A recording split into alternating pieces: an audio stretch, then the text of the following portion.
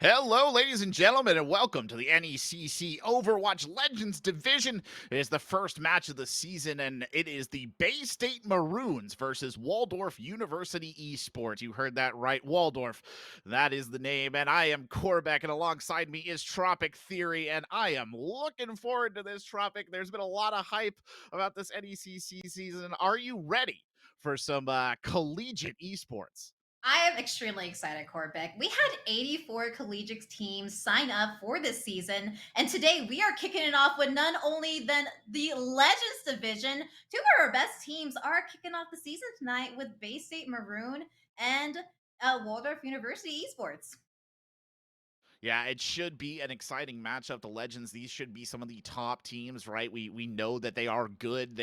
We unfortunately haven't seen them play yet, right? This is the first match, so we don't have a lot to go on in terms of that history, but we will know that these players will be bringing their all here. Nobody wants to start the season off on a wrong foot, as anyone who's ever done any form of athletics would, I'm sure, happily tell you. And these two college teams are raring to go.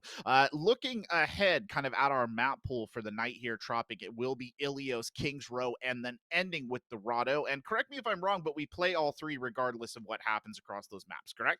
Yep, we are going to be playing all three as that map decision will be coming to fruition in playoffs. So those map wins will be important regardless of who ends up taking the map today.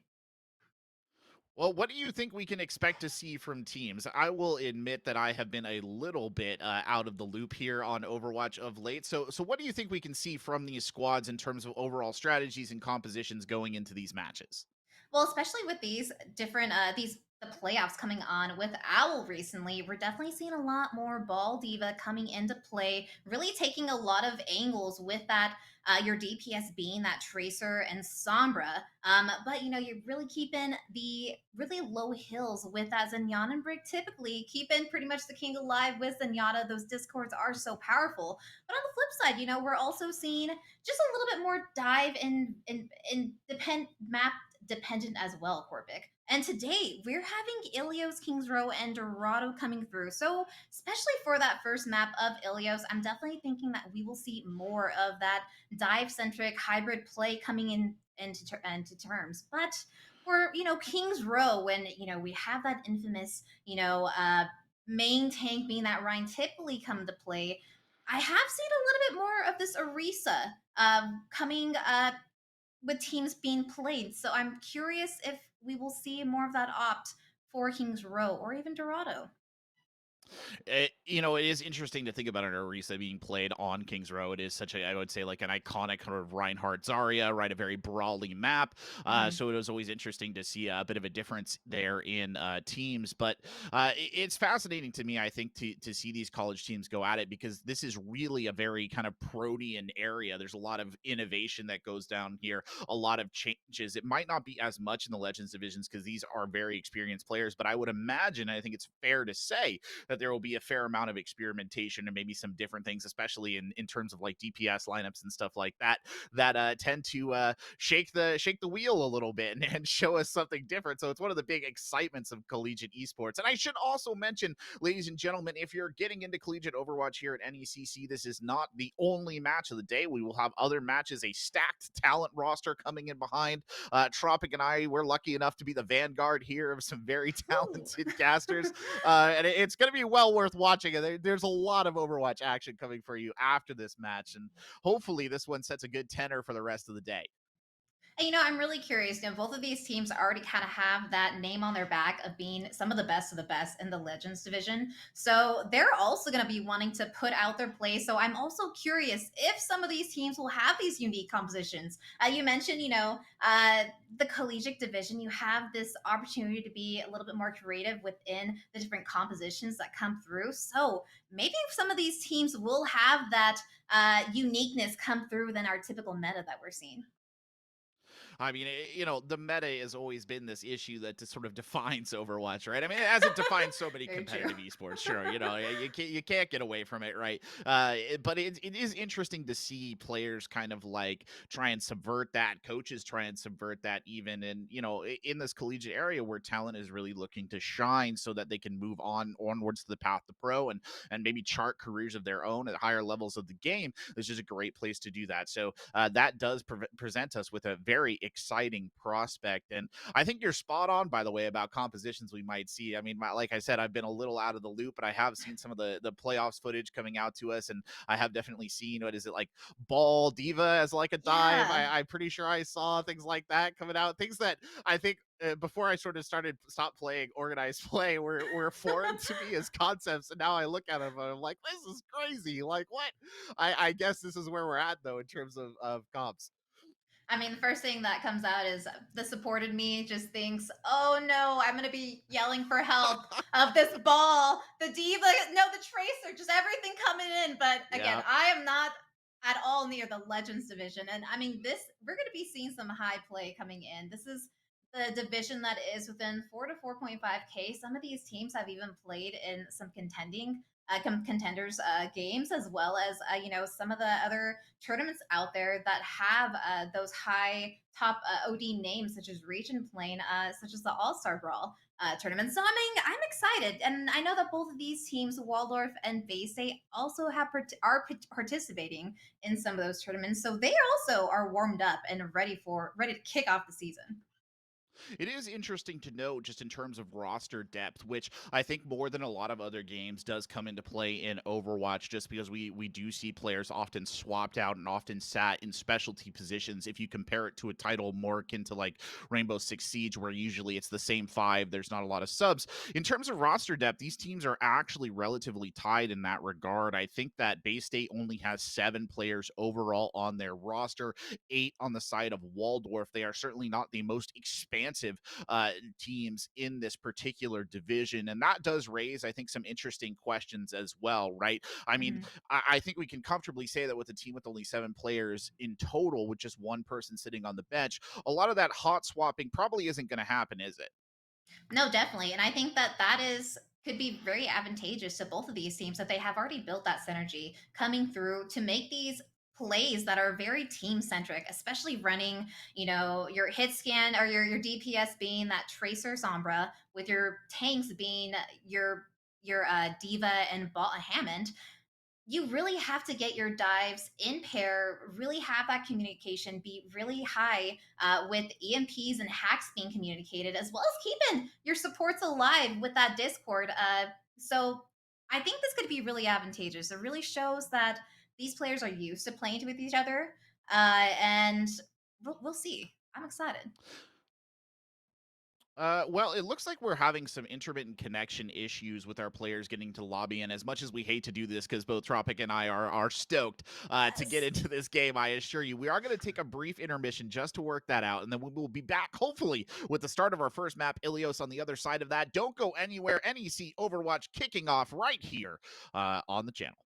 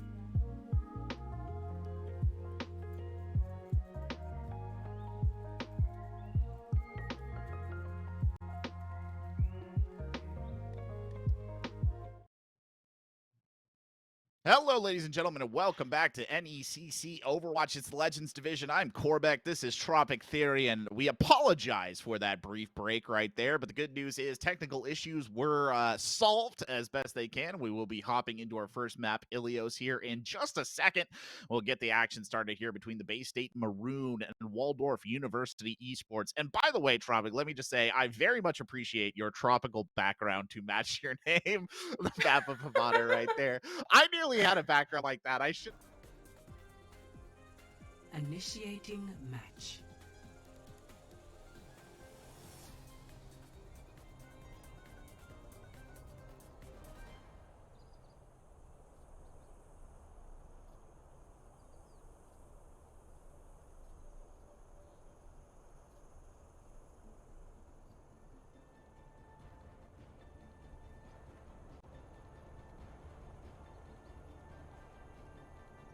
Yeah, this is one of those maps where you can run the Widowmaker if you like, and it looks like Forgotten is showing us exactly that, coming out there on the Widow, but then swapping over to the Cowboy there. No, he's given us a whole variety of profiles to pick from. He's going fast into that one with only 15 seconds left, but we will see Faded and Infernal on the dive, and a similar setup there from Papa Joe and Valid on the other, so it looks like our intimations about dive, Tropic, will be coming through. And you know, as you say that, Faded does change to that Reinhardt. We'll see if he does keep it or if he's just really trying to fight the team to have it. But no, he's going full out here, Corbeck, with that Rein. I don't know what I quite think of Rein at this stage. He's already engaged quite quickly there. There's sort of a border time attempt coming out on the other side. Papa Joe can't quite find the territory that he wants. Faded pushing forward there. Just trying to block. Why not? Rose is there bailing out the backside on that Lucio, just trying to speed the team away and keep him up. Those health bars getting careless low here as Infernal reacts to those threats in his backline. A brief but engage here at the side will go first. It looks like to Bay State. They jump back in on it. The test is there, but they force Waldorf into a bit of an unpleasant circumstance here. Really, neither team getting much of a circumstance out of this. Rose is here to go on the Faded right there. That'll be the first one. Papa Joe jumps as well. Infernal quickly following it up. Both sides trading back and forth here. And eventually, it doesn't look like now. Will, I think, help us to overcome their job and gets one with the back. Might actually lose it to Diva, but no, it's not enough right there. Not enough right now, but you know, Faded comes back on that point, trying to get it up. I don't actually know that they really need coming here, but they are keeping this good point alive for them. They really are. They are not giving up the fight easily on either side. Coalescence is moving on point. EMP and Bastion into this as well. Abs gets flattened right there. Forgotten goes running for the hills. Goes falls off the same flip. Can't get much. Sound barrier invested here as well. Papa Joe does have the primal in the pocket. And then they will. But as many ult being invested in what is still the initial fight, ladies and gentlemen. We are not quite out of the woods just yet. You see the Diva Bomb go sailing up over the top, and surely this is one of the longest engagements I've seen in Overwatch in some time. Phase goes there, landing one with the Pulse Bomb, will take it out. But Infernal on the Diva continues to be a thorn in the side of Waldorf at the moment. They can't seem to overcome right there. Infernal will get another kill onto Papa Joe. Blob on the opposite. Really, they just will keep going. The EMP is released by Blob, but it's only a momentary distraction from the overall fight. Cave trying to follow up with some kills of their own. And finally, I think it looks like we might be seeing Bay State assume a bit of supremacy on the site, but Waldorf will have gotten it a cheap 20%.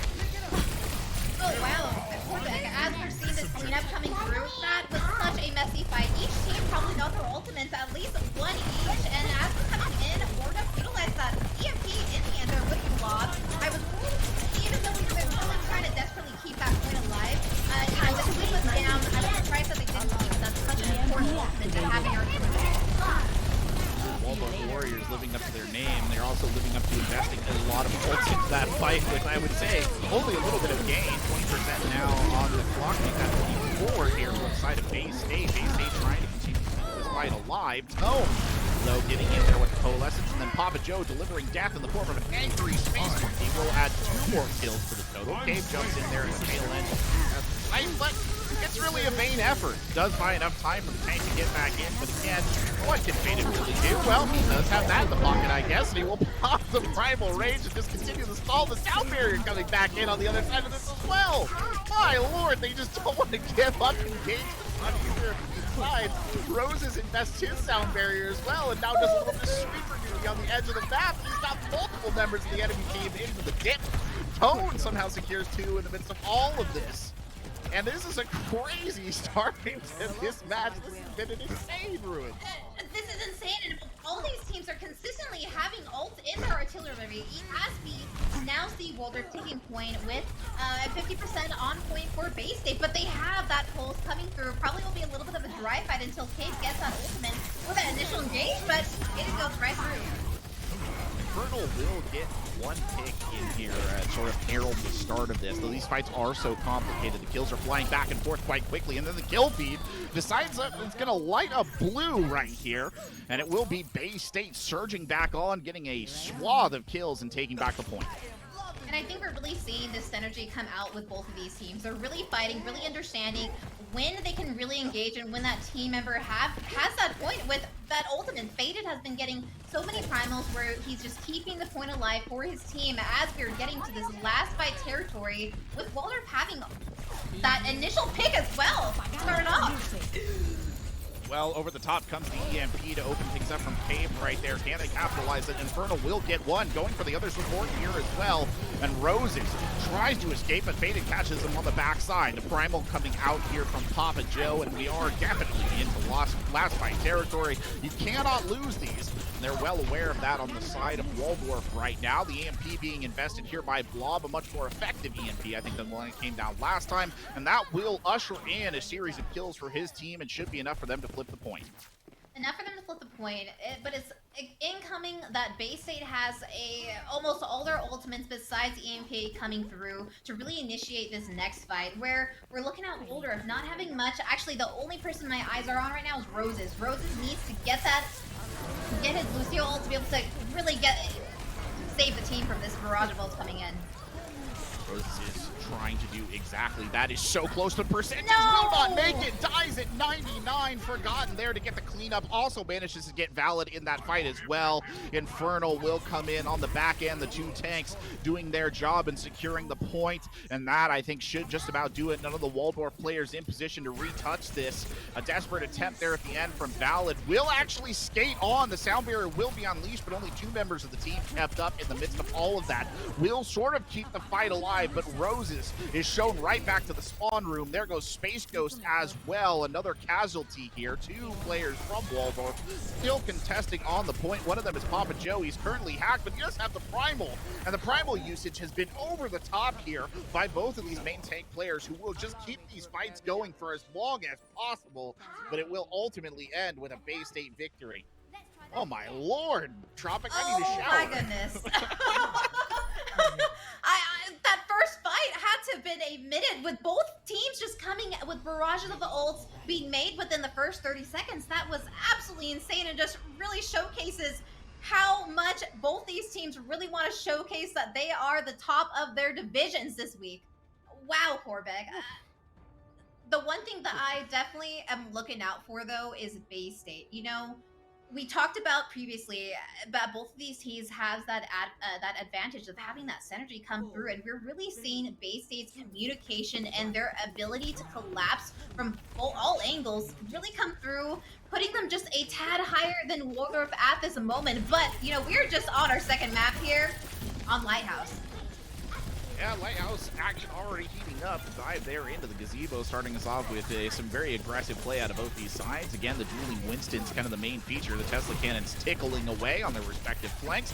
Forgotten trying to get in here on the side, aimed like a dagger at the heart of the enemy team, but can't quite secure a kill. Instead, reverts more to a mosquito format, peppering on the back line. Blob is there as well, and that seems to be the overall pattern for these DPS, is just to be as annoying as possible and hopefully clean up some kills in the meantime. Papa Joe, though, will back right up here before going over to the point, and it looks like, at least temporarily, Bay State might back off and do one of the tracers right there, and neither of them really emerge victorious. The first kill here goes to McCann, who will manage to take one. Coalescence already unleashed from Abs here on the point. Will keep the team up through the majority of this fight. Cave will get one more, so Tone is out, and that means the key source of healing is down.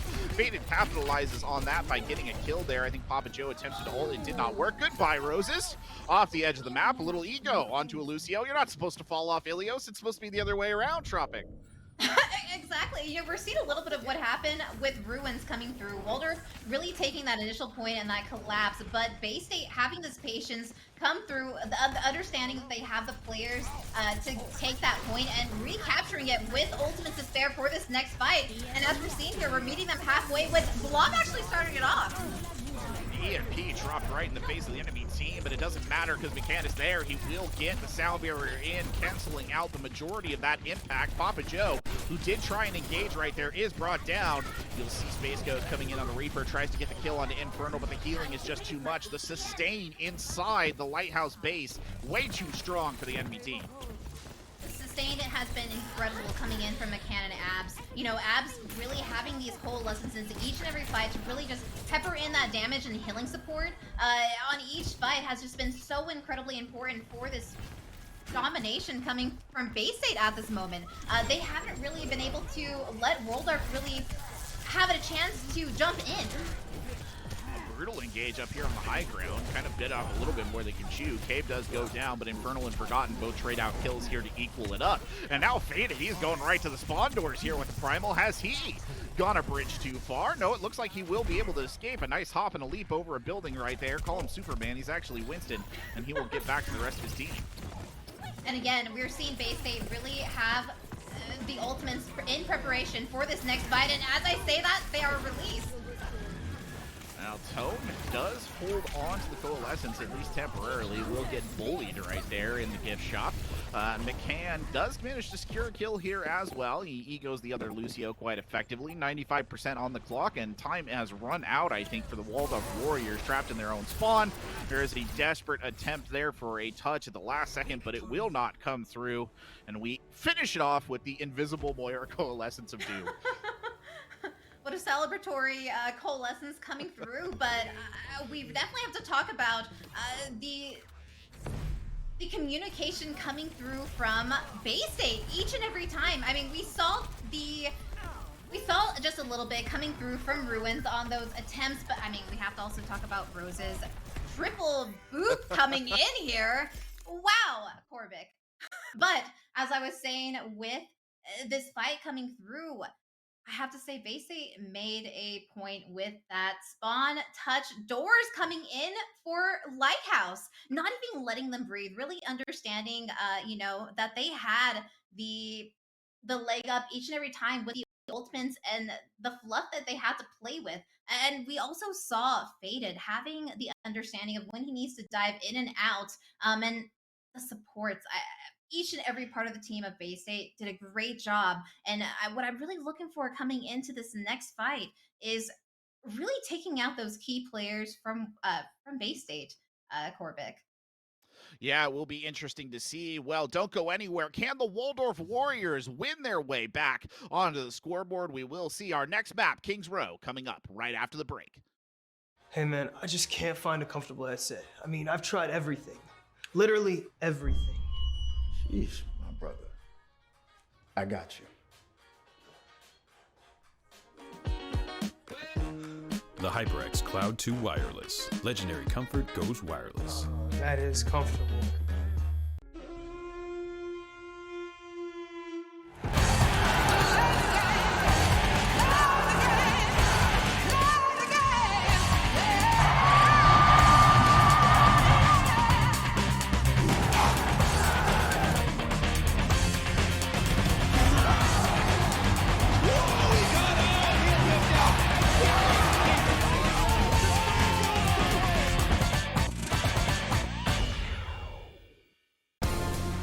Sell online tickets directly from your school's website. Scan digital or printed tickets with the Hometown Gate app. And get immediate access to ticket revenue with real-time reporting. At no cost to your school. It's that easy to bring touchless ticketing to your hometown. Hometown. Fast scans, happy fans.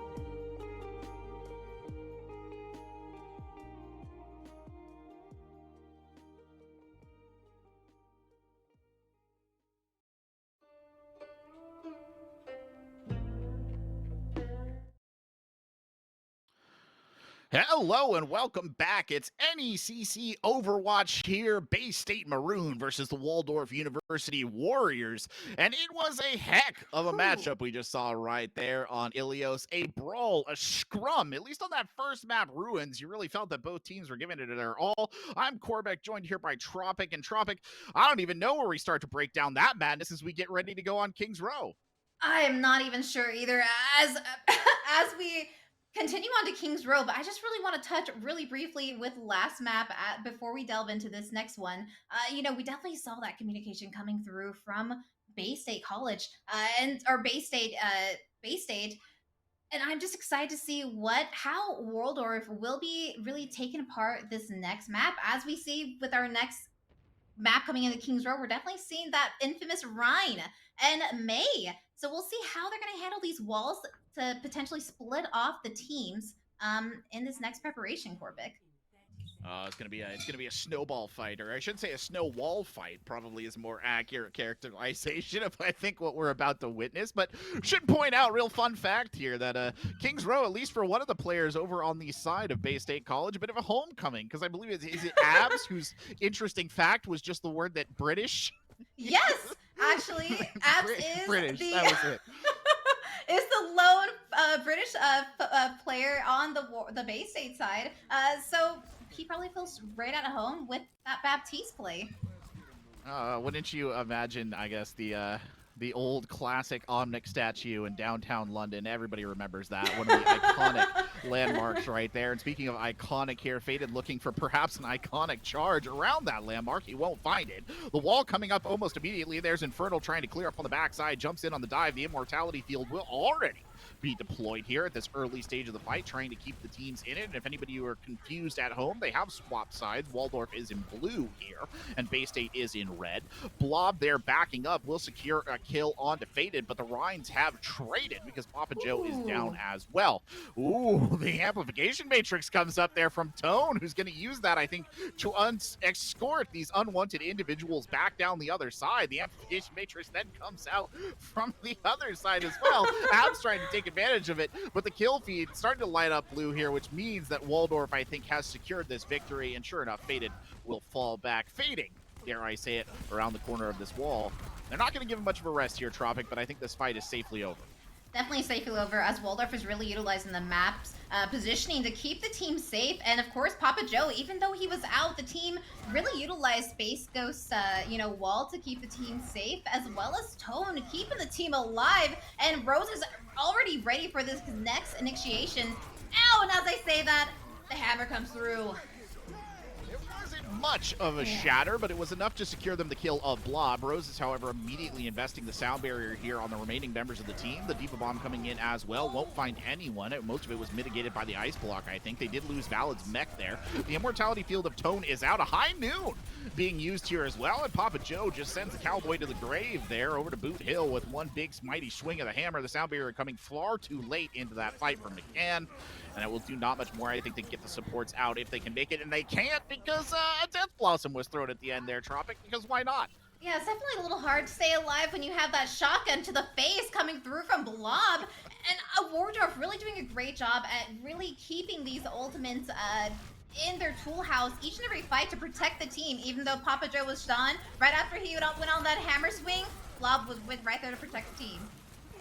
Well, Space Ghost goes briefly into Ice Block 4 before unleashing their own Blizzard, and they will get a kill there. Forgotten dropping early on. The Blizzard coming out from the other side, they will invest that despite the loss of Forgotten. Diva Bomb comes up, it's blocked by the Ice Wall. Ice Wall's everywhere, actually, beginning to look like the climb to Mount Everest at this point in time, but the kill feed beginning to look distinctly red right here as the members of Bay State finally secure the foothold they need and clean up the kills. Cave in particular standing out right there. Valid tries to go in for a sort of petulant kill on Defeated, but is escorted out of the mech and then back to the spawn room.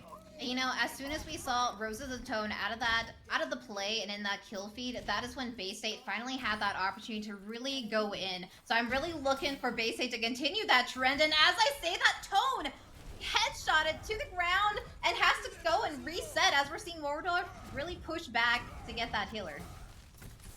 Unfortunate there to lose Tone in that transition. Then Space Ghost with the counter snipe right there. Again, it's just to get Forgotten, who I think forgot that he can't always win those.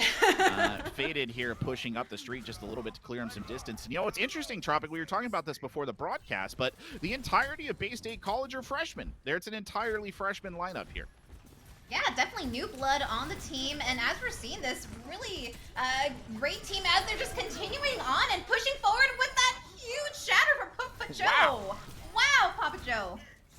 Well, I thought we had a moment there to do some light sort of, commentary work, but no, Papa Joe denies us that brief respite in the violence here and comes out immediately with the shatter. Does a hefty job right there, Tropic. That was something. That was definitely something. As soon as I was going to mention, that Bay State was out of this, T2CP sort of entrance on this fight, Wardorf comes through and gets that pressure. Ooh. Well, the Diva Bomb coming over the top, the Blizzard going in as well. Faded and Forgotten combining for a pair of kills right there. Space Ghost as well meets their hand at the death at the hands of the Cowboy. He'll add one more with a flash there onto Toad at the end. You don't see those very often. The Infernal going in for the melee, and that I think should have cleared the streets of London, at least temporarily, will allow them to move up the payload. And they are ready for this next initiation coming through. They have all the ultimates that they need to really protect themselves and initiate on here. So I'm definitely looking for that proactivity coming through. And as I say that, Abs comes through with that window. At the amplification matrix going out there. The shots following up as well, but honestly well played here by the Waldorf Warriors. They're not going to step into the guts of that just yet. The high noon coming out there, the rush coming in as well. Forgotten somehow gets past the shield and gets both Valid and Papa Joe. Faded is frozen briefly, but it means nothing in the ultimate scheme of things. The tank line is devastated. The rest is just cleanup work. Abs, the support player, adding 2 to the tail end of that, and they will drive them right back to the spawn, and the cart just keeps it rolling. Yeah, and before we had Bay State struggling a little bit, the supports were going down initially to begin with each time, but this time with Forgotten on that McCree, having that ability, that flashbang, it's really discouraging Blob from really engaging as that Reaper and really pushing in. And as we see, he does change to that McCree as well to push on to this next fight. Oh! Well, the Blizzard comes in. The sound barrier, well-timed there by Roses, should help some of his team members. Unfortunately, it won't do anything for Space Ghost or the Cowboy. Both of them burned down. Papa Joe does manage to return the favor, though. Will take out Abs, but really it's the only death in all of that catastrophe, and it will not slow down this roll. It will definitely not, especially since Bay State have these ultimates ready to blow, and Forgotten starts it off with his Deadeye. Deadeye, unfortunately, ineffective right there. The Amplification Matrix on the other side not doing much. A cheeky little shatter right there, though, from Faded. The Sound Barrier is invested. Papa Joe tries to get his shatter off, but he won't find anybody with it. Instead, it's just Faded swinging away with the hammer, and also credit to Mikan, who got one environmental in there. As a Lucio player, Tropic, I know how thrilling it is to get an environmental kill at the end of King's Row, so credit where credit is due. Yes, there's such a limited spots that every time we see that Lucio boop on King's Row, have to give that shout out. And we have to keep giving a shout out to the supports coming in for McCann and Abs, really keeping this momentum coming through. You know, Bay State was struggling a little bit in that beginning there, trying to find an opportunity to poke into Waldorf's composition that came through. Roses and Tone did a great job at keeping the team alive. And then once the target focus went on to Tone, that is when we really saw this momentum coming through with Bay State. And in the end, McCann celebrating with that boop in the end. We'll see here, by the way, if this is what is it, the Jabate? It is not! By the pricking of my thumb, something Bastion this way comes, and he will walk right down the row of King's Row right there. Do not go back and change that now, Forgotten. Oh, I already used the Macbeth line. You can't do that to me, mate. No, he's terrible. That's okay. The I mean, it caster's would have been curse. cool. Yeah, sort of. I feel like I cursed myself. I was, like, excited to see that, but no, he won't come back out on McCree. You know, Forgotten really sticking to that McCree back in it. You know, that is when that swap came through, that is when we really saw this momentum coming through. So we'll see if they're still able to put a stop to Blob on that Reaper.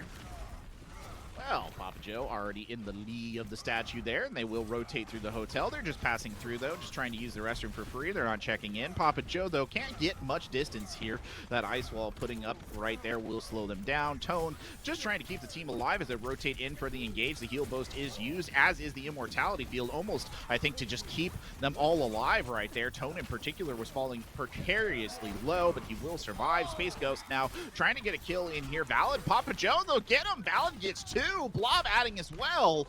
Ooh, and the defense of Bay State folding much quicker than that of their opponents here on this initial King's Row site. Forgotten really the only person orbiting in the area, and I don't think he's going to be able to save the day. No, you know, once Wardorf really collapsed in on that team, especially really splitting the team with Space Ghost's wall, it's really hard to really defend yourself when you have 5 people just on you. As we see, we're gonna meet here on this wall here. I was hoping that, you know, Blob went a little too far there. Sometimes, you know, your eyes are bigger than your stomach right there. I think he thought he could do a little bit more on the flank, but he really couldn't. Still, they've secured the point, and they are pushing up here. Papa Joe having a bit of an unpleasant time right there. The damage amplification matrix is out. Papa Joe will eventually drop. Space Ghost following them into the grave, and I think that will probably end the festivities under the arch, at least temporarily. Blob, though, not being given free reign as much as he wants to be in a position for this Death Blossom. You know, that's exactly what Bay State needed to do. They really need to contain Blob, as Bob is that initiator for Waldorf. As soon as that opportunity comes through, the team then collapses on that target. So having this poke and this pressure coming in from Blob is really keeping this fight in a skirmish.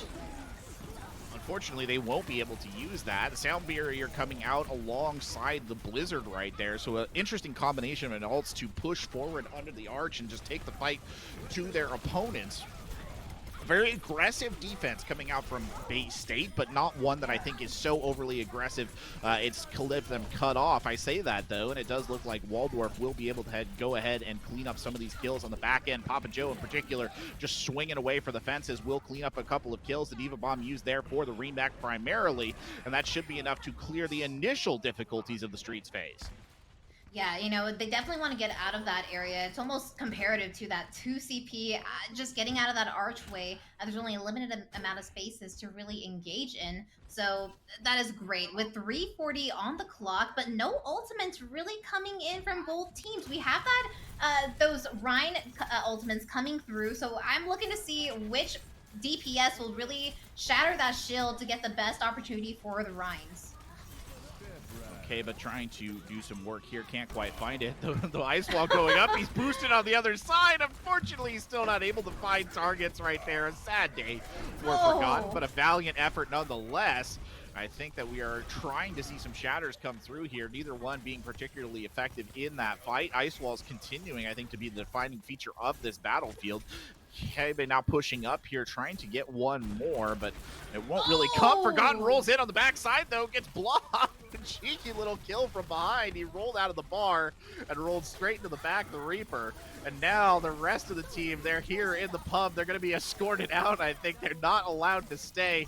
Just a little too rowdy in here in the fine drinking establishment. And sure enough, Bay State will show them all back out the door. And I have to comment on Infernal. That the cheeky play between Infernal and Forgotten, really utilizing that DM to keep Forgotten safe and alive, even though he was in the midst of the Waldorf team. Great communication and great teamwork coming in, just really showcasing how they are just collaborating as a team on all these fights. And they have the ultimates to spare, but Blob definitely gonna be looking out for that. Oh, there it is.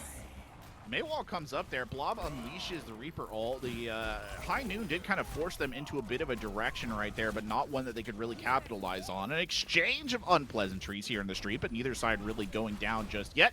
The Diva Bomb coming up over the top, unfortunately, will find no one. Papa Joe bludgeoning his way forward right there will take out McCann, and I think that should have secured them this touch here, Tropic. It certainly looks like it. It definitely looks like it, but if Faded has anything to say to it, he says, absolutely not. I have the Shatter ready to use. Oh! Oh, no. It's not been a fine night, has it? It's not been a fine night for Shatters. He won't get one in. Papa Joe mistimes the charge right there. Won't secure that either, but the kills starting to stack up again in favor of Waldorf. Papa Joe on the 5-kill streak at the moment, and they will finally push it through. 2 minutes, 50 seconds on the clock. Blob's damage output coming in with his double shotgun is really doing, we're seeing it hurt Faded quite a bit with that damage to his shield, not really able to be as aggressive as he probably wants. And as we saw, didn't get too much with that Shatter. Waldorf taking these angles so in preparation to really try to take this corner on this last phase here.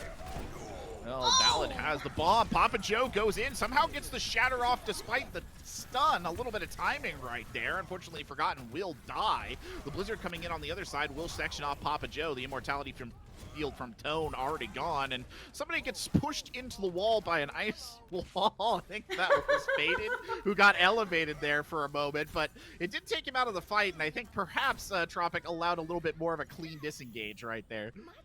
Yeah, definitely. And we're seeing Bay State really trying to move up and take pressure this corner and not allow Waldorf to even really ease in there, even though they have these ultimates coming through. I'm definitely looking at McCann to really keep the team alive with this engagement with Blob with a Reaper. Well, Blob coming in that time, the Death Blossom not as effective right there. I think the majority of that damage might have been consumed. Another High Noon goes kind of unnoticed in the midst of all of this. Ballad's bomb over the top will only get rid of the immortality field. The rest of the team still fighting here. Rose is trying to keep Waldorf moving and up. Infernal's bomb, though, will soar a huge kill onto Tone. Papa Joe now brought down, and that really should theoretically break the back of the Waldorf attack, but I think they're going to keep going here because Space Post has managed to pick up K-Base, so they will continue to go at least temporarily. The respawn advantage not in their favor. Blob gets hit mightily right there by the Flash fan, but it will not take the Reaper down. He will drop over to the side and continue to be a nuisance on the flank, but really an awkward sort of non-disengage by these two teams. The spawn advantage allowing Bay State to get immediately back into the fight. Space Ghost throws up the wall right there, then throws the Blizzard behind it, wants to make sure that it won't get eaten. And then you see over the top the High Noon coming in, but nobody falls. Again, High Noons have not been of huge value outside of their I guess, spacing nature. As this fight just continues, Valid will choose discretion over Valor right there and go back for the rebate. We're in last fight territory. 30 seconds or less than 30 seconds on the clock. Waldorf really trying to regroup to get a full regroup coming in with different with Space Ghost actually going on the Genji, hoping that he can get a kill on the dive initiation. And I'm looking at Papa Joe to really hopefully land this Shatter. Well, we'll see if that change is worth it. The amplification matrix coming out right there early on from Abs. There comes the Blizzard. They have the sound barrier as well. Blob unleashes the Reaper ultimate. Nothing doing. Space Ghost is down. Roses is down. Tone is down. And there goes Papa Joe as well. And Waldorf comes in for the brawl, gets smacked in the face, and sent right back out the door. No way Roses could touch right there. And a victory for Bay State College. You know, we definitely saw going back and forth each and every time, and you know, Waldorf had those ultimates, but in the end, you know, we saw it in Ilios, we saw it in here. Bay State was consistently on top of the ultimate pool each and every time to have that defense, to have that initiation, keeping them on top. And we can't forget about Forgotten, though we didn't see too many dead eyes. That one was a definitely game changer one, really stopping the momentum of Waldorf in its feet right there. Yeah, I don't think that play will be forgotten anytime soon. Somehow he just shimmied around the edge of the shield right there that they had in his face. And then he showed, you know what, it wasn't just pressing the button either. He showed very adequate gun skill on the other side of that as well, because he got two really clean shots right there to turn it into a 4K. So all credit where credit is due. We will be playing all three maps here. Don't go anywhere. We're going to be right back with Dorado, same teams, different location, right after this break.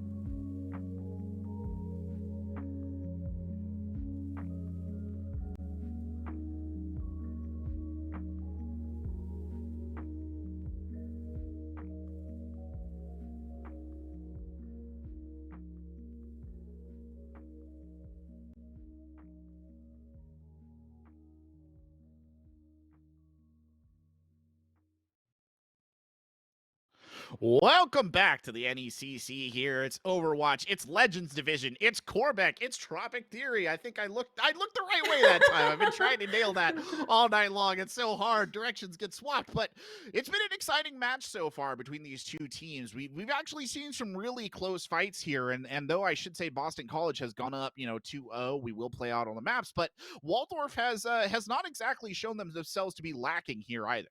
Oh, absolutely not.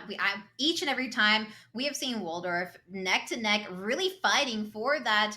For each and every time that Bay State has won these maps, really putting up a fight. But as Corbeck did say, we will be playing seeing this last map, even though Bay State is up by 2 at this moment. And Dorado, I really like this map because there's such diverse map terrains that we're definitely have that ability to see those flying characters really put pressure from the sky. And as we're even seeing this right now, we see the echo coming about, and we even see these hit scans to really potentially take those angles of distraction, utilizing their fellow DPS as that trying to get the heads out. Wow, it's a certainly a change. Also, really well-placed mines right there to start things off from Space Ghost.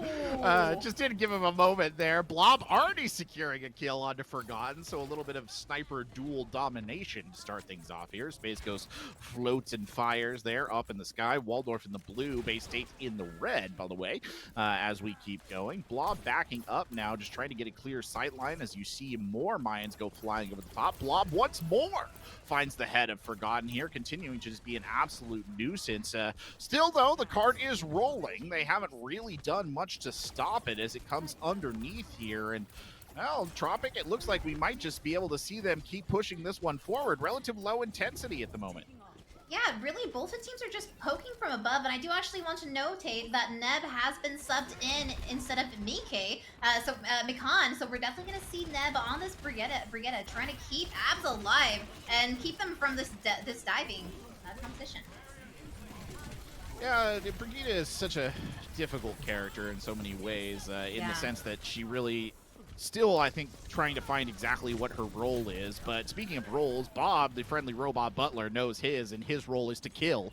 And he will get 2 right there. Make it 3. Why not? Big 3 kills there for Bob on the ult that he generated super fast, actually, based off those early sniper duel wins.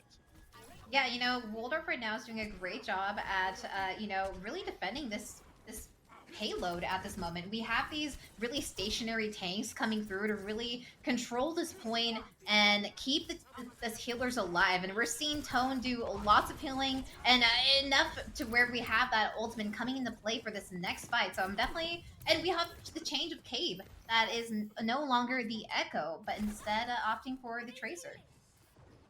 Yeah, and, you know, it's interesting, actually, to be honest, how much of a nuisance Space Ghost is being and consistently not really getting countered here because Forgotten's time is taken up by other things. A Pulse Bomb coming out right there won't hit anything at all, and here comes Space Ghost dipping in again, goes for the immediate clone of the Winston.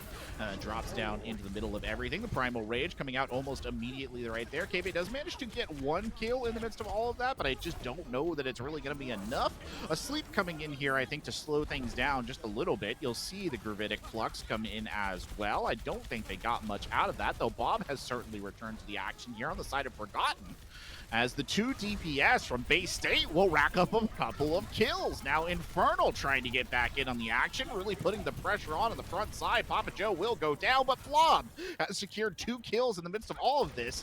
And then Abs comes chiming in as well. Bob trying to beat the retreat, but Blob will not be able to escape, and that, I think, should give them a little bit of leeway. Definitely giving them leeway enough to secure this first point here. But as I say that, the Demon Bomb comes through, and we are still seeing Waldorf try to keep this point out of Bay State's reach. They are still battling on the side. Papa Joe here now on the ball, doing a little bit of rolling around, gets stunned right there, still managed to escape somehow. Neb not letting him breathe, and eventually the 2 supports will bring him down. Bob thrown from the other side. The health pack comes out right there, clearing a little bit of room. Meanwhile, the Tracer will land the Pulse Bomb and get 1 more down. Faded now pushing forward there, trying to clean up the Vegeta, and wow, it was a series of very impactful kills right there, and it will escort them into the streets phase. Yeah, Cave is definitely going on a killing spree with his Tracer, becoming that nuisance in the backline. And, you know, Roses can only do so much with that stun. That we're seeing the victims being the supports really putting Waldorf in a corner where Bay State is having this room to really push his payload finally. And Faded is already ready to release that Primal Rage. Well, an advanced engage here from Bay State up on the high ground is met by a relatively angry group of Waldorf players. An amplification matrix there used there as well. But speaking of angry, Faded, the angry monkey, or I should say angry ape in that case, battles Blob around and, well, turns him into a blob. And that, I think, will be the last bit of engagement right there. No, Gravitic Flux coming out, maybe a little bit ambitious, if I'm being honest, Tropic. Yeah, a little bit coming through as, you know, Bay State is just really keeping their head down, and 7-player is out and about, and ultimates are still being pushed for Bay State, really not giving Waldorf any room to breathe as they're pushing this payload consistently, Korvik. Yeah, a little bit of a Bay State explosion right there at the tail end. Kind of getting 1 more as well. Neb kind of been the fulcrum here, Tropic, to a certain extent.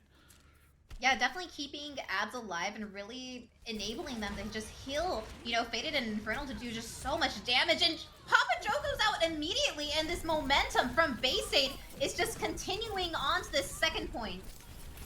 Oh, they're dropping every time you start talking. Bay State starts getting kills, so I don't know what they're paying you for that particular power, but I hope it was a good salary.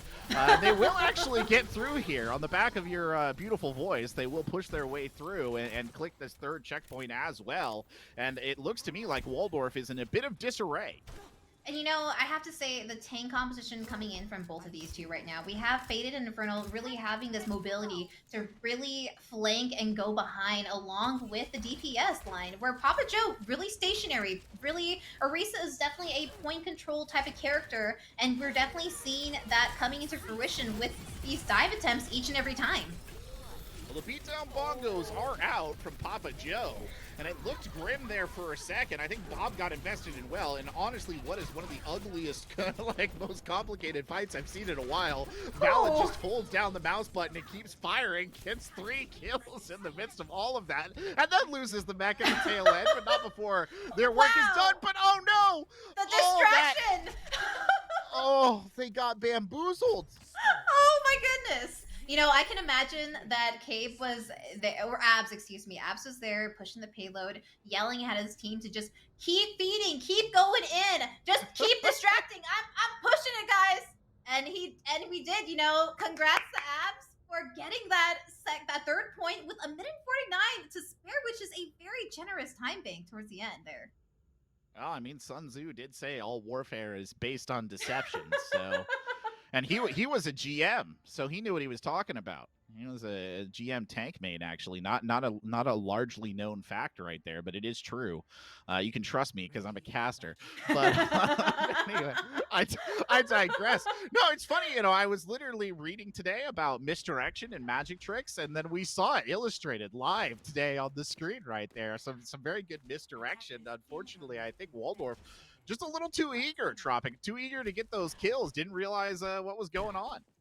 I mean, it was also unfortunate that in that moment we had Neb coming through with that flail, really killing everybody, and then Valid was the lone diva that somehow lived, and in the end, they weren't even able to get on that payload because of Abs, that one shot that came in from the Ana. So the team was down, and Abs stayed alive. It's true. Unsung hero. The poised face of Winston up there on the top of the building, considering whether or not he should have gone to the bathroom before the battle started, but he has no choice now. He's straight into it. Already shocking as they try to jump up. Space Ghost coming in on the Torbjorn, which is a bit of an off-style choice, but could actually be semi-advantageous against a dive, all things considered, if you can get those turrets out the right places. Certainly, Cavery's not having a very good time, wants to get in, but he can't quite find a space to sort of cut in. Huge anti-nade, though, comes sailing in from Abs right there, really making life difficult as Molten Core is used, at least temporarily, the boost right there to put a little bit more damage out of that Torbjorn. Blob will go down, and now the kills do start to rack up in favor of Bay State. You see Infernal getting one, Fated getting another. That should have been enough. The Space Ghost turrets just cannot stay alive, and the Torbjorn pick, unfortunately, not doing itself justice. And Bay State is just really setting their dives up for success right now. You have Forgotten's dynamites that go off, and along with Abs' nades, and that is when we're really seeing Fated and Infernal hopping in, getting those kills. But as I say that, Valid gets to eat off of that pulse bomb. Whew. Hungry Diva eats the pulse bomb right there, and Papa Joe gets a couple of kills as well. Valid trying to follow up another kill. They actually use the nano boost right there to empower Papa Joe and allow him to do some of that dirty work, but it does look like they managed to break it. It was a very good series of dives, though, Tropic. You were right. Unfortunately, just well-timed ult usage, I would say. Oh, yeah, definitely. And also Valid really keeping the team protected from those nades that are trying to come out and really, give Bay State that advantage on the dive. Oh, but this Bob is in a really interesting position here. To say the least. One word for it. Yeah, that's one word for it. It certainly is interesting. You also see Angry Monkey or Angry Ape come charging across there one more time, just trying to do a little bit of damage. Neb here trying to stay alive on the Brigida, has used Rally here as well, so that's impacting this fight. The Diva Bomb goes sailing up. Neb will survive. Blob, though, managing to secure a kill, and now the Molten Core comes out from Space Ghost Torbjorn. Space Ghost Torbjorn will not live much longer after using it, though. He is brought down almost immediately, and Neb continuing to kind of be the anchor point here, just holding down this point and showing you just how deadly and effective Brigida is, even as Forgotten cleans up the kills around them. Oh man, and you know, Forgotten is in such a prime position at this moment, really keeping an eye on this high ground right here. And oh, that kill onto Blob is going to be unfortunate, especially since we're really dwindling down this time with sub-minute and 20 seconds coming on the clock and not many ultimates on the line for Waldorf. So I'm sure that their big initiation coming through is to get those ultimates to set themselves up for an opportunity of success. Well, a bit of a split, unfortunately, here for the Waldorf team with only a minute left. They can't really decide which collective direction they should go. It looks like they finally will begin to come up to the courtyard, but it's only 2 of them. And Faded will immediately jump in there. The priority target is, of course, the Brigida. Rose getting absolutely bullied. Rose's will drop. They can't do anything for him. Neb, the one to secure the kill. Unfortunately, Keva gets one in here as well, but a brutal execution of Papa Joe up there on the high ground. Still, though, they've managed to secure the victory. Neb falling, though, and maybe that Bob will have opened them up the opportunity here. Especially with Neb coming down, but we are sub 30 coming in on this clock right now, Corbig, and that nade goes in so deadly again, as Bezos is just down. Blob is out of this as well. Even the Tracer player getting big damage in. Tone fires the nano away as quickly as they can. They try to get the sleep off as well. It won't impact. Papa Joe is down. Less than 10 seconds left on the clock. Somebody's got to get up here and contest. It will be Roses in the hot seat, but Roses is facing down a veritable army of opponents and will be brought low by Neb. Another nano boost coming in. The Diva Bomb goes sailing up. Valen does secure 1 kill in the midst of all of that, but they need to get more bodies onto the cart. Papa Joe comes charging over in that primal, just juggling Neb around, trying to take the Brigida out of the fight, but in the meanwhile, the rest of the Bay State team is securing the kills, and though the cart remains contested through all of this, I don't think they're going to be able to keep it up. A desperate attempt by Blob to touch, but it won't be enough, and Bay State will go 3-0 in this matchup. Oh man, and you know what? Bay State really made a name for themselves to be that team to start the division of Legends off, of winning this kickoff of the game. And we definitely saw why they have been named one of our top teams in the Legends division. We saw this setup coming through from this dive composition, and as I was mentioning, Abs and the Ash coming in, they just consistently set up the tanks for success each and every time, and especially those nades coming in, Corbig. Each and every time, the tanks on Waldorf sides were always purpled. Indeed, they were. Well, a very solid performance there from both those teams. And it is Bay State College who walks away with the win. Don't go anywhere, though. Tropic and I might be done for the day, and thank you so much for putting up with us for the last hour and a half. But there's more Overwatch action to come. It's Howard versus Butler coming up on the NECC channel after this break.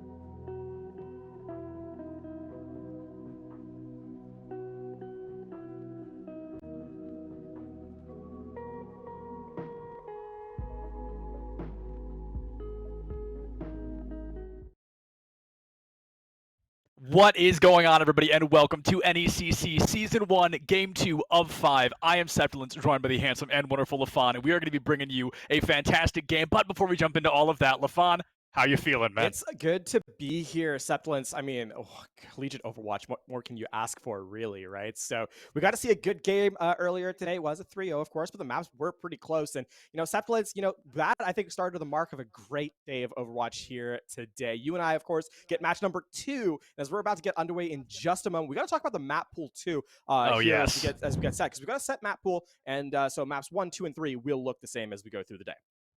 Yeah, and we will play all 3 maps no matter how this goes. That's how the NECC bracket kind of works. Even if it's a 2-0, we still play out that third. Map differential is super important. And this map pool, folks, I don't want to say this now, but this might be my favorite map pool of the entire season. 2 of my favorite maps in the entire game are here back-to-back. So I am above and beyond stoked to see what is going to be brought to the table here. Of course, we're going to be starting with that beautiful, wonderful tropical map, Ilios. And as an ex-Lucio player, of course, I love Ilios. That's going to be a map that I'm super excited to see. Followed up by Kings Row as a current main tank player, as a Reinhardt player. I absolutely love Kings Row. I think it's a lot of fun, and Kings Row will be followed up with Dorado. So we've got a lot of action here, a lot of maps, and the thing I love about these 3 maps is none of them are going to call for the same team comp, LaFon. Yeah, actually, we've seen a lot of variation in team comps as of late in Overwatch, and of course, with the map pool being this varied, there's a lot to go around. But you know what? We can't play a game without the teams, and we have to introduce our players here today, Septilence, as we get a chance to talk about, of course, our 2 mainstays here.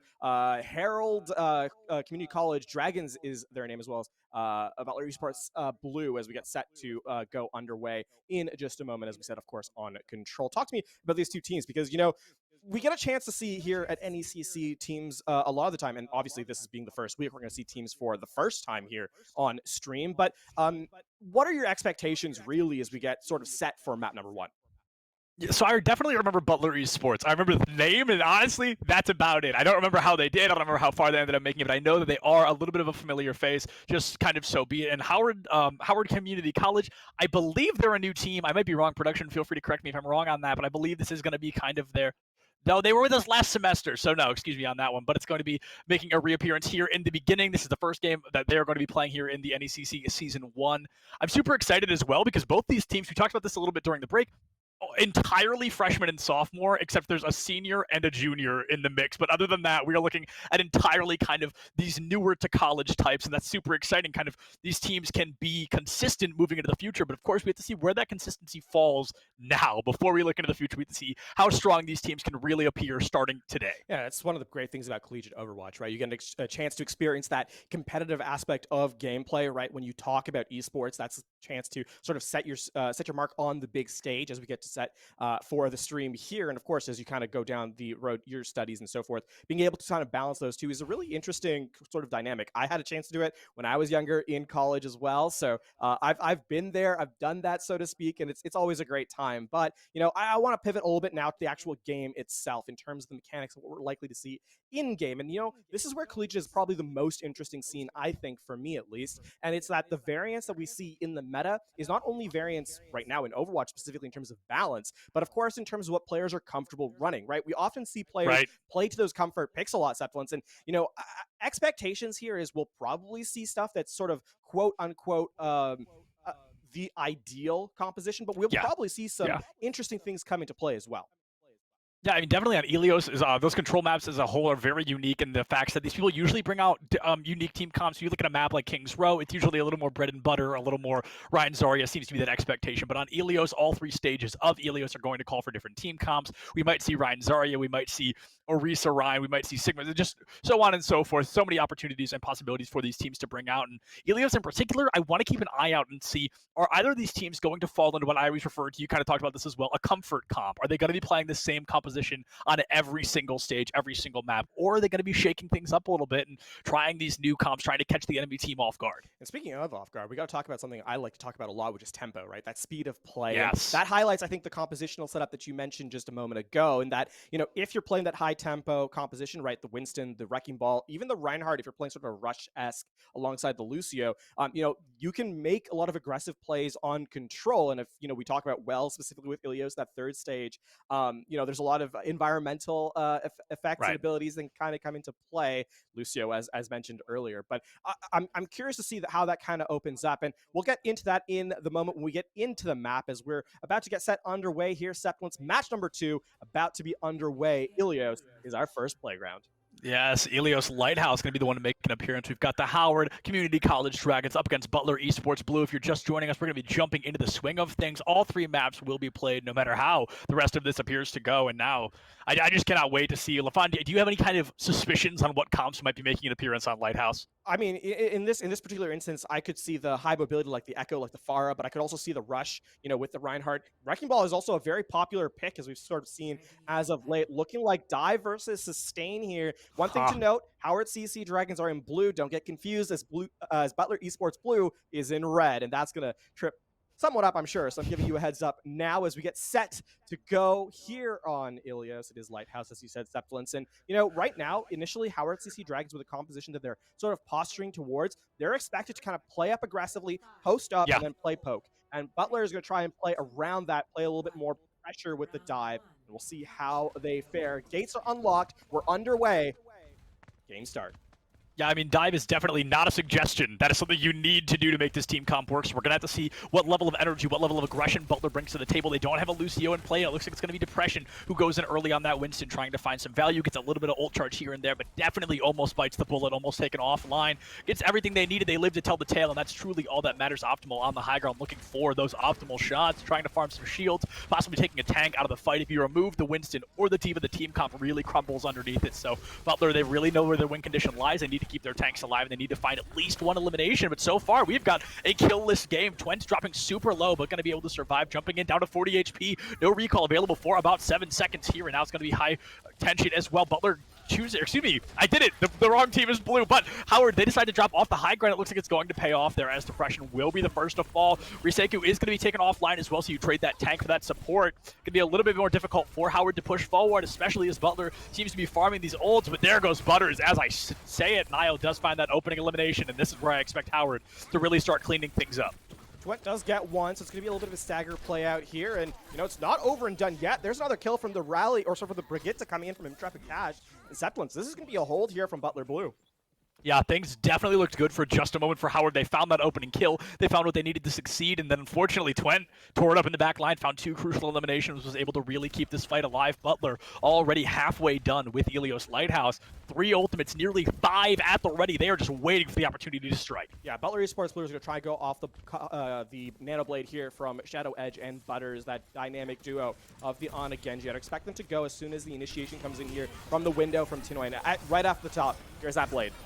Yeah, Shadow Edge getting all buttered up there, and Nile is going to be the first to fall. Tinoy and Polito not far behind. Blink, and you miss the entirety of Howard Community College Dragons just deleted off the face of the map thanks to that fantastic ultimate combination. There goes that Brigitte as well, and Butler Esports, they have officially entered last fight territory. It's not death scenario here for Howard CC Dragons, though. They did not use anything in that last fight. They're coming in now with the Dragon. They're going to be able to use the Bob on the point to provide pressure, and that's really going to have to be the initiative here. Have Optimal's Bob be the one that kind of contest point while you take the rest of the fight around. Yeah, speaking of the devil, and he shall appear. Here comes that Bob right down the mid here, but Twent already finding that Baptiste. Oh, and getting slept out of the air. Talk about unfortunate. The Sigma will take a nap right in the middle of the job. Butters is going to be taken out by Niles Dragons, but Armitar does fall as well. Zui Mama off the map. I'm not sure what happened there. Might be a speed tactical reset if you can, but it looks like Butler Esports might have this one in the bag, whether they really planned on needing that D.Va or not. The Brigitte will fall, the last fighting member of Howard Community College Dragons, and Ilios goes in favor of Butler Esports 100-0. It's easy to kind of look at that round, see the 100-0, and say, wow, that was sort of one-sided, and to a certain extent it was, yes, absolutely. But the other thing you kind of have to account for is that for Howard CC Dragons, something I'd like to see them run here in the second round, especially if they choose to run the sort of static composition they were doing with the double shield, is to kind of post up on the objective, right? Last round on Lighthouse, they allowed the dive composition to take point early, which is not really what the dive composition's good at, right? They're not really designed to kind of hold a point down. And for Howard CC Dragons, if they can get to the objective first, kind of get the shields down, they're going to have the longer sustain and will likely find more success as the round goes on. Not to take anything away, of course, from Butler Esports Blue, who are terrific on their aggression in that first round. They'll see a bit of a mirror here. The Echo and the Torb, the only real difference coming in is double shield versus double shield. on well. Look for those halts. Those could be very key here in this round. Yeah, we're definitely seeing a lot of composition swaps here from Butler. They've got a Torbjorn and Echo. They're bringing out a Zenyatta as well, so they're giving up on the Nanoblade idea entirely. They're going to be swapping the composition, but like I said, I love Ilios for that very reason. The stage calls for different comps and different approaches, and just like that, Shadow Edge's turret already gone. Torbjorn loses a little bit of that value that he's so known for. Twent trying to farm some full charge in the back here. Catches out Nile a little bit, does not find that kill. Butler Esports, however, does not need Twent to find that kill, as both Armitar and Pinoy will fall. Taken offline, Optimal getting up close and personal, hits the flashbang, but does not find the fan. Instead, beats to death thanks to that rock thrown from Dewey Mama there, who picked up a double kill off the back of it. Butler Esports coming in just as hot here on well. There's a little bit of a stylistic difference here between the two teams. Butler Esports has chosen to play as a 6-man unit, right? They don't really separate at all. And meanwhile, Howard, they're playing a sort of 2-3 with a roaming setup. Yep. Right? They're having the Orisa and sort of the Break kind of play as one unit, and the Sigma and the Bat kind of play as another unit. We'll have to see if that adaptation comes in, but right now, the 6-man unit has had a lot more success. Absolutely, the 6-man unit. Okay, as we say it, 6-man is going to be turning into 5 there, but it looks like definitely want to see that kind of rotation style coming out from Howard College. They found themselves getting funneled here on this point, this choke that so many teams find themselves more. Optimal picked up Butters as well, and all of a sudden, Howard Community College, they've really got the numbers advantage currently in a 4v6 scenario. Tanoy has to commit that immortality field taken offline. No shield protected or keeping up any longer than it had to be. This is going to be really difficult here, especially as Howard Community College really gets into the swing of things with Butler Esports. We've seen them in a couple fights already. We expected them to lose, and they were able to turn it around. Wouldn't be the least bit surprised to see that happen again here, especially as Intrepid brings that garage door open wide up there for the rest of the team to shoot through, and it will be Shadow Edge with that first elimination. Nile will fall. Polito picks up the counter kill. Butters is going to find that kill onto his support. Just like that, Butters and Yada on a rampage, finding two. Twent trying to clean it up with a double beam kill. Butters finding a third of the fight there, and Butler Esports, they have not slowed down for even a second. And critically, Butler Esports don't give up the objective in all of that sort of commotion. They're able to contain control of the objective, and that means that they're now going to be heading up to that 80% mark, heading into that last fight territory, and they're going to have some real impact ultimates here online. The Transcendence, if the counter Gravitic Flux is used, and of course the duplicate coming online here in just a moment. Howard CC opening up with the Dragon Strike, trying to just get to the objective. You know, I love the Dragon Strike. Definitely a kind of a high risk, high reward, right? You aren't really farming for kills. You're just going to make the space. If you do find the kills, best case scenario, but instead of finding kills, it looks like your team is going to be the one to get killed. There's Zooey Mama and Butters. I don't want to say carrying the fight, but certainly putting in their weight, their worth in gold. We're going to see how Butters Transcendent touches the spawn door as Ilios does come to a close. A blink and you miss it there. That's going to be a technical victory. We still got, I don't know if we're playing the third one. I don't believe so, but that is just going to be a great, great start for Butler Esports. Yeah, that's a clean 2-0. We're going to get the highlight of the game here from Butters, the Zenyatta player, on well. This is a big reason as to why they were able to hold the objective for so long, right? The flank Absolutely. coming in from the Zen, so clean. Wow, no fear, just pure aggression there from the Zen player. You love to see it from the support line there, Septons. And, I mean, round number one, map number one, it is a clinical victory in terms of the technical setup, as you said. Expectations here from Howard is that, as they get set into map number 2 and beyond, is there a chance for them to kind of bring their static approach? And I don't use static here in a negative sense. I mean, simply the composition is designed around posting up and kind of finding value there. If they're going to be able to do so on a map that is less around a central objective and more about sort of committing to an escort style position, right? When you think of hybrid and obviously escort as we get set into the later stages of this series. But for Howard CC, some work needs to be done, of course, between map number 1 and map number 2. If you're a Butler Esports Blue, though, you are pleased as punch with how map number 1 went on, and they're hoping to kind of continue that momentum as they get set to the later parts of the series. Absolutely. We're definitely going to be keeping an eye on what Howard brings to the table here in map 2. But before we jump to map 2, we're going to be throwing it to a super short, tiny break to hear from a couple of the wonderful organizations and people that are able to make NECC happen. We'll be right back here in just a couple of minutes. Don't go far. What will you like today? Another Cloud 2 classic? I'll stick with the usual. Maybe take a little bit off the sides.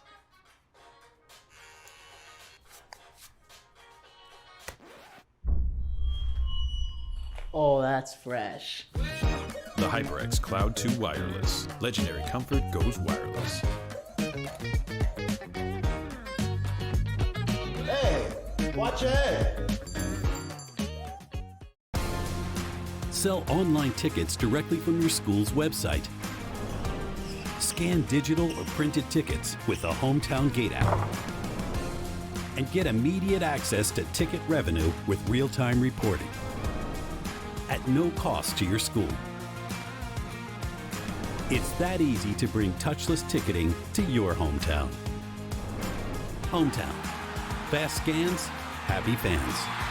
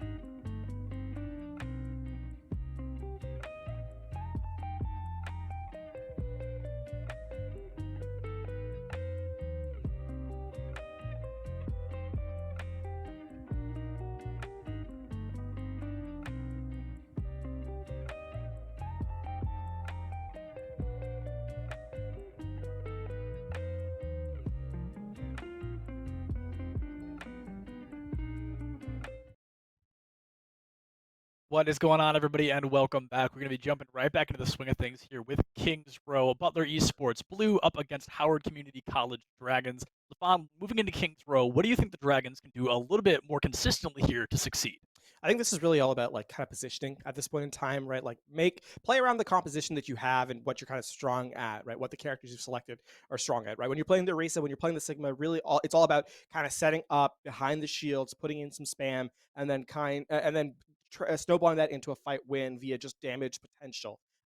Letting your opponent get into position first and kind of mitigate the strength that your composition innately has, I think is kind of where the Dragons struggled a little bit on map number 1. And, obviously that is control. It kind of plays towards a more high tempo-esque play style, which we saw from the dive composition from Butler Esports Blue. But coming into map number 2, hopefully with the fact that we're moving to hybrid, this will play a little bit more into the hands of the Dragons. One thing to note is that the sides will swap. So it is going to be, as we say, all right in the world. Blue will be on blue and the Dragons will be red. So that works out pretty nicely. I believe we do have a couple substitutes as well stepping in for these rosters.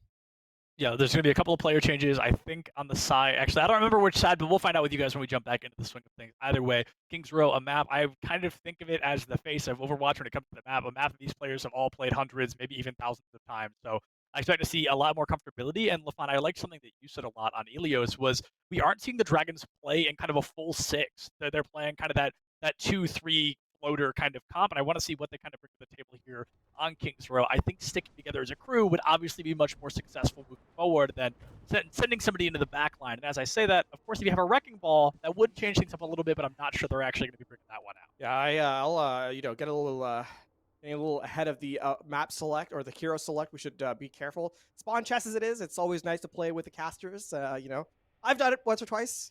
Play a character that I'm not actually going to play in spawn and then switch at the very end. And one thing to note is that, the composition that Howard's sort of playing, or so the style they were playing, is not new to the double shield, right? When we look at the composite or metas long past, there was that play during maybe about a year ago now when it was Tracer, Ashe, and then double shield. That sort of 3-2-1 was very common, right? Now, however, double shield isn't really played that way very frequently because it's easier to, with how Sigma shield is less maneuverable. It's easier to kind of punish the positioning, so that's one reason why we don't see it very frequently played in that kind of floater style. However, if the Dragons can make it work, it's still viable. It's really just going to come down to execution more than anything else. Of course, and I mean, speaking of execution, Butler Esports, they're bringing out the tried and true defensive composition. It's going to be that double shield with the May, the Reaper to clean things up, and then the Immortality Field to keep the team alive. Instead, on the side of Howard, we're going to be seeing a Nanoless Genji, which I'm personally never a fan of, but perhaps Avatar will make me eat my words right now. Either way, this is going to be really interesting because I really expected Pineapple Soda to be utilizing that kind of wall off the choke strategy, but they've chosen to instead lay back with the rest of the team and go for those ultimate fires to find kill. Butters gets taken down as Optimal, I believe, teleported in. That's just the fight one. Yeah, I mean, you really cannot do much without a Zenyatta here. Your Baptiste is critical condition. The Immortality Field is gone. Depression, the next to fall. Now you've lost your main shield. Things are going to become more and more difficult here. Like you said, this is just absolute cleanup crew for Howard Community College Dragons. And I've got to say, this is already a better start than we saw in Ilios. The fact they've been able to cap first point is a great omen moving forward. Yeah, great read by Optimal, getting into the back line, finding that pickoff. You can see he's hunting for more. Actually going to find it. That's one, just straight up. The Zen gone 2 fights in a row. And for Howard CC, this is the best possible start you could ask for. Now, Howard did make a little bit of a mistake. Nobody was on point for a second, and it's not gonna bite the bullet for him this time. But that is a crucial mistake you don't want to be making later down the line. Luckily enough, it does end in their favor. Shadow Edge does find a kill onto Paulito, so for a brief moment, there's no shield on the side of Howard. This is going to be a great opportunity for Butler to turn this fight around. This is kind of that notorious Kings Row point 1.5, if you will, where people get stalled in this Streets phase unbelievably often. Shadow Edge really trying to make sure Howard stops their tracks right here. This is going to be the Amplification Matrix just to buy some space here and actually get a pick off as well, as Intrepid Cash does a fantastic job of taking down the Genji. Avatar going to have to go back to spawn. And Butler Blue now putting their foot forward and saying, hey, we have the space. What are you going to do about it? Yeah, that kill onto Paulito was beyond crucial. That was the exact puzzle piece that Butler needed to turn that fight around. They were able to find it. They're able to move forward. And now Depression finding a kill onto Tinoy. That's just going to stall this out even longer. Paulito has a shatter. I really hope he doesn't get too aggressive with him before I can even finish the sentence. Paulito sends that shatter into the realm. Depression is going to find the counter kill, and Trepid picks up Optimal. Howard, I feel like they're chomping at the bit a little bit. They really want to get this cart rolling again. There is a small window here as Butters did use the Transcendence to kind of counter out the Shatter, but so the Blade is available here now for Avatar, who could come in with the Genji. It's going to really be all about timing, though, as the Death Blossom here is online, and obviously with the Blizzard as well, it's going to be committed in early. Yeah, going to be, committed early and just does exactly what it needs to. That's going to be an immediate 5K. That is just, Butler, they have beyond turned this thing around. That was a very simple yet breathtaking play. Yeah, expensive fight for for both teams. My favorite character is the Reaper guy. Yeah, he does come from the side a lot of the time, and has a special move that he did just there. The Death Blossom coupled with the Blizzard and the Supercharger. That's a lot of damage coming in and not a lot of time. And Howard CC are sent back to the drawing board. Yeah, Immortality Field not going to save you from that. No Transcendence available. That was just great timing, great coordination from the side of Butler. But here comes a response from Optimal, able to find 4. Depression does put Optimal down, but the kill still comes through. And Howard, they're finally going to get these wheels rolling once again. And not, a decent stall, about a minute taken off the clock there. So both teams are about happy with what's sort of that last fight got them. Now the recontest for Butler Esports Blue comes in, and they're going to be able to walk in with the Amplification Matrix. The question really is, how do they deny the defensive ability here from Reisaku on this Lucio? A sound barrier here, the sustain later in the fight can be a big deal. Eyes on Butter to see if the aggressive Transcendence will reply. Yeah, and it looks like we're not going to be seeing that quite yet, especially as Amatar is going to be able to find 2 kills, gets traded out by Zuimama, but the damage has been done. You're still going to be down 1 in a 5v4, especially as Depression falls, looking worse and worse for Butler Esports. Your second point cap seemed all but inevitable for Howard Community College. Yeah, it's always a good sign for the attacking team when you're able to take the point without even using any abilities whatsoever. In fact, it was Butler Esports Blue who used the Amplification Matrix that didn't find a ton of value. Not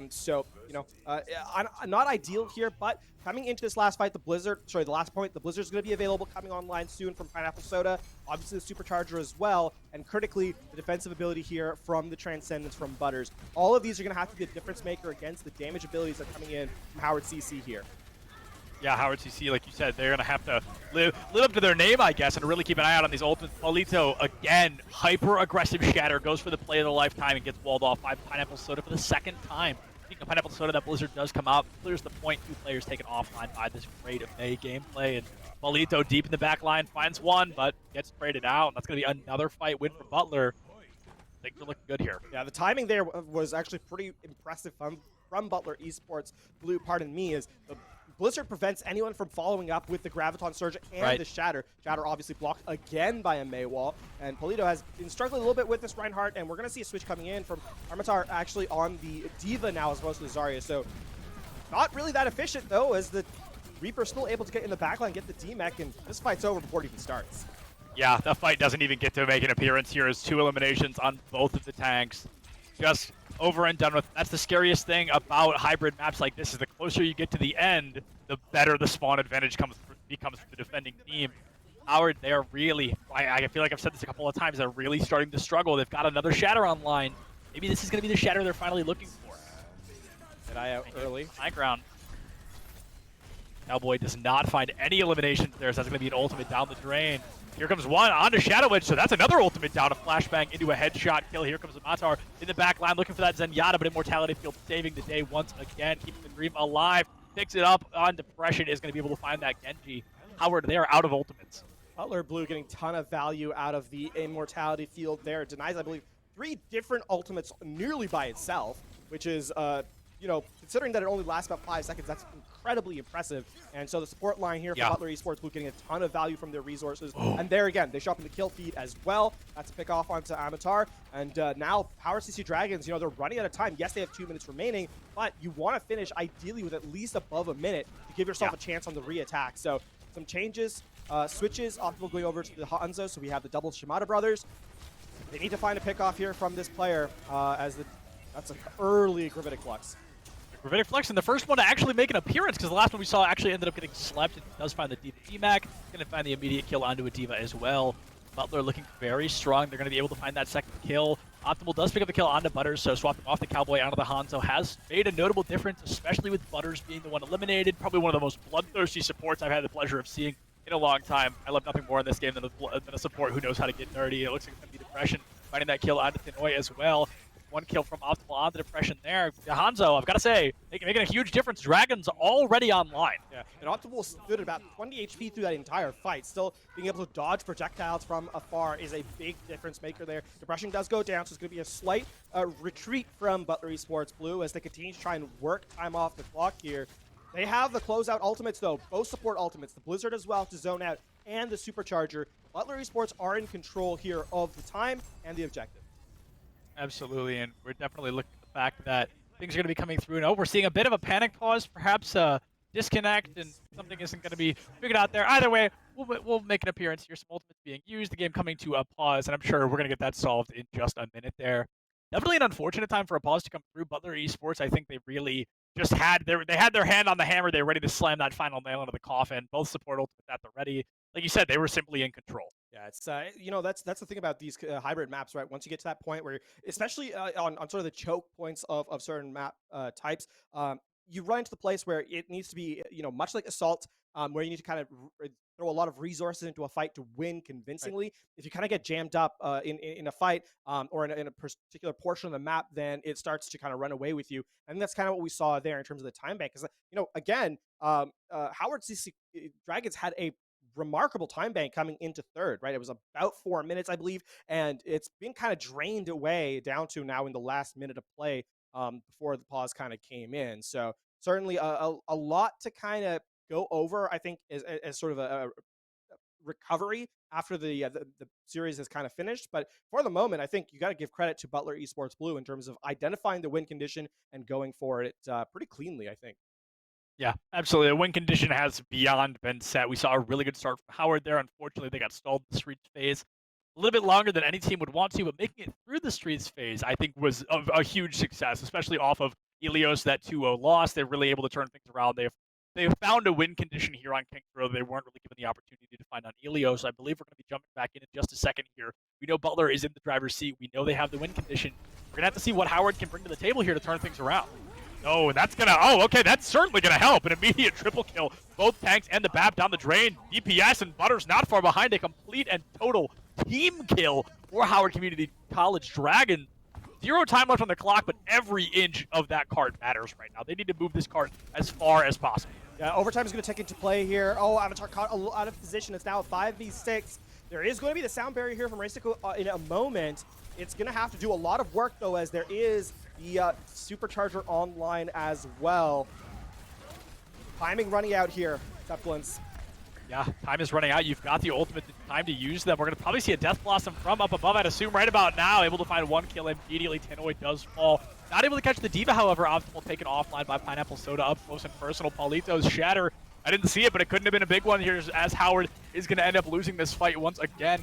Butler Esports, they know they have the clock, they know they have the spawn advantage, and it looks like they're going to be able to stall that about 3/4 of the way through third point. Yeah, that was, I mean, the Shatter itself was, fairly decent. Just the problem is, it doesn't matter how good the Shatter is if there's no follow-up, and everyone else was kind of had their hands full, right? So that's a struggle as the main tank. You know this, I'm pretty sure.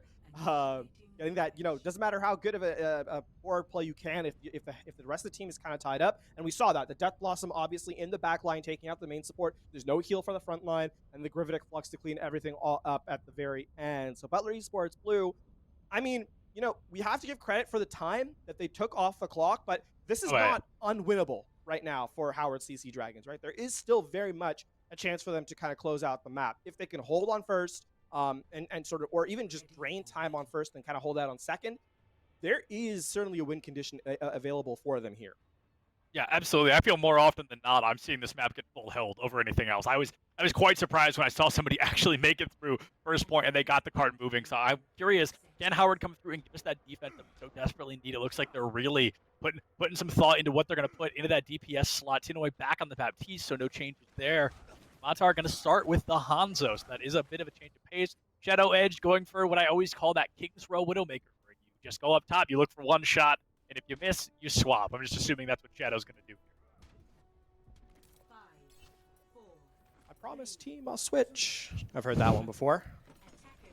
But here I genuinely expect, Scouts doesn't find anything, the switch does come in.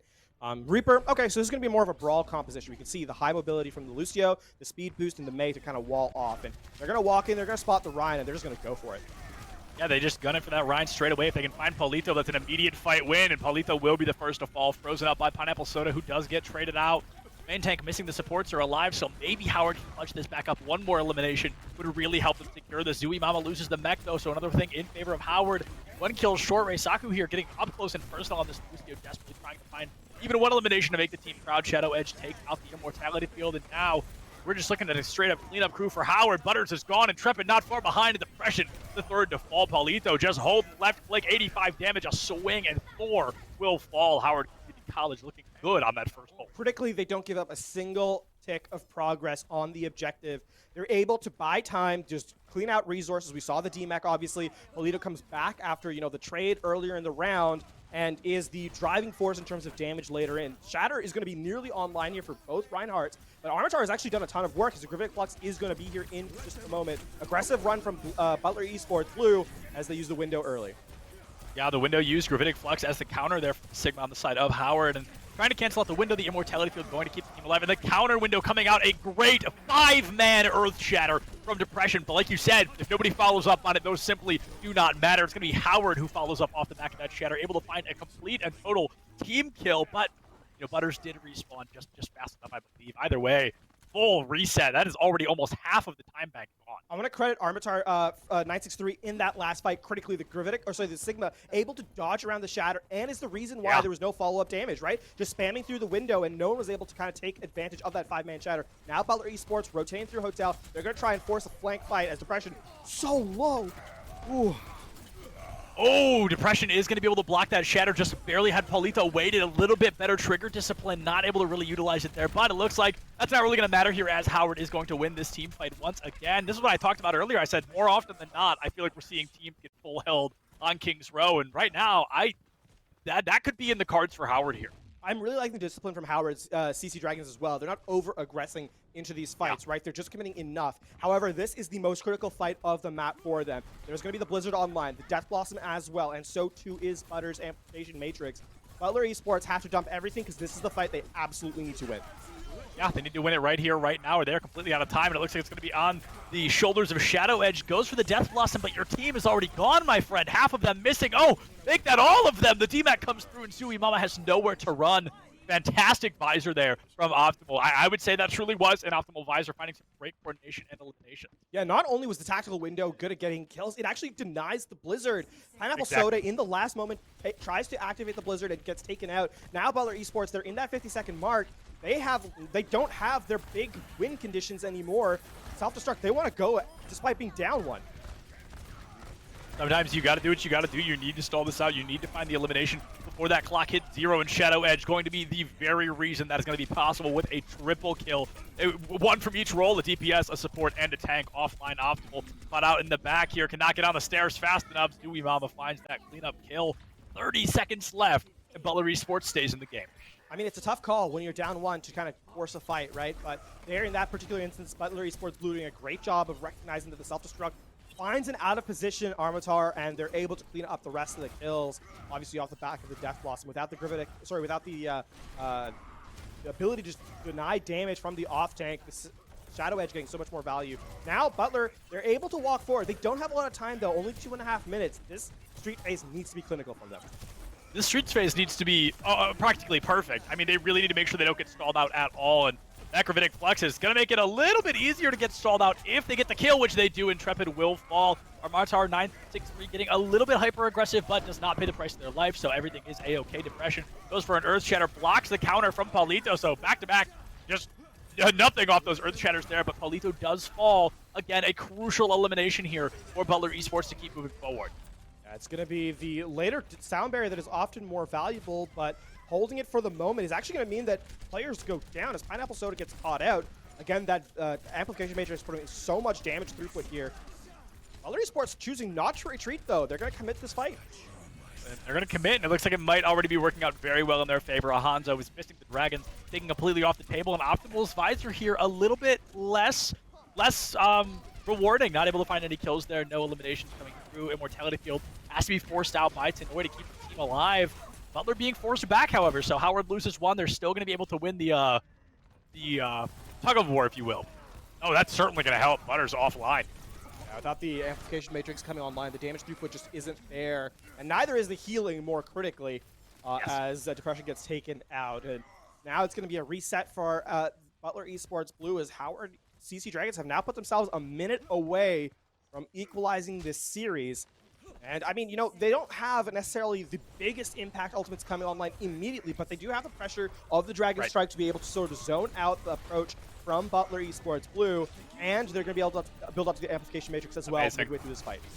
Absolutely, I was terrified that was going to accidentally get eaten by Zui Mama there, but it was going to be able to get a little bit of damage there, open things up to Blizzard. However, Blizzard into window. Pineapple Soda picking up back-to-back eliminations. Their great ultimate coordination might be able to find this Lucio as well if you can just land one lucky ult fire, but Shadow Edge picks it up anyway. Sigma tucks tail to run, but will not be able to make it back home. Gonna get frozen up here. Oh, and Optimal with the visor. A desperate move here trying to keep this fight alive. Finds a double kill, but cannot touch. Back up, a minute 50 on the clock. This is now a little bit awkward for Howard CC because they committed to that fight. They're actually going to get their last fight here with a minute half remaining is going to be at the yellow box of victory that we see on our screens right there. I mean, Butler Esports Blue has the tools to work with, right? They have the Death Blossom. They have the self-destructive zone again. And of course, the defensive ability here of the sound barrier. Really, it all comes down to, does this Earth Shatter land from Polito?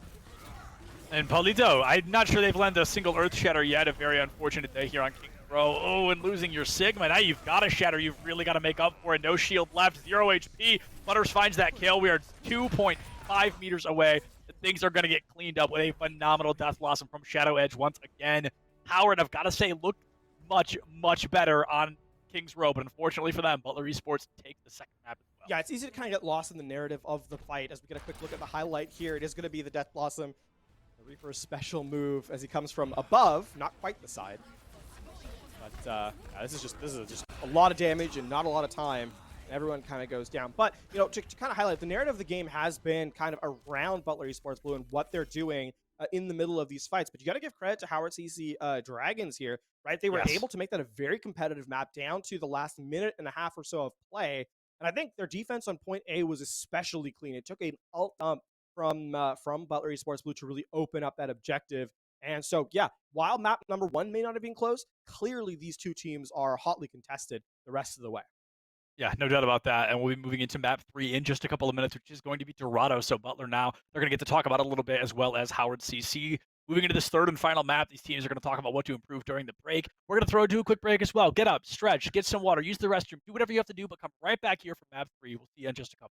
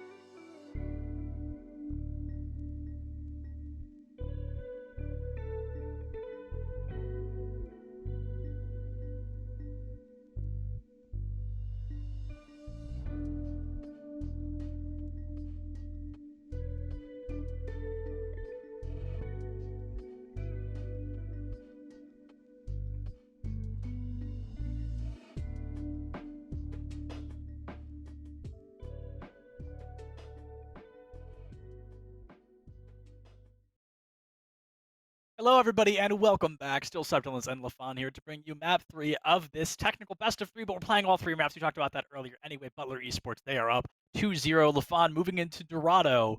We want Howard to find at least one map if they're able. What do you think they can do better here on Dorado to win this map? I think, honestly, after map number 2, it's micro adjustments at this point in time, right? There's not a lot that's holding them back from victory. And I think, technically speaking, they were quite sound on their point A defense on King's Row, which, you know, allowed them to bleed a lot of time off the clock and sort of allow themselves back into that map. I think what it comes down to now is sort of the word escapes me. Oh my goodness.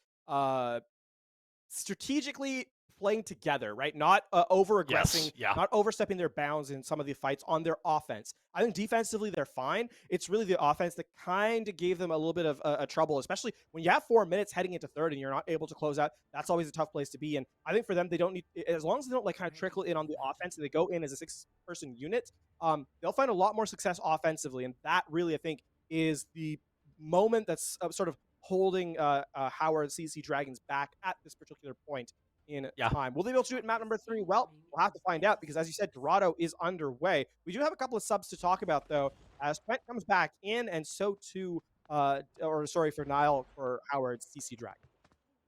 Yes, we've got 2 players subbed back in, Nile and Twent, both of them being DPS, and I've got to say, I liked your comment about micro adjustments. I think what Howard really needs to do is work on the timing of their ultimates. I feel like their ultimates are always a second early, and that's really hurt them, especially in the tank department. Just waiting for those prime opportunities to strike could really help this team improve. But let's see if they've got any improvements moving here into map. Twent with an early Widowmaker here for Butler. Might be able to find a cheeky headshot. Looks for it, but no, the shield comes up just in time, and Twent is not going to be able to land it yet, and instead of running back to spawn, going to be sticking on the Widow here. I mean, this is a strong Widow map. We can see the sight lines that Twent has to work with are quite open. There isn't really much that can aggress onto the Widowmaker here, right? There's no dive characters. Really, it's just the Hanzo, and Nile will have their own difficulties to kind of deal with here. Yeah, it looks like Twent, I mean, a fifth of the HP available, is going to be able to find a kill, however, out of the Sigma. What a crucial kill. Intrepid picks up an elimination onto Reiseku immediately after. Butler's got the numbers available. Optimal going to be caught out of the back line, desperately trying to run, able to find a DMAC kill, and gets to live to tell the tale, finding the elimination onto Shadow End as well.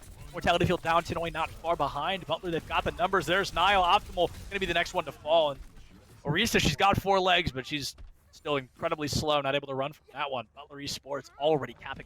Yeah, the Widowmaker there, we saw it. Not able to get punished despite going very low because there's no high mobility characters on this Dragon's side.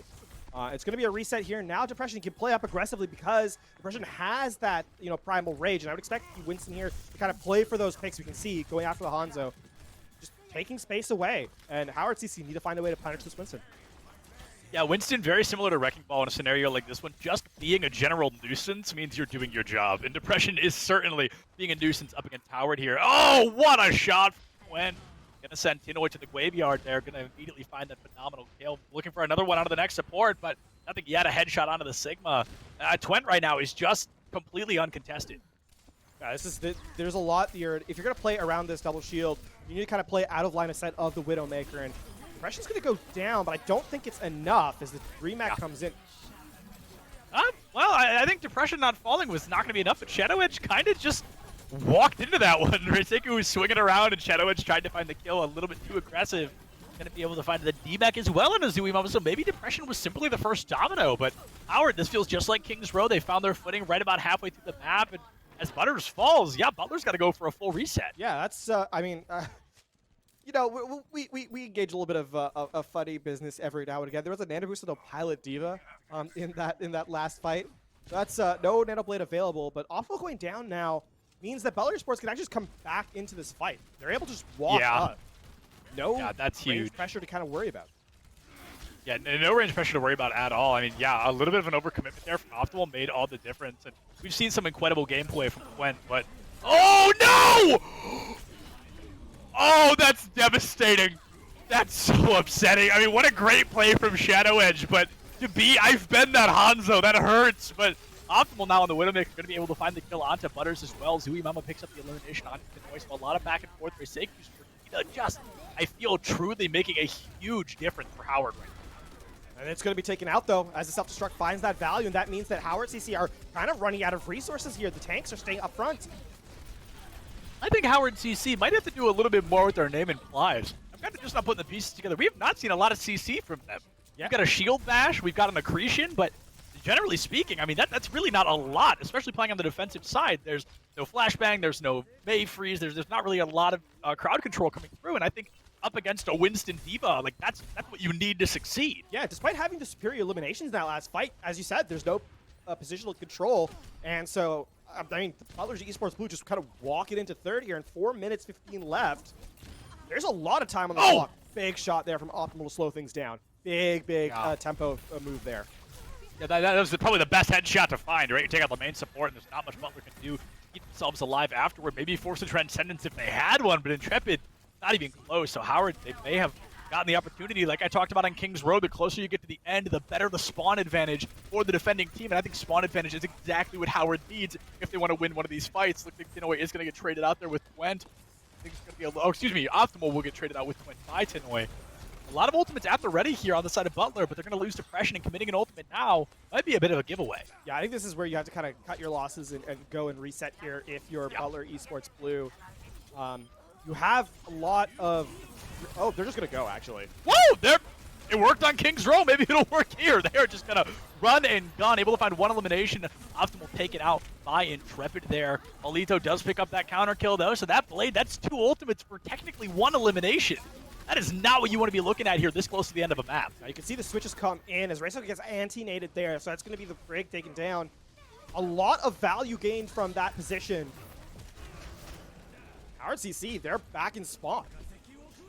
Yeah, Howard CC, like I said, that's a fight that I expected them to win after that 2 ultimates for 1 elimination scenario, but like you said, they have been forced all the way to the spawn door. 3.11 meters left. Double kill coming through in favor of Butler Esports. Turns into a triple Butters there. I said it earlier, I'm going to say it again. That's probably the most bloodthirsty support I have seen in a long time. A lot of high-value gameplay there from the Ana. Obviously, the Nano kind of give the Blade positioning to work with, but a big ante on the Brig allows the elimination of that pesky support hero in the back line, and without sort of that sustain from the Baguette for the Dragons, right? The shield bash, the whip shot, sort of the spacing abilities that the Brig has. Butler Esports is able to kind of coalesce onto the tank that's remaining, right? And they're able to eliminate the front line from Howard CC Dragons, obviously eventually walking it through to the very end, and obviously Butters closing it out with a couple of frags as well. And I mean, Butler Esports Blue, now their time bank is immense. 2 minutes 45 seconds here on the 3-point capture on Dorado of all places. That's a lot to work against. That is a lot to work against, absolutely. And I've got to say, I wouldn't be that surprised if Butler actually brought this comp out.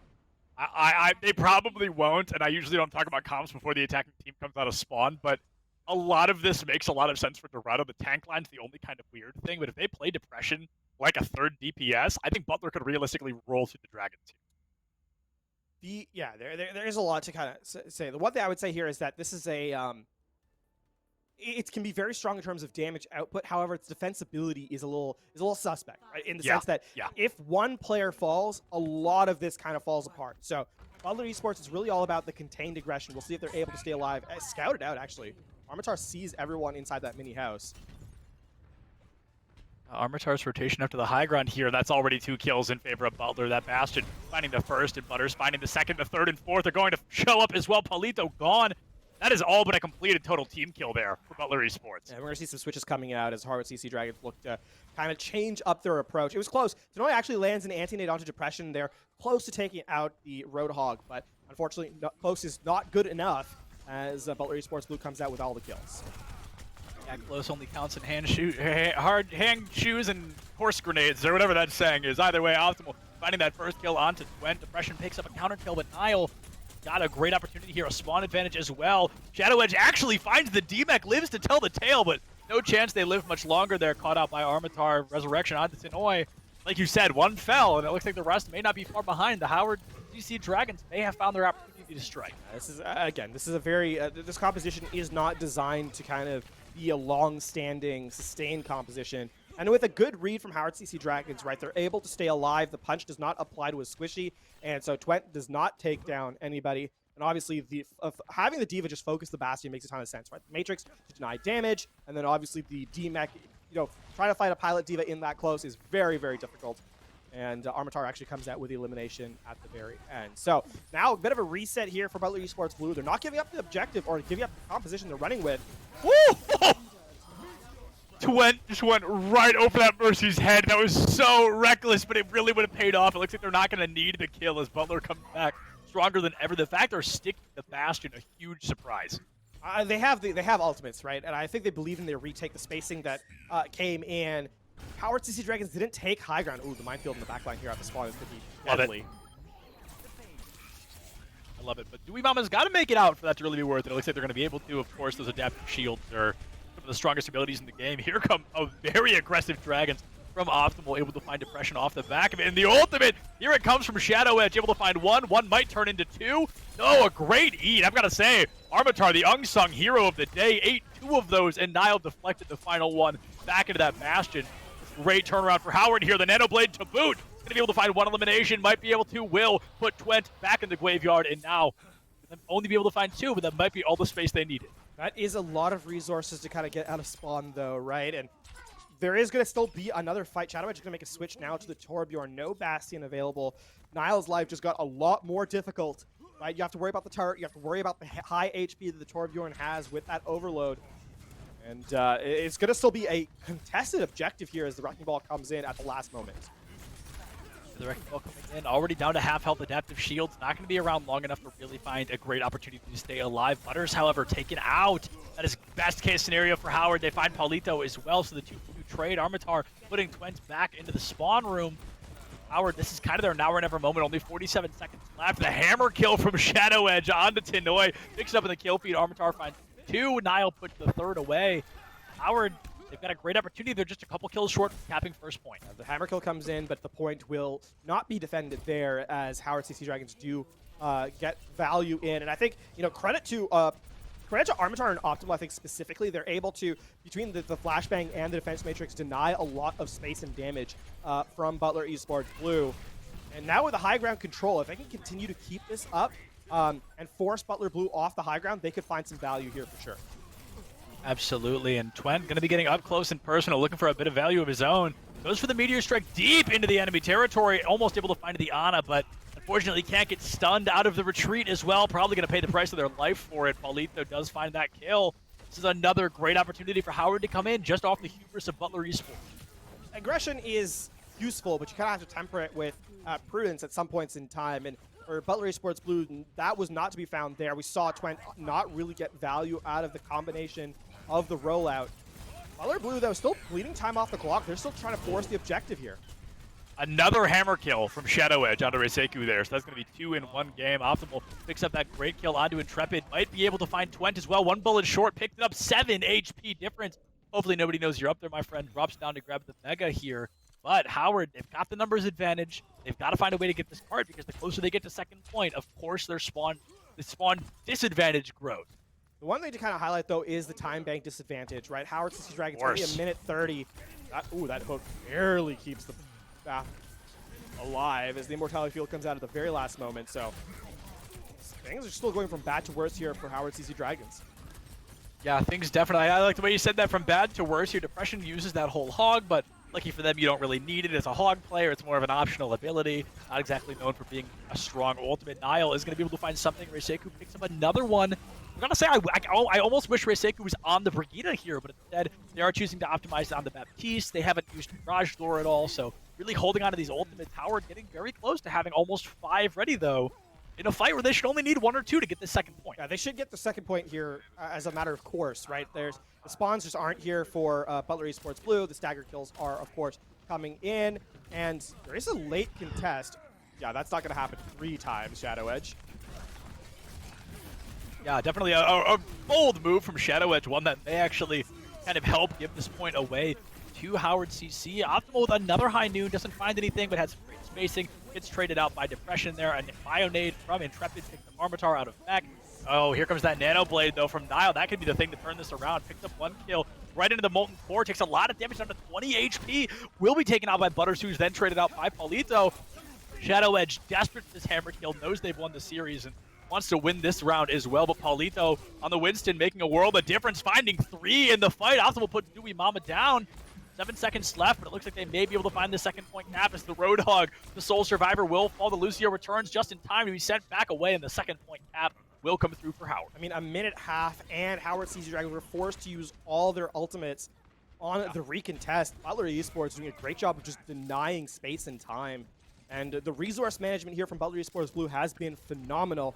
Howard CC Dragons kind of forced to use all their abilities, and now they're back to the drawing board in the sense that they don't have a lot online. They're going to be close to the the amplification matrix, which you would hope you couple with the Deadeye perhaps to kind of force an early pick. Things, you need to find an early pick off here. Oh! That's a quad. Yeah, that was not maybe the one you wanted, but I thought he was going to pull him into that room and just whole hog him, and instead chose to go for that old fire. I've got to say, Optimal just used a second high noon in probably a little bit less than a minute, so even the fact that Howard's losing and Optimal's still farming ultimates like that, very impressive in its own right, but you've got to be getting some kills with them to really make them worth it. Optimal finding 2 kills already, the whole hog going to be slept away. Depression drops down to sub HP, but not going to be falling quite yet. He has to get up close and personal here on the Ana. Just the Bionade to keep the team alive. Polito has made some room. That Nano to Roadhog, not able to find any value there. Niall now on the Sombra. I think that could be a great opportunity for them to force extra rounds, but if Paulito falls here, you have to commit the Nano to keep this Winston alive. He's already back in critical condition. Things are looking a little bit bleak if this Winston falls, but a kill already in favor of Howard. They're up on this is good trades coming in, but Polito goes down, and this is now a little bit awkward actually as the minefield continues to provide space. That's it. It's overtime, and there's not many people left alive here. Death knell has been sounded as overtime is going to tick away. It's going to be the 3-0 Septilence. A hard-fought series, but Butler Esports Blue are going to walk away with all 3 maps here at the end of the series. Just like our first series today, a 3-0, but when you look at it, when you look past the numbers, insanely close. I mean, none of those except Elios. Okay, Elios was a bit one-sided, but our second and third map, Pro and Dorado, just down to the absolute wire, and unfortunately for Howard CC, they just can't get over that hump, so to speak. But, like, it's only week 1, right? It is only week 1, and there's a lot there I think that you can take positives from, right? There's a lot here that Howard CC Dragons can look at and say, well, we're this close, right? It's 1 or 2 things difference that'll get us over that kind of finish line in the sense that they, for a victory. But you got to give credit to Butler Esports Blue, who came out swinging on map number 1, made it a statement map, and when you go down 200-0 in that first round, with map 1 against you, the fact of the matter is that Butler Esports Blue only had to play a sort of contested map number 2, and so they're pretty pleased, I think, with how this series has turned out. A lot of questions I think that we had answered already, and now it just leaves me excited for what the rest of the season has to offer from these teams and from the rest of the teams we have here at NECC. Yeah, and speaking of the rest of the teams, folks, that brings this series to a close. That is going to be game 2 in the books, but we're going to be jumping back into game 3. LaFon will be joined by Waffles for Sid. That brings my time to a close. LaFon, thank you for joining me. Huge shout out Michael and Caroline in the back line. Waffles for Sid. Can't wait to see what you're going to be doing. And everybody, enjoy the rest of your night. Check your posture, drink some water. Don't forget to love each other. And I'll be watching with the rest of you guys. Enjoy your night. They'll be right back with some more Overwatch.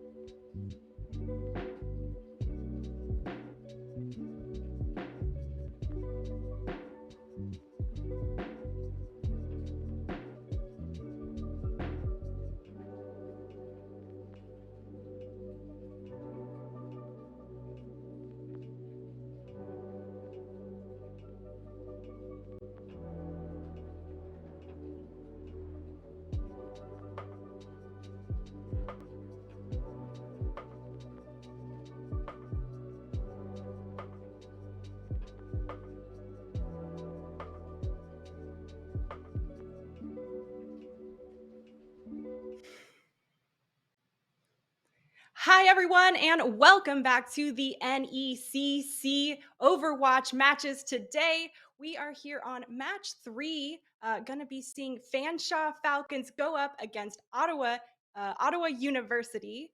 I am Waffles for Sid, and once again joining us is LaFawn back over here on the analysis side. LaFawn, thanks so much for coming back for this next match. How are you feeling after those last games, and what are your thoughts coming into the next one? Honestly, super happy to be here as always. I mean, a good Overwatch is something that I will always enjoy tremendously. Obviously, we had a good match in our previous setup, and so I can't help but be excited for the upcoming one. And I have to say, a little bit of interesting stuff going on here. I happen to live in a city called Ottawa. Unfortunately, not the same one as the one that we are covering here today. So a little aside there, in Fanshawe Falcons, obviously, as a result, down the road from me, at least in the terms I use. I think it's like 5 hours away by drive or something. But It's closer than it's close me. enough. It's close enough, right? But no, we have Absolutely. definitely a good one ahead of us here. Yeah, I am really looking forward to it. And, we have a set map pool for this first week one. And for the upcoming weeks, I gotta say, having Ilios to kick us off is quite an exciting map with all the different boot potentials and environmental opportunities, and, well, a big variety in the actual map terrain and topography itself. I'm really curious to see what they're going to bring to the table and, if we're going to get some cheekier plays coming through or not. Yeah, and obviously, starting off on the map pool, it's Ilios, then Kings Row is our second, and Dorado is our third. So when we get to those, and we will be playing all 3 maps here today as well. That's a little aside, even though it is a best of 3. So starting off on map number 1, as you kind of highlighted, yes, all 3 stages so very different, and we get to look at as well. Excuse me, as our first one. The windmill kind of threw me Yeah. for a loop there for a second, but we got there. And I mean, the well, as you kind of said, the topology of this map being so heavily biased towards sort of environmental kills with that giant void in the center of the objective, right? Lucio can be so useful, as too can Orisa, right? So those are some characters we've already seen here today. I would expect to see like high tempo play here, at least initially, from these 2 teams. Expectations to be played, sort of the sort of aggressive dive-esque compositions. And to that point, that's something we've seen a lot of today. A lot of different Ooh. compositions in a lot of different situations. Nothing really being forced too much, right? We haven't seen Nice. teams sort of quote-unquote one-trick compositions like we have, like we've seen in the past, in sort of Overwatch metas before here. Yeah, and those teams that can actually bring that diversity and adaptation to their compositions are the ones that typically can go the distance farther and, well, handle whatever curveball or screwball you throw at them. And that's really what's going to define teams as we continue to move through the next weeks of the whole season. And, well, the ones that are going to truly be the powerhouses at the top are going to have that flexibility and going to be putting in those hours to continue to round out those mechanical skills and get their timing in sync. Yeah, and of course, kind of getting a good start off here in week number 1 is so important, right? It's not like Setting it's the the be-all, tone. end-all if you lose, but you ideally want to step off on a win, kind of set the stage for the rest of your season, right? So that's the other reason why I kind of say like highlight tempos being something to kind of keep an eye out on as we kind of get set. So yeah, for the compositions, that's a huge part of that. If you can play those quick styles, it's very important. But I think obviously if you can get your season started off on the right foot, it bodes well for the rest of the season as it comes up. Totally. And, well, it looks like we have another curveball being thrown at both of these teams, LaFawn. We're not going to be starting at Lighthouse, but in fact at Ruins, the, I would argue, least environmental kill potential map. I mean, there's the whole right side of the. Oh, well, I guess depending on your point of view, it could be the Cliff map is side. straight ahead or behind you. Yeah. But yeah, no, I would tend to agree in the sense that environmental kills not nearly as much of an effect here. Tends to play around the objective, sometimes on that Right. mega pack on the flank side. And I mean, at least initially, what I would expect is that Ottawa University does play around that mega pack, especially the 2 that are on their side, with the Sombra being able to play hacks and give the tanks more sustain.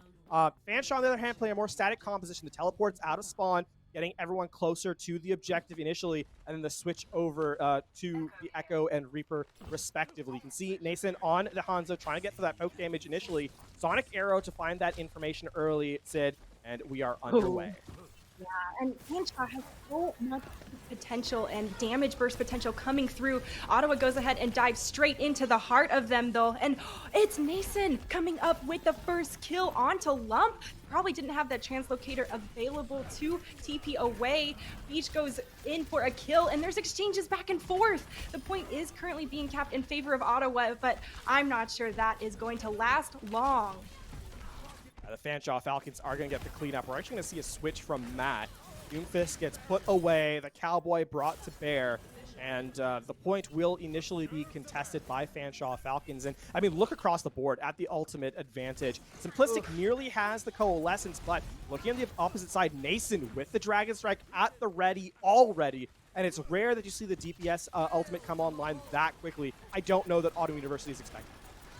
Oh man, they're gonna have to adapt, and Ottawa is coming up aggressive after that. My word, after the Coalescence came through, they continued to push forward, and they've just wiped out Fanshawe in a blink of an eye.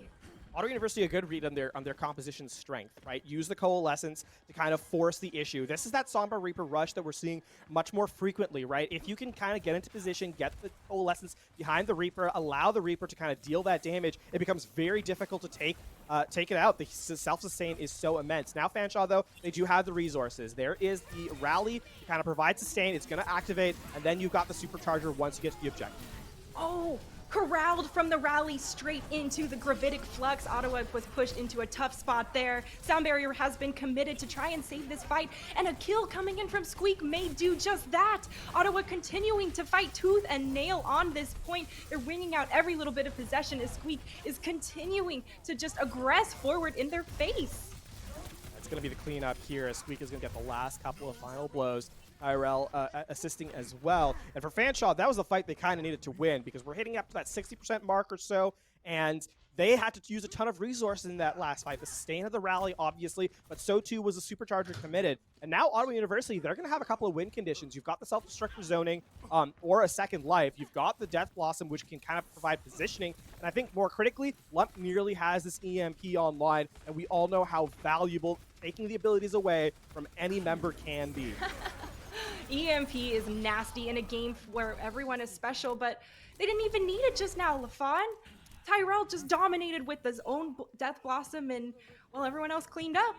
Yeah, good commit there. Just aggressive gameplay. Don't allow Fanshawe to set up. And now Fanshawe are looking at last fight territory, and Ottawa University, I mean, here's the problem. The amplification matrix gets canceled if it gets hit by an EMP, so we can kind of scratch that ability out even before it begins.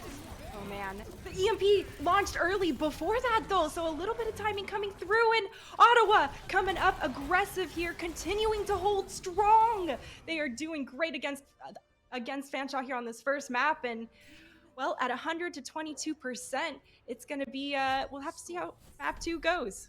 And the one that is a little unfortunate for Fanshawe is that you hate to end the round with ultimates still available, right? But I mean, EMP, the fact that you're able to hold it to last fight, the self-destruct comes in, you have no defensive abilities, and even with the immortality field rather being taken out by the self-destruct, you still get another elimination. It's too much, right? And obviously the cleanup from the Winston from Squeak just becomes the death knell for round number 1. But we are headed back to round number 2. We are going to see well here.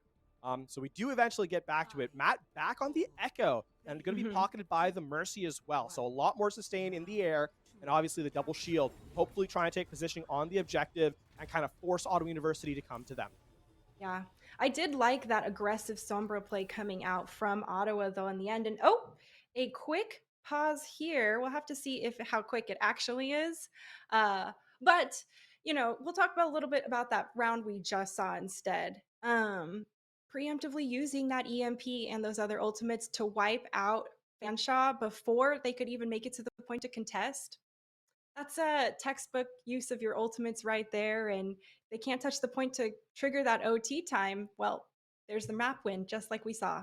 Yeah, and I think the critical moment in that round was specifically when the Rally and the Gravitic Flux and Supercharger were committed in that Oh, one fight around the 50% mark, right? yeah. The fact that you're able to not only deny sustain because you dive through the Rally armor, but the Gravitic Flux does not A, get any eliminations, and B, the Supercharger gets eliminated and you get an environmental kill via the Primal Rage. I mean, Squeak did a ton of value, had a ton of value in that fight. And I think really was the reason why they were able to snowball. Because if you only have to use one Totally. alt to wipe out three, well, the math, I mean, you got to do it. Three is a greater than one. And if you don't have access to that in your resource bank, all of a sudden you are in a really, in a really tough position with how ultimate dependent Overwatch can be. So I think here Ooh. in the next round, in round number 2 rather, I'm hoping to see a little bit more adaptation where when Fanshawe commits those resources, they're not Mhm. overcommitting and they get value from them when they do commit, multiple ultimates.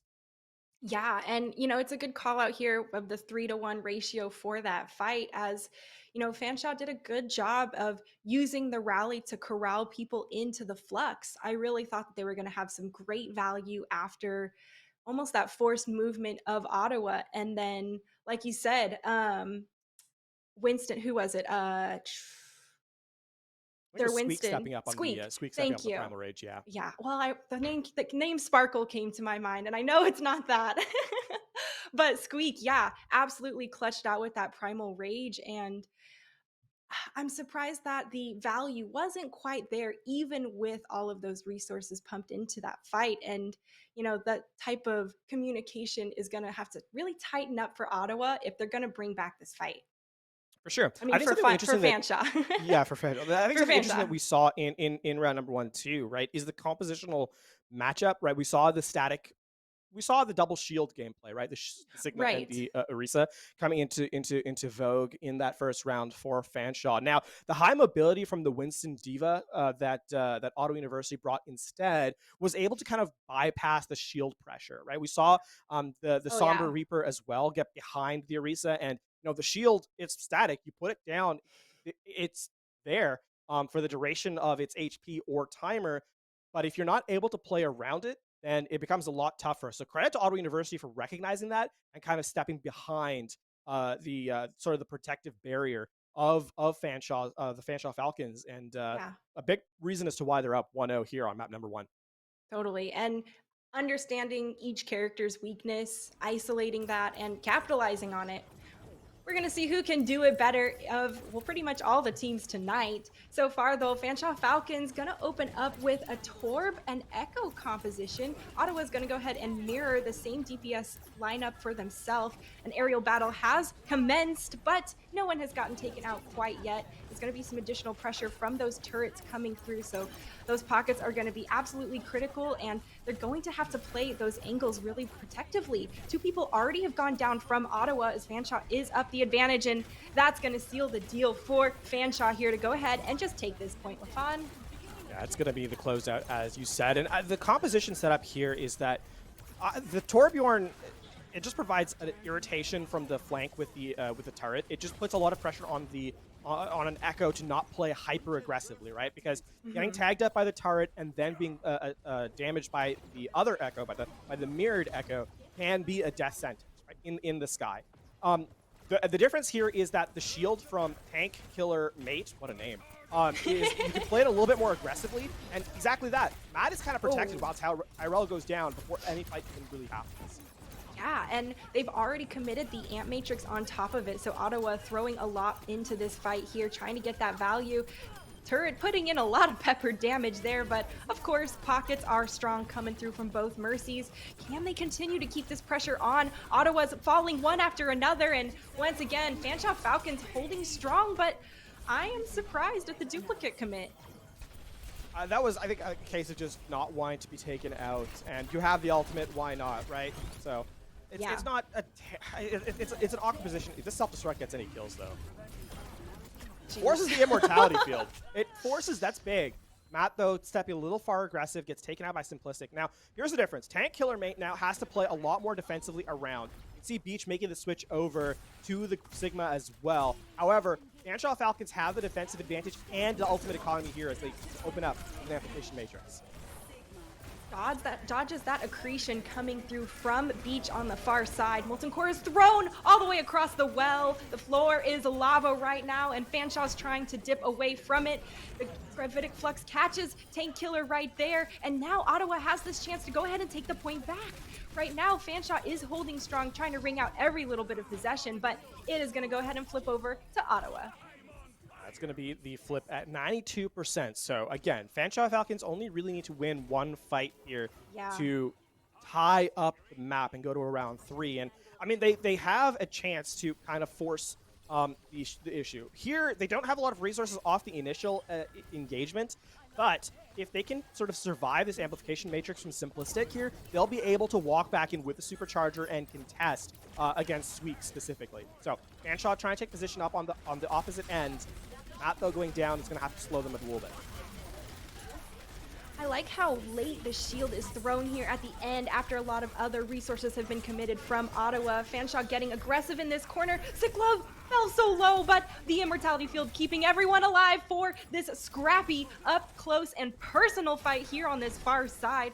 So far, Fanshawe continuing to push and hold, but Ottawa has the point capped in their favor now. They're going to have to push and take this back. Here it is, Amp Matrix pop from the side window. A kill onto Beach already, opening him up, and while they're trying to cap the point, they've almost got it. It's flipped once again back in favor of Fanshawe Falcons, and they are trying to close out and end here. Rez is successful on the Beach, but that is short-lived. He's taken down so fast after that. Fanshawe not letting up on this heat as they continue to push forward against Ottawa, wanting to take this second map here and take this to our third round on Elios. Well played by Fanshawe indeed, recognizing their win condition of that single fight, right? They didn't need to overcommit to any fight. They didn't really need to overcommit to anything. They saw Matt go down, but rather than kind of retreat and reestablish their position, they used the Supercharger first. Siklov, puts it down and kind of says to Ottawa University, come at me. What are you going to do? Squeak has to respond in kind. And, then, as you said, that Immortality Field, so valuable, drawing those resources out, forcing positioning, forcing Ottawa University onto the back foot, allows Fanshawe to walk in onto the objective, take control, and then obviously superior numbers, overtime ticks away, and the eliminations are all there for the Fanshawe Falcons. And that means that we are headed into Lighthouse, tied up 1-1, and we're going to see a rush composition here from Ottawa University as they bring out the Reinhardt and the May. And they've already set up fast on that point. Not surprising they beat Fanshawe there with both a Sim and a Lucio. That's what they want. They want to get in there and bunker up a bit and wait for Fanshawe to jump through those chokes and pretty much get isolated off. Lump is the first person to go down. No one can be isolated without the wall, and now Ottawa is looking rough without all the CC they need from their DPS. Really, really smart gameplay there by Ottawa University. Surround and conquer in that particular instance, right? They have a lot more spam. They have the sticky bombs from Matt. They obviously have the accretion, the hyperspheres from Tank Killer Mate on the Sigma. And if they're able to get around the Reinhardt, there isn't really much to kind of block Ottawa University, block Fanshawe Falcons from Ottawa University. So the spam comes in, the damage is there, and Matt, as a result, has a duplicate before this next fight. Huge fire strike. Oh, he doesn't get it too much done with that fire strike. Couldn't quite time coming down, but the pin is nasty. Goes ahead and throws the other shatter into the shield and goes for more charge and more damage as much as he can during that duplicate. Right now, Fanshawe holding strong as they continue to hold their defense here on Lighthouse. Reinhardt from the sky. What else can you say? Just out of the air and down to the charge, pulls the Baptiste out of the Immortality Field.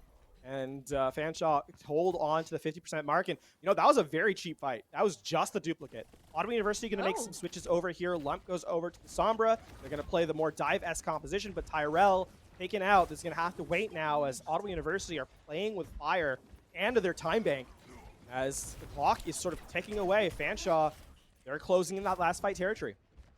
Yeah, Fanshawe here has 69% on the point and counting, and Ottawa hasn't even walked up the hallway to approach the point and contest yet. Right? They got to do something different. And Fanshawe has all these resources. Here comes the Gravitic Flux too, right? Into the Deadeye, excuse me. And DMEC'd already. There is a hack coming through on the side, and Moon goes down early. This could be the chance for Ottawa with a main healer out of the picture from Falcons right now. Siklov is trying to carry this here, and so is Nason. More and more kills from the McCree, and this Orisa coming through from Fanshawe Falcons. And, well, at 99% and counting, they're going to take this last map and really show us a totally different team fight and chemistry than our first map.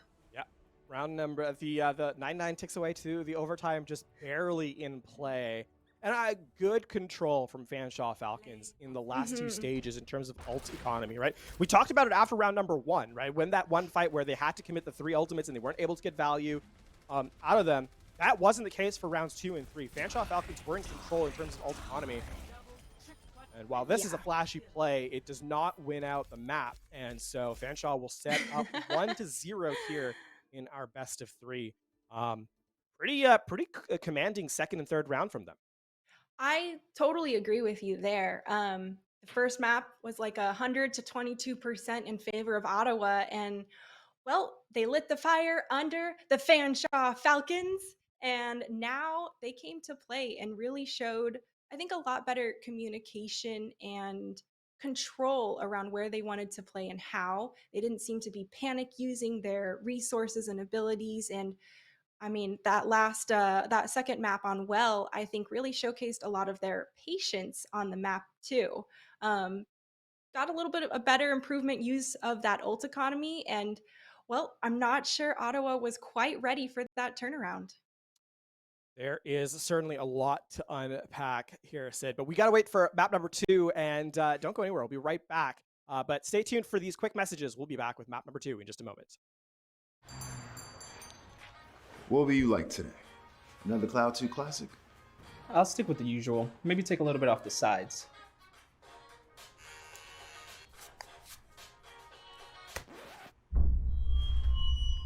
Oh, that's fresh. The HyperX Cloud 2 Wireless. Legendary comfort goes wireless. Hey, watch ahead. Sell online tickets directly from your school's website. Scan digital or printed tickets with the Hometown Gate app. And get immediate access to ticket revenue with real-time reporting. At no cost to your school. It's that easy to bring touchless ticketing to your hometown. Hometown. Fast scans, happy fans.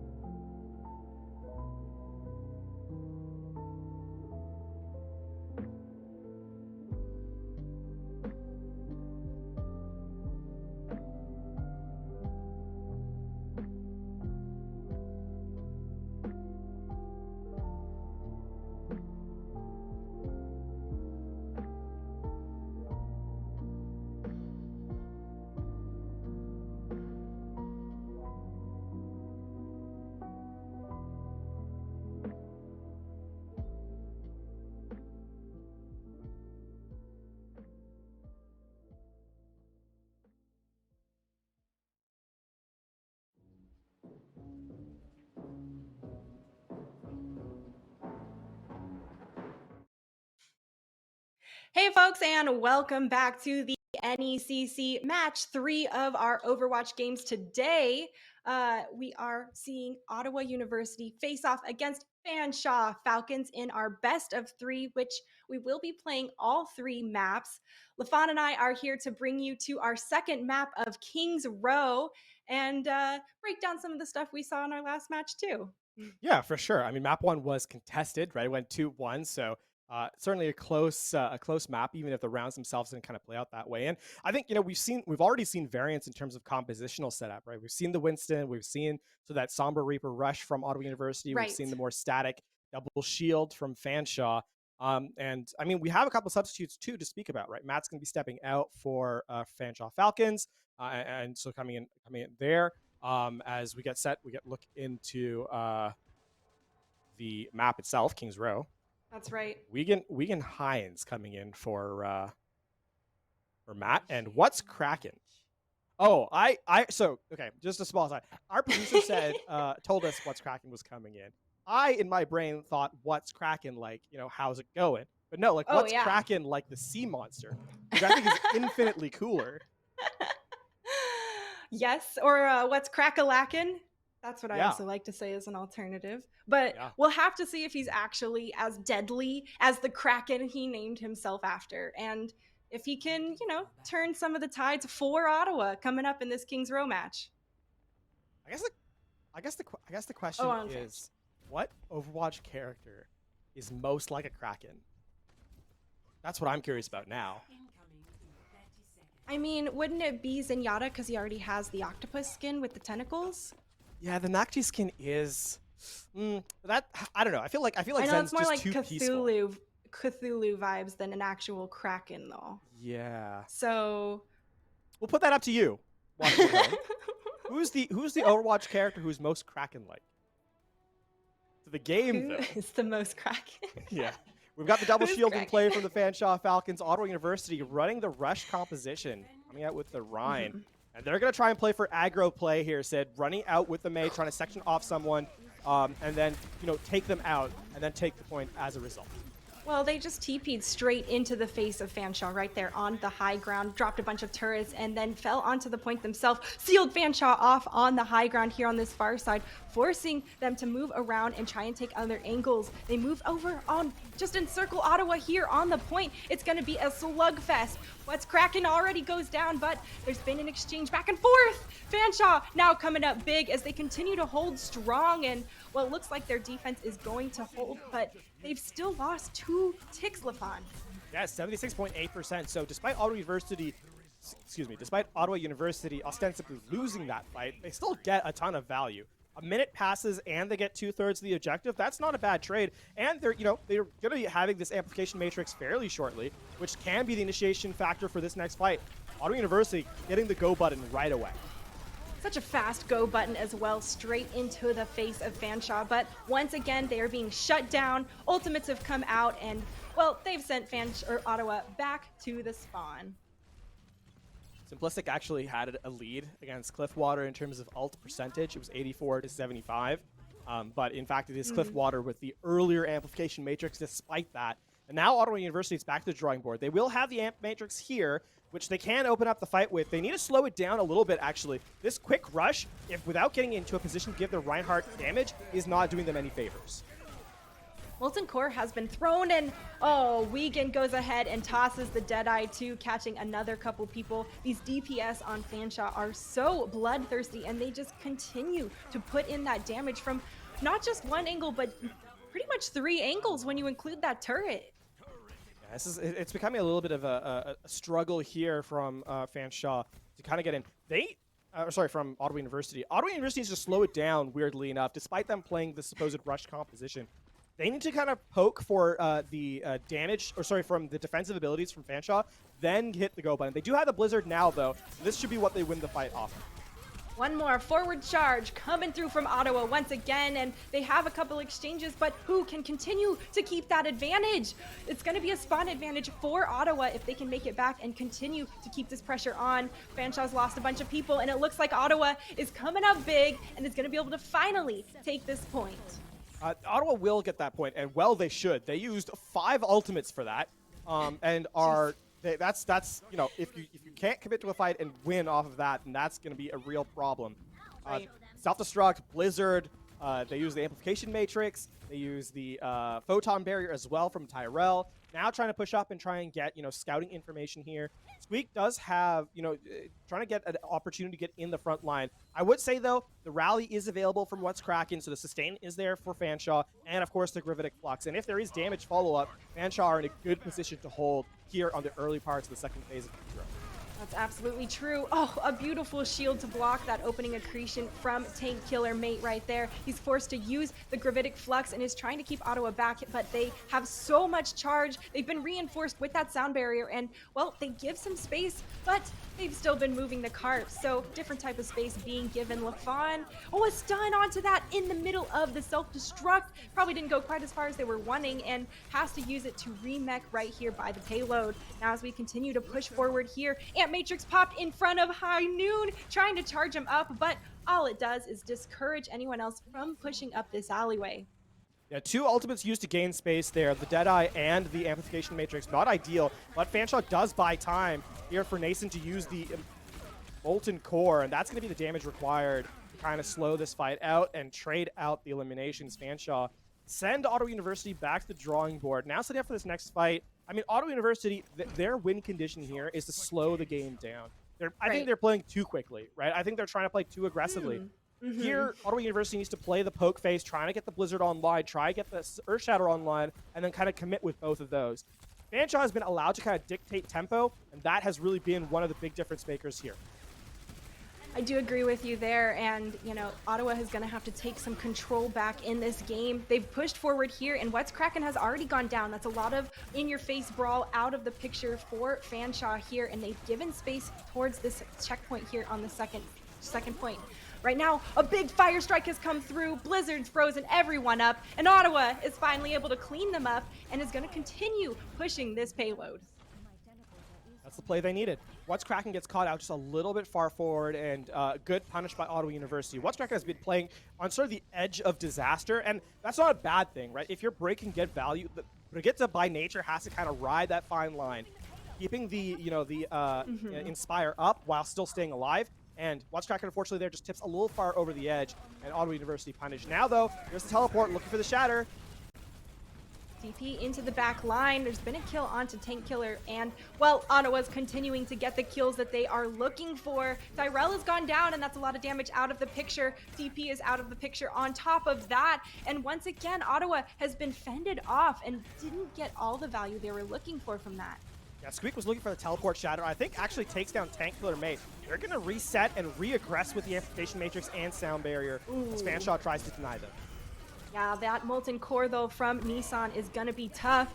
Push forward on. Ottawa has to wait that out a bit, and now with that ball coming through from Tyrell, they're going to dance around it and aggress forward here. Tank Killer's in the corner. He got saved by that Immortality field. Clutch plays coming through from Cliff Water, but they've been sealed off. Ottawa's pushing forward, slams everyone on the ground from Fanshawe, and the self-destruct is there to follow up and continue putting on the pressure. Ottawa wants to push this cart all the way. 1.29 meters left, and they are just trying to clear out the last remaining members here of Fanshawe that are trickling in. Pin comes through, and that's going to be 1:31 left on the clock.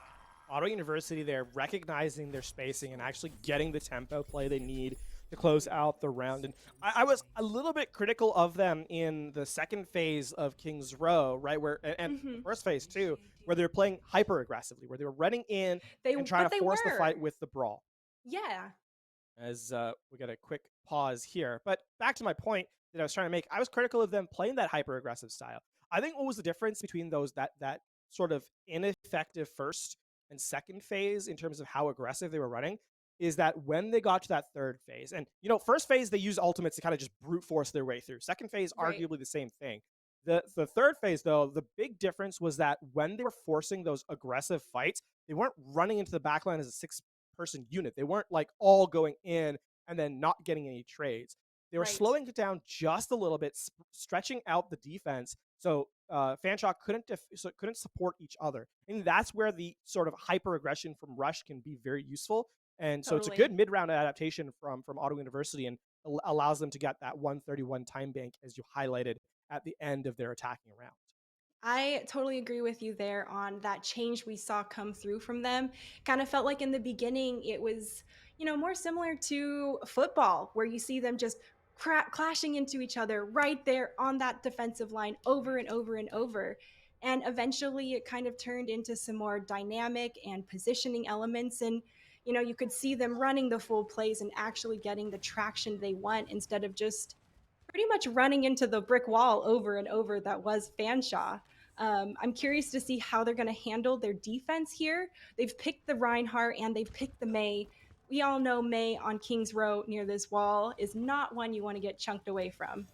Yeah, I think at least for this first fight, Fanshawe probably has the advantage because the Zarya obviously can cleanse the Mei. As long as everyone gets past the Mei wall, there isn't enough burst damage off the top for Tyrell to kind of burst down whoever's walled off. It's going to be the later phase of this fight where that comes into play. So this first wall has to be really, really solid. And I mean, Fanshawe's playing around it quite magnificently, actually. Got to give him a bit of the jukes before you actually jump through the choke. Oh, jump straight into that fire strike. Happens to the best of us there. Wall has come through, though, sectioning out just the Rhine. Immortality Field, of course, has been committed from both teams already. The bullets are coming through. Actually, the rockets are coming through from Wiegand here on this high ground. No one seems to look at him yet. And, well, there's not a lot that they can do to really take the damage against him. They're just pushing Ottawa straight off this point here, picking them off one after another, Lafon, and looks like they are coming up strong to take this point. Yeah, and I mean, this is the I would argue the one weakness, if you can consider it such, of the Symmetra in this particular instance. The burst damage just isn't there off the top, right? You have to kind of build up that charge to be that damage monster in the later stage of the fight. Ottawa University, they're unable to kind of deal with the... And yes, while Wiegand, Hines, and Nason don't really deal enough to build up their ultimates, together there's enough burst damage to kind of work through and give Siklov space to kind of swing away. And that really is a difference maker, I think, in that first round. So 5 minutes, 10 seconds on the clock now, and Fanshawe Falcons are off to the races. Oh, and a nice Amp Matrix comes through here from Fanshawe, trying to open up the fight for themselves, but Wiegand goes down to that fire strike? Oh man, I would love to know how that happened and if he was in the air for that or not, but Fanshawe has to wait for that big damage to come back. That's going to have to be a slow, methodical approach here now for Fanshawe. And the counter-amplification matrix just ends any hope of this fight even happening. The fire strike takes down What's Cracking in an instant, and Ottawa University are going to hold here as a result. And Sid, the question now comes in, like, how does Fanshawe reapproach and reaggress? Because the Thara is not great at A, retaking in general, B, without a pocket's even harder, and C, there's not really many angles the Thara can get into. And despite having the Barat, I mean, yeah. Okay. If no one's going to turn around to look at her and put pressure on, it's not going to be that successful. But like you said, not a lot to be able to do there. They just continue to be stuck here on this archway. And, well, we've seen this happen not just at this level, but even at the OWL level. It is a tough place to funnel out of because, well, you are precisely funneling out of it and right into the maw of the enemy. These turrets are eating up Fanshawe as they try to poke through, and they have to give space back to to avoid this blizzard here. Beach does get a big eat of the grab in the back, but I don't know if that's going to be enough here. Ottawa continues to push forward, and, well, Fanshawe back to spawn. Yeah, Fanshawe needs to go back to the drawing board, and it looks like they're trying to elect to have the Junkrat here. I mean, it's not an aerial character, so you can just kind of spam in the midline, or sorry, in the front line. The question isn't... You can see the rotation, the adaptation from Fanshawe, trying to go past the Symmetra turrets, get in through the choke point. Siklov does have the Shatter, and you'd like to see that used here. Actually, that's a big pick as Sir goes down. What? Little Lucio duel came through and shut down just as quickly. Fire strike through that Amp Matrix, and all the other damage coming through it is going to be too much for Fanshawe, just as they had finally broken through this archway point. Yeah, the amplification matrix with the fire strike, a tale as old as when that piece was released. Ouch. It's 200 damage instantly. There's not really much you can do about it, right? It's literally the ability that takes you down instantly if you are any of his squishy heroes, and that is in fact what What's Cracking is. So now a reset, 2 minutes 36 seconds left on the clock. You can see Fanshawe trying a different approach, back to Wigenheinz on the Pharah. And solutions are seemingly lacking right now for the Fanshawe Falcons. I do appreciate how they are changing their approach, though. We have seen teams just repeatedly go the same direction, not really changing what angle of approach they want to take, and I do want to give them credit for that. It is a tough rotation around. Earthshatter has been committed, but another one answers in kind, and that is going to be Fanshawe once again going down in a full team kill this time. And now Ottawa University, I mean, that was a 5-minute, 10-second time bank to open up the second phase of Kings Row that they've bled down to now just below 2 minutes. And Fanshawe, again, not only do they have to complete the map, they have to complete it with time remaining. Ottawa University, with that 131 on the time bank, has put themselves in a great position. Yeah, and this is definitely the time bank position they want to be in. A nice boop comes through, pushing everyone back just a little bit more, and that's going to give Wigan a chance to try and put that pepper damage up above. High Noon doesn't find anything, and, well, Tyrell is too charged up. What's Kraken gets the res off successfully, but I don't know if that's going to be enough for Fanshawe.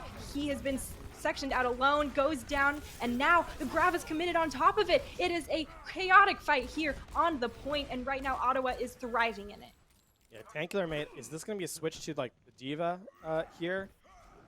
Still playing the Zarya. I mean, that's tough, right? Committing the Graviton Surge in a fight that you've lost is a tough ask. Now the Doomfist out. It's looking like a last-ditch effort here for Fanshawe as Nason goes again to play. Oh, ooh. Early that was commit. Close. That was, Let's yeah, early almost committed cost that sleeping. ammo. Jeez, that would have turned the fight, but man, Cliffwater has already gone down. Blizzard's been thrown from Ottawa, and Fanshawe can't get close to the point this time. Yeah, it's going to have to be a full reset here. And, I mean, Wigenheinz it needs to get out, or, yeah, Wigenheinz is fine. But the question is, what is Fanshawe Falcons' win condition in this next fight? Ottawa University are loaded for bear. They've got the sound barrier for defense. They've got the Earth Shatter to put pressure, and obviously the photon barrier from Tyrell can just section off the map and really prevent anyone from kind of taking damage. It is the ultimate combination to have here at the very end, and Ottawa University look like they're poised to close out the map right here, right now. Early Rocket Barrage comes through, taking down Simplistic. That could be an opportunity for Fanshawe, but Tankular falls very low. He gets topped off a little bit in the nick of time, and now What's Kraken trying to get super deadly with that pistol. It is rough here for Fanshawe as Ottawa continues to clear them out and is going to take the second map. We are now all tied up at 1 here after 2. We will head to the third map to decide this series. What a defensive performance there at the choke point from from Ottawa University to close out Fanshawe, I should say. As we get a quick look at the highlight of the game. And just unfortunately not enough here to kind of confirm. They get the point, they get the hold, but it is still going to be Ottawa University who takes map number 2. Yeah, and I have to say that was a lot different play style from both of those teams from what we saw in our first map. Fanshawe really shined strong on the second 2 parts of control and seemed like they were leveraging a lot of movement. And Ottawa came out here on Kings Row and just absolutely dominated that second defense point. A lot still to play for, though. We are going for the tiebreaker in map number 3. It's going to be Dorado, too, which is going to be really interesting because we've seen a lot of compositional differences in maps 1 and 2.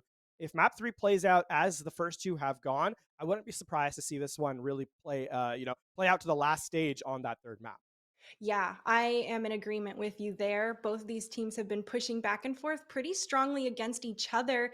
And I'm curious to see if Dorado is going to yield, a bit more advantage for Fanshawe or Ottawa and their play styles. But we'll just have to wait and see. We are going to go on a quick break, folks. So don't go anywhere, and we'll see you on the other side.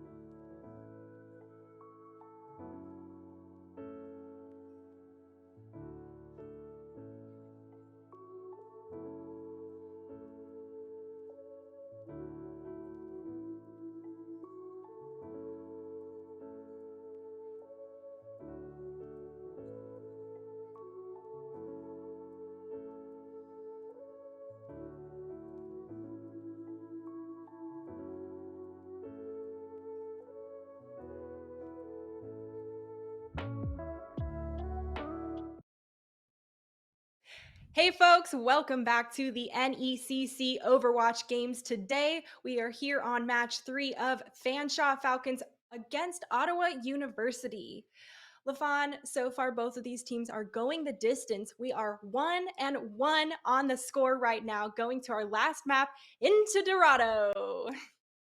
Match 3, map 3. It doesn't get any better than this for sure. And we have another substitute coming back in. Wiegenheim's going to be stepping out. Matt returning to the fray for the Fanshawe Falcons. And as sort of the series has gone, map number 1 was Ilios. He was close, 2-1.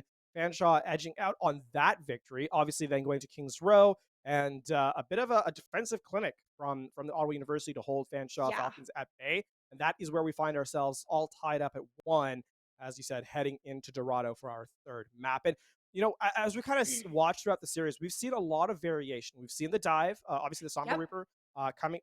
Dive is a generous term. We've seen the Somber Reaper composition from Ottawa University. We've seen the sort of static, double shield. We've also seen a lot of rush with the Reinhardt in May as well, right? In Kings Row. So as we head to Dorado, which is a little bit more open, has a little bit more verticality, I'm wondering if we're going to return to see more of that Winston from Ottawa University. I had a similar thought line. We saw a lot of mobility come through from Fanshawe on those first maps. And, Ottawa tried to answer in kind with their own Echo, but didn't quite have the same value Fanshawe was able to bring. So I'm curious if Dorado has so many different levels. Straight out of the gate, you're already looking up at 2-4 different high grounds, depending on how you like to group them up. But it is going to be, I think we're going to see a lot more mobility coming through from Fanshawe again. Oh, well, maybe not. The Ottawa University obviously attacking first, right? They have to set sort of the tempo of the game, sort of set the pace, the distance, the finish line, if you will. Right. For what Fanshawe kind of have to expect. And I mean, defensively speaking, this composition actually does have a lot of rotational value. You have the Orisa who's going to kind of hold high ground initially. Then you probably will have Siklov kind of fall back to choke while Tank Killer Mate kind of continues to hold that high ground alongside Nason. And the rotating sort of float player is going to be Matt on the Echo. And Matt's going to be the linchpin, really, of this composition. The damage throughput from the Echo is going to be massive. And if Ottawa University can't sort of dodge or shut down the Echo, things get a lot more dangerous. You can see already, Matt 9% off those sticky bombs out of the gate. Jeez. Sticky bombs and a halt. That is the combo to start your ult economy off correct. Ottawa goes ahead, getting aggressive. This is similar to what we saw in Kings Row, just TPing up right here next to Fanshawe, but not quite as in your backline or in your face as Kings Row. They are still getting a little bit of value in pushing Fanshawe off of this high ground a bit, forcing them to rotate around. Cart hasn't been pushed too far yet, but Ottawa moving up up around Fanshawe even more now. They've gotten a couple kills and Cliffwater's gone down. Heals are out of the picture for Fanshawe as it's only Moon left to take care of everybody, and that is going to give them the opportunity to continue pushing this payload here. Yeah, the payload is just starting to move though, so there is not going to be any choke pressure for Fanshawe. They continue to fight in here, and Matt nearly has a duplicate. This could be the game changer right here. Yeah, Simplistic goes ahead and, continues to move forward, but Matt trying to get that pressure onto the Reinhardt. I thought he was going to get it, but of course the focus ray deletes Simplistic. He was so low. That extra damage is absolutely nasty, and Fanshawe Falcons doing a good job here at holding strong just under this archway.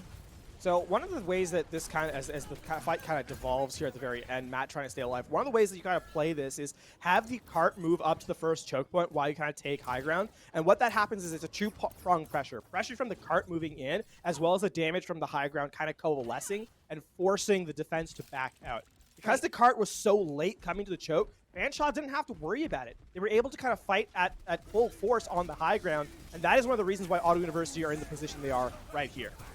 Sound barrier saves everyone from that flux, but Squeak has fallen very low. He dies just at the end of it, and now Fanshawe Falcons continue to swing forward. This duplicate from Matt is getting so much value as he just cleaves away at Ottawa. Yeah, that's going to be the full reset there. And I mean, relatively expensive fight, I suppose, from Fanshawe. They use the duplicate, they use the Molten Core, they use the Gravitic Flux, and the Valkyrie. In exchange, Auto University only uses the sound barrier. So this is now Auto University's fight to win, where they have the Blizzard, they have the Photon barrier to kind of bisect the objective. We'll see if they're able to. No, not with that. Nope, too late. Yeah, blew it already off that one. With Simplistic going down so early in the fight, it's going to be tough here. They've still committed resources moving forward, but Nissan goes ahead, continuing to put that damage in. And, well, now Ottawa going to have to push again and hopefully have the same luck they did at King's Row when they got to use all those ultimates to break through the defense. Yeah, unfortunate timing there for Auto University. As I'm setting up the fight, they've already lost it, which is kind of a tough place to be. They are going to switch Tyrell over now to the McCree, so that's going to give them a little bit more consistent pressure against Matt. We'll see if they're able to get this Blizzard down, because that has to be their win condition here. If they can get this Sigma, this could be big. Tyrell's already been picked early in this fight now. Ottawa's going to be down some of their DPS. They continue to push forward here. Shatter comes through, finds one, and Tank Killer goes down. Lump manages to finish him off, but Fanshawe Falcons are trying to give space as Ottawa aggresses forward. That Blizzard gets Nissan, takes him down with an Icicle, and now Ottawa has once again used their ultimates to bust through the defense of Fanshawe. There is a contest possible here for Fanshawe. See, Matt's thinking about it. They're going to go for it. Wow, that's an aggressive contest coming through. He picks the Reinhardt and already has Shatter online. Drops 3 people on the ground. Sound barrier has to be committed from Sir to keep everyone from Ottawa in this fight.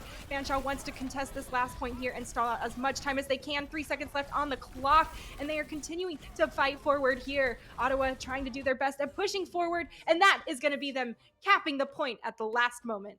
We're going to see switches coming over from Fanshawe. Siklov goes over to the Winston to try and contest the high ground. I mean, that was pretty bold from Fanshawe, right? We saw Matt use the duplicate to just buy time. The Shatter lays down 3, but a well-timed sound barrier from Sir keeps Auto University in play. And, I mean, 2 minutes on the clock here to get through the second phase. Auto University are not out of it yet. Both of these teams have shown some really good restraint using these saving grace resources like the sound barrier at the last moment and really making sure it gets the maximum amount of possible value, not over committing too early. So far, Fanshawe, though, holding strong on this high ground with this switch over on to Soldier 76 from Nissan. So much pressure coming up, and, well, he's kind of like Mario, where he can really take care of himself and is very well-rounded. The interesting thing about this composition from Fanshawe is that Tank Killer Mate's really the stable sort of anchor tank in this particular instance, right? Tank Killer Mate's going to be playing the one that's kind of contesting the objective while the rest of the team kind of holds this high ground. And, you know, especially with the Echo being able to fly around, being pocketed by the Mercy, you can see, like, a lot of pressure has to be absorbed by the Sigma in the later stages of this fight once they drop to the objective. But Duplicate's online yet again. Immortality committed by Simplistic here for Ottawa to open up this fight. Matt has gone down, and the res just barely canceled out at the last moment. That was a very aggressive res right in the thick of it, and now Fanshawe is down 2 as they wait for heals to come back. Ottawa's going to push forward here. They know they've got a bit of an advantage, and they are just waiting for Fanshawe to drop down and try and make a move. Nissan is forced off the high ground and gets chased a little bit, but doesn't get finished off. 1 DPS has gone down. Nissan's pockets are going to try and save the day. He's trying to make hero plays. The rockets pop Lump straight in the face, but it's not enough as the self-destruct coming through from Ottawa is continuing to zone Fanshawe off. They were reinforced by the sound barrier from Sir once again, and they continue to cleave forward here, trying to remove Fanshawe Falcons from this point. 0.18 meters left before it has capped to the second checkpoint, and, well, they are putting all the damage they can into this fight. Fanshawe goes ahead and commits the duplicate on top of it. Another big shatter once again, LaFawn, and they are continuing to cleave forward. Matt's trying to do all of this damage alone. No one is taking him down. They're just trying to wait for it to time out, and it seems like he might have been able to just flip this fight himself with all of his resources, and Fanshawe Falcons able to stall this out at the very last moment, handling Ottawa's trickling in from their fast characters, and all that's left now is for them to finish off this ball in Moira, and it is going to be a pretty incredible second defensive hold that we have seen come through here from Fanshawe at just the very last moment. I mean, I keep thinking they're going to be able to finish anyone off, but the focus fire isn't quite there yet. They've got 2 more kills from Tyrell, and the res is 6. LaFawn, how is that res successful? On to Cliff Water. This has got to stop. You have got to be more punishing on such an aggressive res like that. Self-destruct coming through from Ottawa, and does not find any. Oh, finds Matt? What? A zoning ultimate is successful. Another one comes off, and OT bar runs out so fast as soon as anyone's off the point. Got a self-destruct in the air from Tank Killer Mate. That was a incredible sequence of events from both squads there, right? First off, the nano boost onto Matt to keep the Echo as the sort of pressure point, and then having NECC coming in on the Tracer in the backline while everyone was focusing on the Echo, obviously with the duplicate into the Earth Shatter. While focused on the Echo, the Tracer comes in and cleans up, and then Tyrell, not to be outdone, the respawn is just barely enough, and in the chaos is able to pick up 2 kills to make it interesting, if not at least that second point captured. But ultimately what it comes down to is Fanshawe, an excellent read in terms of the ult economy. They're able to just be the last team standing with resources left. And I mean, it's easy for me from the casting booth to say, oh, they just had resources left. But it takes an immense amount of mental restraint to kind of understand when to use those abilities. And Fanshawe, under pressure, are able to close out the fight. And I mean, now put themselves in a pretty decent position to close the series away. They only have to capture 2 points here on Dorado to take the victory here. Audio University certainly have their work cut out for them. Yeah, a very clear win condition for Fanshawe right now to try and take this map of Dorado. Gates are going to open up, and, well, currently, okay, yeah, I figured that was going to be a change off the Bastion. Makes more sense to have that McCree and the CC available. Tank Killer already goes down from that, or from Tyrell on the McCree, and, well, it looks like Fanshawe can't quite get out of the doors for this first push yet. A great close hold here from Auto University inside the close house, bursting onto the objective, and then surprising Fanshawe. Now Matt in the high ground, though, is putting a ton of spam in downrange. Oh man, and that wall means that you cannot run away back into spawn. So far, Echo and Mercy have been pressured out so far on the edge. They finally get back into the action in the fight, but the kill is good. Focus beam comes up big as Matt gets that kill onto Tyrell. That's going to give Fanshawe a man advantage and going to get them the aggressive momentum they need to move this payload forward and take the space. It's tough with them guarding in this little room, as this little room does technically contest the point when you are here in its zone, and with that last clear onto Lump, Fanshawe's definitely going to be able to push it out of this little archway. Most critically is that this fight didn't take a very long time for Fanshawe, right? It only took them about minute 10, and considering that Auto University won the first fight very cleanly, it's a good re-aggression from Fanshawe in those last-ditch moments. Now, here, the cart is going to get past that first choke before a recontest is truly available, and that means that Fanshawe can actually set up. They have the duplicate available. They're going to be able to kind of play the aggressive copy in, likely off of the Reinhardt here. We've seen the Reinhardt copies all day. Today, though, it is actually going to be the Diva gets demeched very, very quickly. Of course, already has self-destruct and is popped out of duplicate. Ottawa's being reinforced by the sound barrier during the blizzard, and the self-destruct finds 2 anyways. Gravitic Flux takes out Squeak when he was so low health, and right now, Fanshawe Falcons going to be able to push this point. Good. Again, just the understanding of spacing there from Fanshawe is incredible. Matt doing a great job of staying alive in the duplicate form, right? The self-destruct isn't quite online and is DMX, but is able to get the second, able to get the call mech down and then have the self-destruct to kind of close out. And now Auto University are going to make a couple of changes. They're going to go the Somber Reaper Rush again. 4 minutes, 11 seconds. Fanshawe, they only have to get through this this phase of the map. We can see the yellow box of victory just there ahead of the second checkpoint. Ottawa trying to take the low ground away. This is going to be a hard re-aggress. Ottawa's moving forward here, trying to put any pressure on this back of Fanshawe. A little bit more coming in from the tanks as the nano boost has been committed onto Sicklev. They're still trying to find that value, and, well, an exchange does go back and forth. Primal Rage committed here onto Ottawa. Sicklev trying to find that value and displace everyone, moving them into more ideal kill locations. That boy Moira had nowhere to run after being booped around, and once again, Fanshawe just doing a great job of sectioning people of Ottawa out on the side and, well, polishing them off. You're gonna get the Oh, stagger on the Pilot Diva Sleepy too. Beach. Oh, poor Beach. This is disastrous. Because, again, we can see that Yellow Box's victory just meters ahead.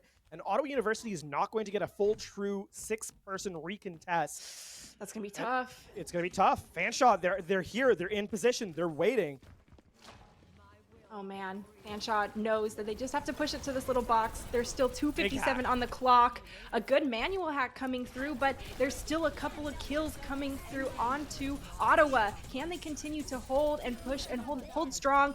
Nissan going with the attack visor here from the high ground, absolutely slaughtering everyone in his sights. That auto aim is nice and easy there. Matt flying high, enjoying the view, watching his team go ahead, take it down. The remaining trickling players coming in.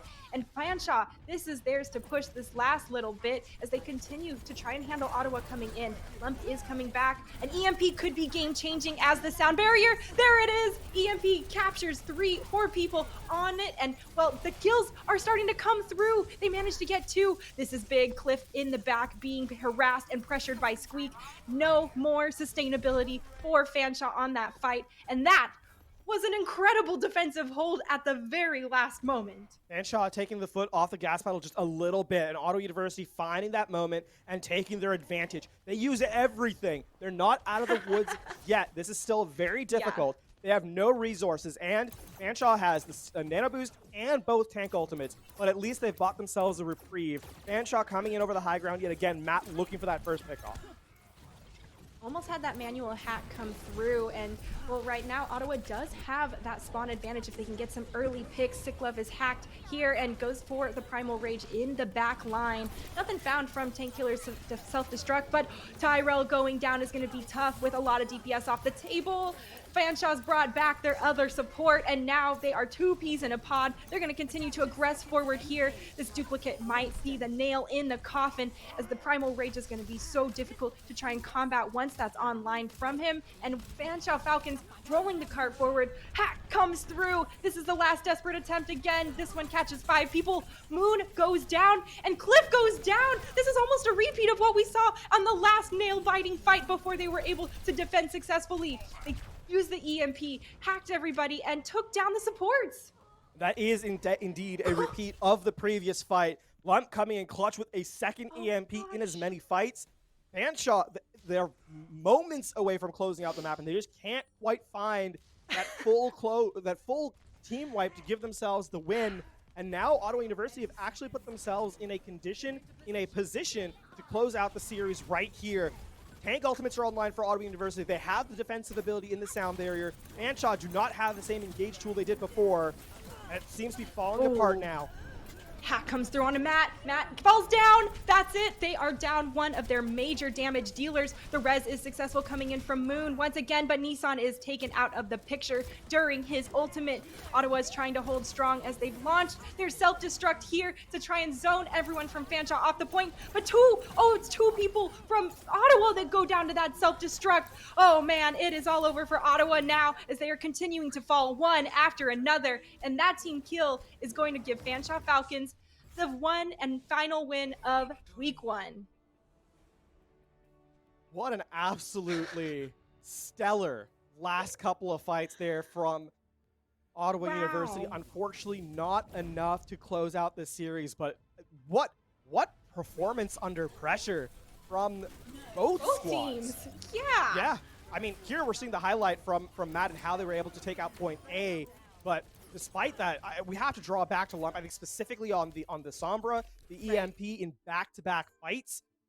The fact that you're able to build it that quickly is astonishing in and of itself, but that your team is able to get the respawns in time and to stabilize enough, the communication required to keep the momentum going in your favor. And then obviously Fanshawe in the last moment, each comes up with a big self-destruct to get both tanks right out of the picture. And then the sustain is no longer there, and Lump cannot pull magic out of the hat the 3rd time in a row. As Fanshawe take the series 2-1, but that was incredibly close. Yeah, I can't believe how close both of those teams were to defending and to capping just that second point area. really a lot of clutch plays. And I have to say, I think that their synergy as a team shined through a lot during those high pressure moments. And, for Ottawa, a little bit harder at the end, but they had some fantastic defensive moments. And repeating the same Sombra, taking down 2 supports, that is some beautiful textbook Overwatch gameplay right there. Couldn't quite hold it strong at the end, but I mean, both teams, huge amounts of back and forth. And I mean, I got a lot of respect for the skills they brought today. Yeah, both teams can walk away from this game with their heads held high because it was spectacular Overwatch, right? I don't think either of them should be ashamed of what they performed here today. No, It was yeah. really, really well done. And I mean, one team has to win. That's sort of the nature of this game. And in this particular instance, it was meters, not even. It was centimeters separating them from each Yeah. other. So when it's that close, you can say, safely speaking, it's, one fight here, one fight there. And as we go through the rest of the season, I'm extremely excited to see what these teams provide, because when they're that close to each other and they're contesting, that means that there's room for improvement, that they can fight against each other again. And how they perform later on in the season is going to be, I think, a treat to watch, not only for us, but for everyone at home, and of course for the players on the team as well. A round of applause to both squads. That was some fantastic gameplay, especially on Dorado. Absolutely. And, I'm pretty excited to see how they're going to continue to evolve throughout the seasons. When you have a match that close, you're right. It's not just like one moment in the whole match that could have changed the tide or given a different outcome. There's going to be a ton of small little things that they also could have done, more than one fight, little combinations. And I'm excited to see how much those are going to be refined throughout the upcoming weeks to really show how crisp and strong these players are at Overwatch. That's it's exactly what's running through my mind as we kind of get set to see what they have left for us here in the rest of the NECC season. Totally. Well, folks, we are done with our third match of the day, but there are a couple more coming up. LaFon and I are going to go ahead and step off of the broadcast, but folks, you are going to be in fantastic hands with Bull Skunk and Chef Billy. They are a killer combo. I'm sure you guys have seen them around the scene already. Before we, sign off and do our bit, I want to give a big thanks to everyone behind the scenes production-wise. Always underrated, and they're the true people who make the magic happen and bring you this fantastic broadcast. So, Caroline and Michael, thank you. LaVon, it was awesome casting with you here at NEC for our first time, and thank you so much for joining me today. Is there anything you want to say before we sign off? That's you've taken the words right out of my mouth. It was a ton of fun. It was a pleasure, an absolute blast to cast some spectacular Overwatch alongside you, Waffles. So I'm excited to see what's up next. And for Chef Billy and Bull Skunk, I guess the only words I have are take it away and break a leg.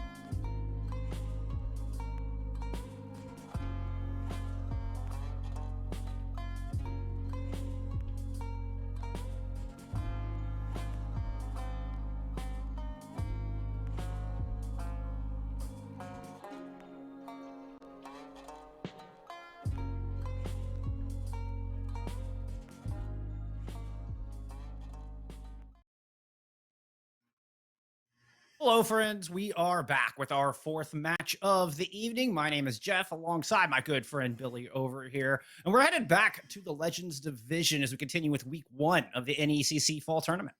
Yep, and we've got a banger tonight. We're going to have Converse University out of Spartanburg, South Carolina, the Valkyries versus a college from Windsor, Ontario, my former country. I'm an expat Canadian. And it's going to be the Saints of St. Clair College. And, in looking at the two teams here, we know some players for Converse University. We know Maxwell from the Contenders Trials Open Division Circuit. We've cast them quite a few times, but the real person that we're looking at is Hammer. Hammer, we're sorry we keep following you everywhere, but hey, it's good to see you again. And he's going to be playing DPS tonight. And I think that's something that we're going to be keying in on tonight. Is going to be the DPS matchup between these two squads. I mean, Hammer is normally a main tank player, and Yeah, he's been playing on DPS. Yeah, we've only ever seen Hammer play main take. Back for a high school squad called We Are Powerful. They were a dominant squad, did not drop a single map that they played in the last tournament we saw them. Also played for Best Buds in Open Division, got third place in Open Division. They were this close, Billy, to getting into Contenders Trials. Either way, both of these DPS players for the Converse Valkyries are no strangers to high pressure competition. So Bailable, Cheesy, Kale, the DPS for St. Clair's, they're going to have their work cut out for them today.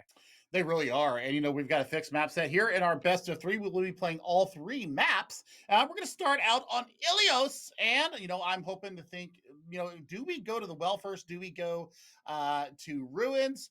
I'm a personal fan right now of Lighthouse, seeing what they're doing in Owl right now, how they're working these really weird compositions going in, depending on whether you want to go in with the Reinhardt, do you want to go in with the Wrecking Ball, you want to go in with the Winston. It's all dependent upon what kind of mobility and work that you want to get done inside the point. And what these teams are comfortable on.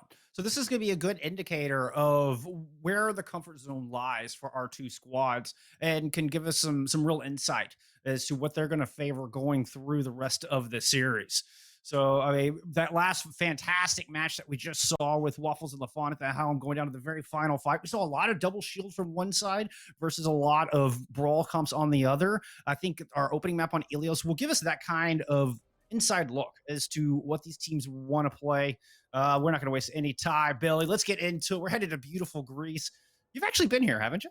IRL? I've actually been here. Actually been here IRL, and it's so spot on with how they built the architecture with these lighthouses on Mykonos Island and such. So I was very impressed when I first saw the game come out, and especially on Ruins, just the eye to detail here. But let's get into the meat of this here. Converse Valkyries bringing out a little bit of the Wrecking Ball Diva in the tank line. And then we're looking for Winston Diva coming out of St. Clair Saints. And, we talked about we're going to be looking in on the DPS battle.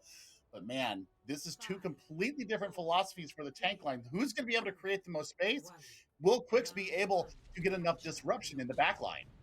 Yep, we're going to get the dive comp with the Farah going up against what we like to call the Blackout Brawl. It's really more of a rush competition. So St. Clair's looking to just pound on any vulnerable target. Kiwi looks to be the most vulnerable. Is running a Mercy Zen backline. Still Kiwi's going to have to be very carefully positioned to not get ran over by this high octane composition coming out of St. Clair's. And so far, Valkyrie's doing a good job of just setting up all across the map. Headed for the top line. Apostle gets greeted by a set of micro missiles taken out of the fight. Trade's coming through. Both teams down one tank. It's 5v5 as Valkyries pick up first control. Yeah, and still Kiwi's going to pretty much have to keep a perma-lock with that Orb of Healing onto Maxwell, who almost has Pulse Bomb out of this first engagement and takes down the Reaper in a heap. So, right now, DPS battle working definitely in favor of the Valkyries. And since they've got this first control, they are free to just sit up around this courtyard, dropping in DPS ults right there. And it's this DPS line we highlight at the top of the series. Maxwell and Hammer coming up with the goods. Yeah, beautiful predictive pulse bomb coming out from Maxwell there. Hammer letting loose with the barrage as well. There is nowhere for St. Clair to hide. And now it looks like, they're going to get a little bit of healing, probably a swap off from, there we go, onto the Cowboy. So now they're going to be trying to really focus in on Hammer. I believe the G-Scales is going to need to get up into the air and challenge Hammer because they've just had 3 rains so far, Jeff. Yeah, Bailable will be able to use that flashbang to Good use on the Tracer as well. Try to stop Maxwell in their tracks. St. Clair's headed towards Cage. Trying to isolate some members of Valkyries here, but they're taking so much damage. It's pretty slow moving. You can see that Discord Orb on Apostle. Look at all the damage. Look at all the pressure onto the front line, and Apostle immediately back in spawn. The vulnerable Kiwi does get taken out of the back, but res available for that squad, and not even the sound barrier will be enough for St. Clair's. This Transcendence from Kiwi, it's going to be the nail in the coffin on this fight. Oh, yeah. I mean, you know, the res came out, beautiful usage of that. That allowed the Transcendence to come out. I mean, they have all the healing resources that they need. EMP should win this next fight for Saints, though. Yeah, with that Transcendence already been used. See if they can get in there. Cheesy's able to find one already. Hammer trades out, 1-for-1 with Bailable. Rez makes it off. That Lucio had me holding my breath, Billy. Somehow Chance gets that res off. Cheesy, they managed to pick up another kill, though. Still holding on to this EMP, and all the while, St. Clair's have flipped the objective. I mean, they're going to have 5 ultimates coming into this next fight, Jeff. And I mean, the biggest one, obviously, is EMP. The Coalescence from 9 to initiate the fight. Cheesy finds a kill, the hack on the Chance, and the follow-up on the Hammer. Cheesy putting in a ton of work on this Sombra. Manages to single-handedly dismantle the pharmacy combo. Yeah, and now the healing difference, Jeff, is starting to really rear its head. The sustain that's available to the Saints right now is just keeping them in the fights longer than what Valkyries can get damage output from the beginning. So Maxwell is going to have to look for the pulse bomb into the support line to get any kind of aggression onto the points. Trying to initiate, just quick boil through. Oh, the Cowboy unleashes! And the Deadeye picks Chance up, following up on that EMP beautifully. The flash headshot, well, body shot, but still, the results are the same. Maxwell back in spawn. And Valkyries have suffered too many casualties. They've managed to trade out a little bit, but I think a reset might be in order. Now the res does come through. Maxwell or Hammer's going to take back to the skies, but Quicks falls for the second time in this fight. Yeah, I think then you need to swap off the fire now. I think you've gotten the work done with it, but now you're approaching get the same amount of capture percentage. Apostle with the Primal Rage taking out Kiwi almost. Oh no. Transcendence once again. The hack is beautiful from Cheesy. Hammer and Chance, like they just can't hover over the seas at all. Cheesy's looking for that, pouncing on that opportunity. That's twice now getting important kills with a simple manual hack, and it's turned the tide of this. One last chance for Valkyries. I don't even know if they're going to get a complete fight here. They're really not going to, and this is a predictive bomb coming out. Not going to find any joy with it, so that's a great addressing of that. But now they've got to get on the point and start taking them out. Nice focus fire unavailable. That's a big threat. God, Apostle out of the fight as well.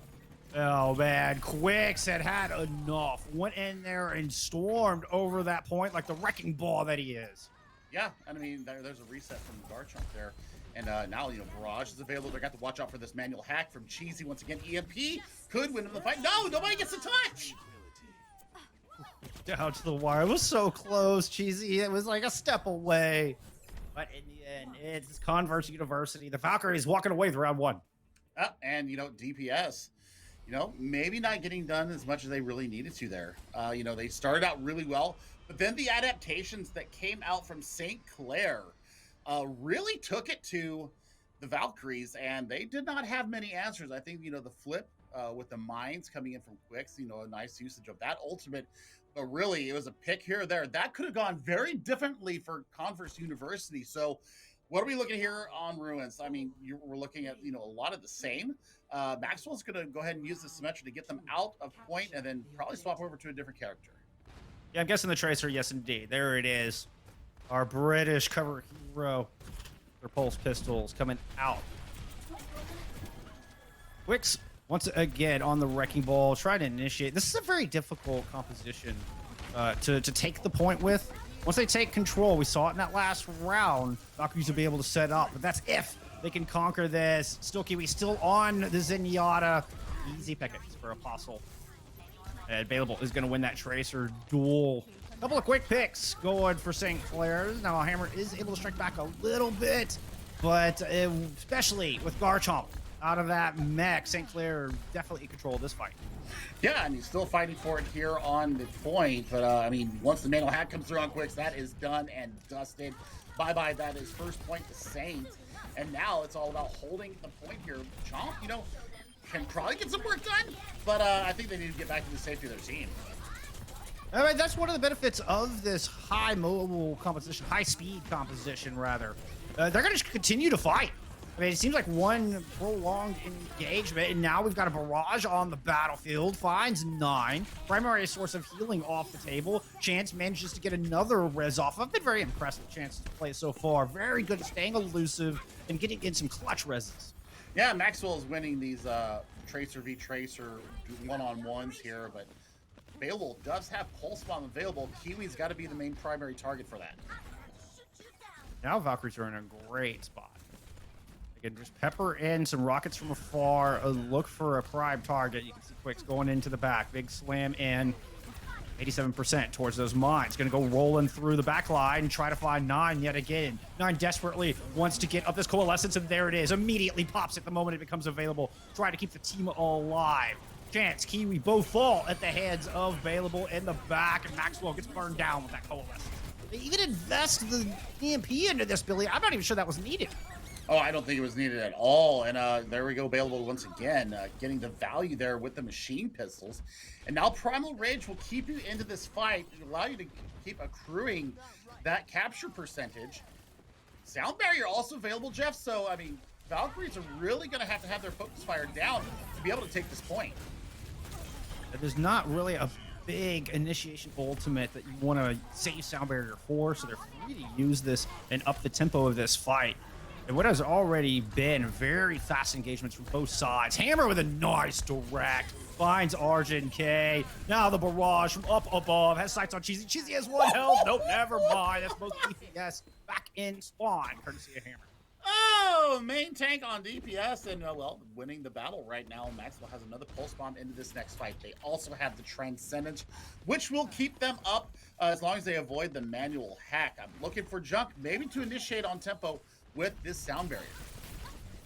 So we're talking about Cheesy and Available. We're going to have to step up. They have been putting in some work. This has been a great duel, but Kiwi and Scales are able to find kills onto the respective tracers on the other side. 5-5. Hammer still raining death from above, trying to dislodge the tanks off this point. Quicks focusing on the Sombra, not allowing to get comfortable, not allow that Sombra to find those important manual hacks. Another big pick from Kiwi. This Bloodthirsty Zenyatta picking up their second of the fight. This one on to 9. And now that source of healing is gone. No more heal orbs. Apostle and G-Scales don't have the sustain. Oh my goodness, and Pulse Bomb ready to go once again for Maxwell. So you're going to have both DPS ultimates to hold this point. 8% more, and they're going to go ahead and take Ilios. Oh, what a play! Maxwell destroys the translocator. Garchomp sends Cheesy for a swim. The big 1-2. And the EMP back in spawn as we approach the overtime. Hammer takes care of the remaining members of the Saints who were left on the objective. Now it is just G-Scales trying to stall out. The Pulse Bomb will send that pilot packing. The EMP comes out, but it's a bit too late. Nobody there to follow up. Valkyries are in prime position. They'll take round 2. The inevitable cap comes through. That's a 2-0 victory on Ilios to start off their fall tournament. Man, you want to know who I'm really impressed with right now, other than Kiwi on the Zenyatta, who is very bloodthirsty indeed. It's Quicks on the Wrecking Ball. He has actually gotten a lot of value in the disruption that we talk about. He is using that grappling hook, and he's not disengaging right away. He's getting as much knockback potential out of these grapples that he can. I am just absolutely impressed with this young Wrecking Ball player. I'm really going to be looking forward to them moving forward through this series. A very good Wrecking Ball play indeed. Getting max value out of those adaptive shields, knowing exactly how long they can stick around and keep the poke damage and keep the disruption going. I'm anxious to see if they do stick with this composition because the Valkyries were very good on this ball comp. Yeah, I mean, it was great. I think that moving forward, though, especially when we head to Kings Row, after our little break here coming up, are we going to see Brawl come out? Are we going to see the same high mobility characters coming out once again? And will St. Clair be able to counter that in their own inimitable way? Well, we'll find out after a quick word from our lovely sponsors. We'll see you back here in a minute. What will you like today? Another Cloud 2 classic? I'll stick with the usual. Maybe take a little bit off the sides.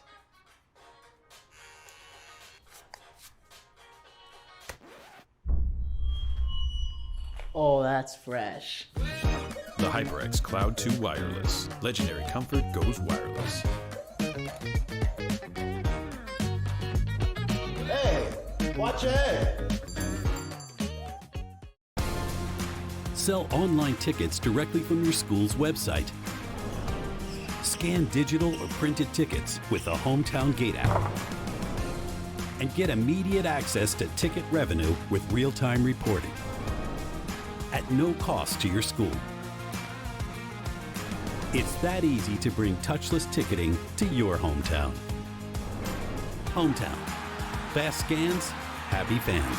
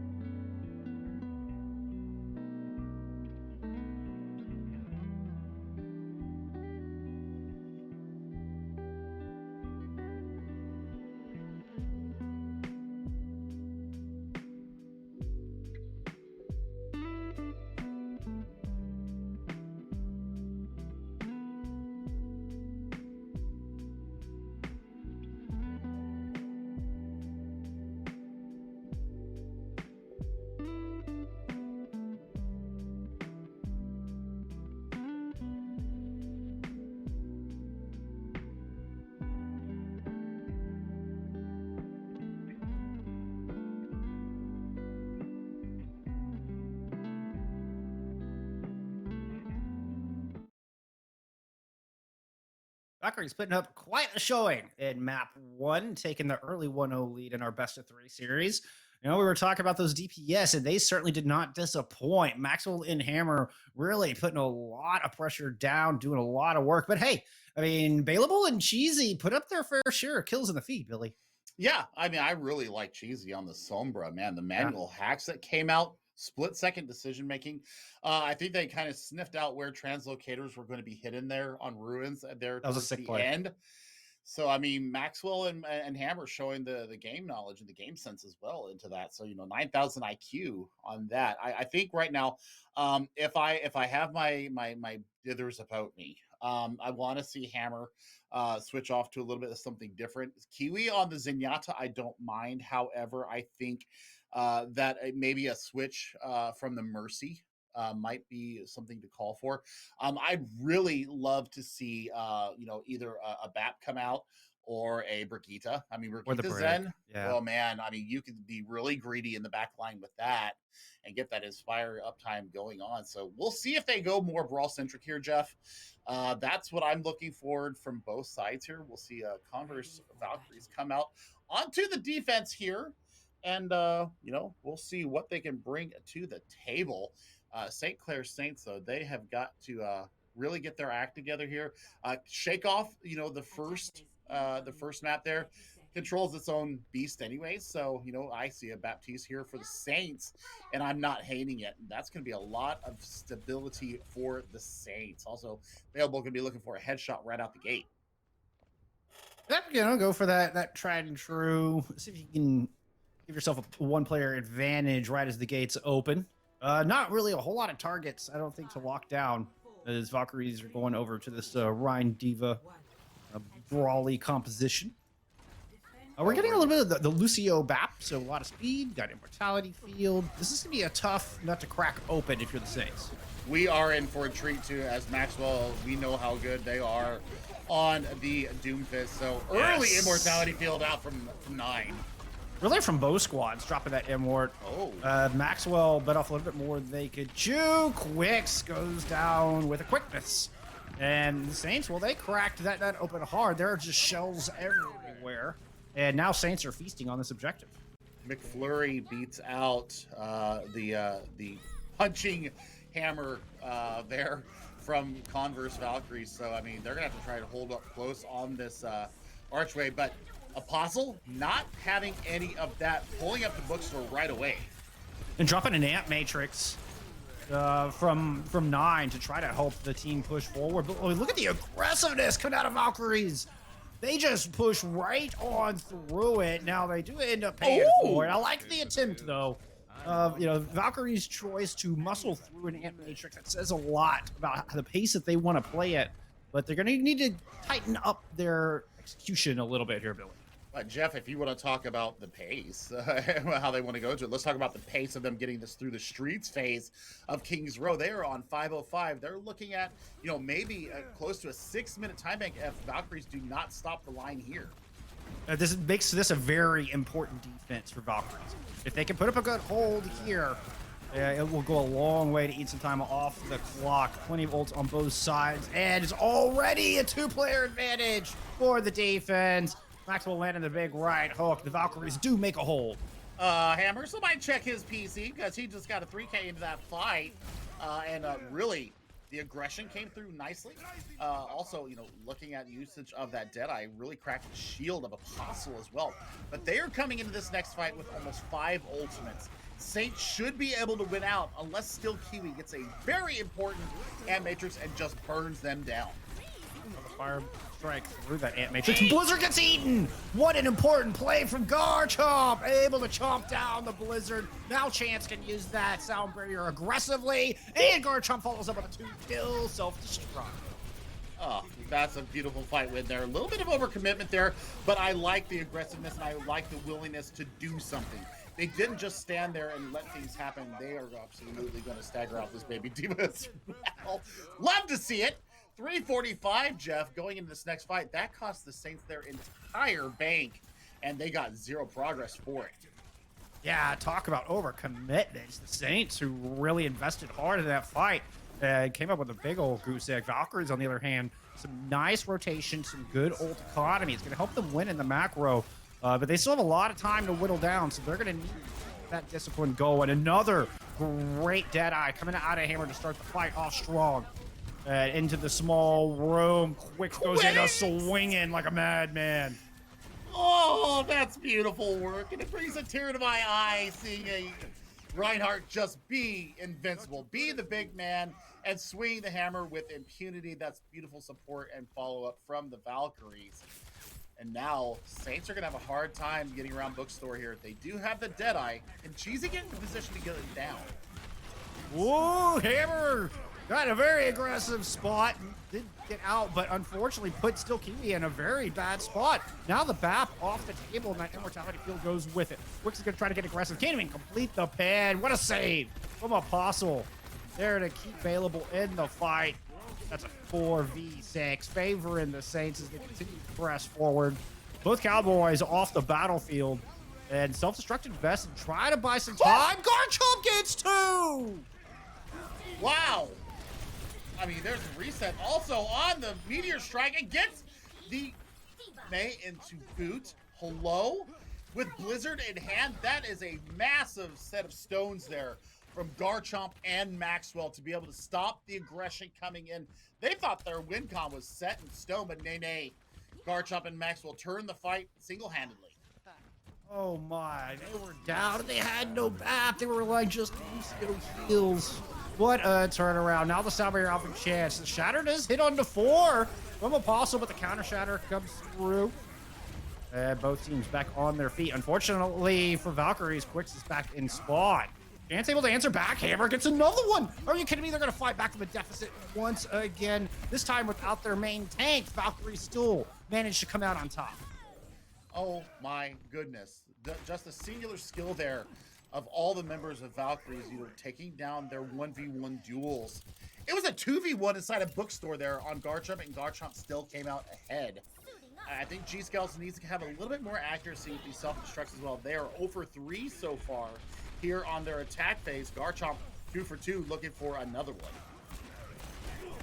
Yep, 4 eliminations under Garchomp's belt with those already. Argent K with the Sound Barrier out to try to start the fight. Push it forward, Deadeye to follow it up. That's going to force Valkyries back around the corner. Garchomp can't make it back. Maxwell tried to get aggressive. Eats a headshot right between the eyes. Cheesy has finally unlocked this defense. This card has rolled all the way back to bookstore, Billy. This thing was on the verge of getting into the Foundry. 5:30 plus on the clock when they rounded the bookstore. And now we are down sub 30 seconds, Jeff. That is a 5-minute hold, and they still have not gotten there yet. They do have Amp Matrix, though. Saints should be able to buy this corner with it. Oh, it's just an impressive clutch play from Garchomp in particular. That's doing fine work as well for Valkyries. Amp Matrix up as Hammer's Deadeye blocked by the main wall. As Valkyries once again try to push past it, try to divert the attention from the attacking Saints, and it diverts them enough to where Garchomp lands another, and the rest of the Saints are forced off the point. What a huge hold from Valkyries. Shiny Gold Star right now? That's definitely going in Garchomp's favor. Good Lord. All the value out of the self-destructs possible. Also with a Blizzard Eat as well, Jeff. So not only getting it done with the ultimates, but also with the cooldowns as well. Big reason why they stalled out the Saints. Let me remind everybody, 5.5 minutes they had to get to point B. And they just couldn't. Yeah. It was fantastic ult rotation. Great discipline. And they won that in the macro with it. There was a fight there where both teams had even amount of ultimates. St. Clair spent all of their ults. Valkyries only spent 3. And still had 3 to use for the next fight. And they won that fight with using nearly half of the ultimates invested. From then on, and Valkyries were able to just continue this wonderful rotation of their ults, always finding max value. And then, well, I mean, we might as well just dub these some Gar bombs because those were phenomenal. I love it. I love it. Chomp, chomp, chomp. Looking at Saints, though, there's a little bit of adaptation going on here, Jeff. If you want to take a look at the support department, our junk is going to be going into the Brigitte. That is in direct relation to Maxwell bringing out, or the anticipated bring out of the Doomfist once again, trying to protect 9 and probably available as well. Yeah, I think it's a smart play from Argent K right there. Maxwell, even if not getting 3 kills a fight, not hard carrying, provides so much distraction, and it allows Hammer and Quicks to do just that right there. With your head turned, you never see the shots from that Peacekeeper coming. The Hammer lying true, the Fire Strike ripping through your front line, and Valkyrie picking up this point. Yep, and Hammer is definitely showing their prowess on the DPS once again. Maxwell and Hammer, the DPS duo for the Converse Valkyries. Man, that is a quick unlock of this first point, just as fast as we saw the Saints do it. Now, how are they going to deal with the Streets phase? We saw a full hold or a really massive hold come from the Valkyries here. Are they going to be able to push up and get around the corner? We're going to get the battle of the main tanks of this fight. Maxwell! Oh my goodness. Taking matters into his own hands. Does eventually go down, and Hammer has fallen as well. So despite the early pick onto that Baptiste, Valkyries are trying to push with no DPS, but they're still able to pick up a couple kills. They've got a clear advantage in this fight. They're going to run off the rest of the Saints. Yep, and I think this is great staying power into the fight. And there we go, Garchomp getting the kill onto the Cowboy there.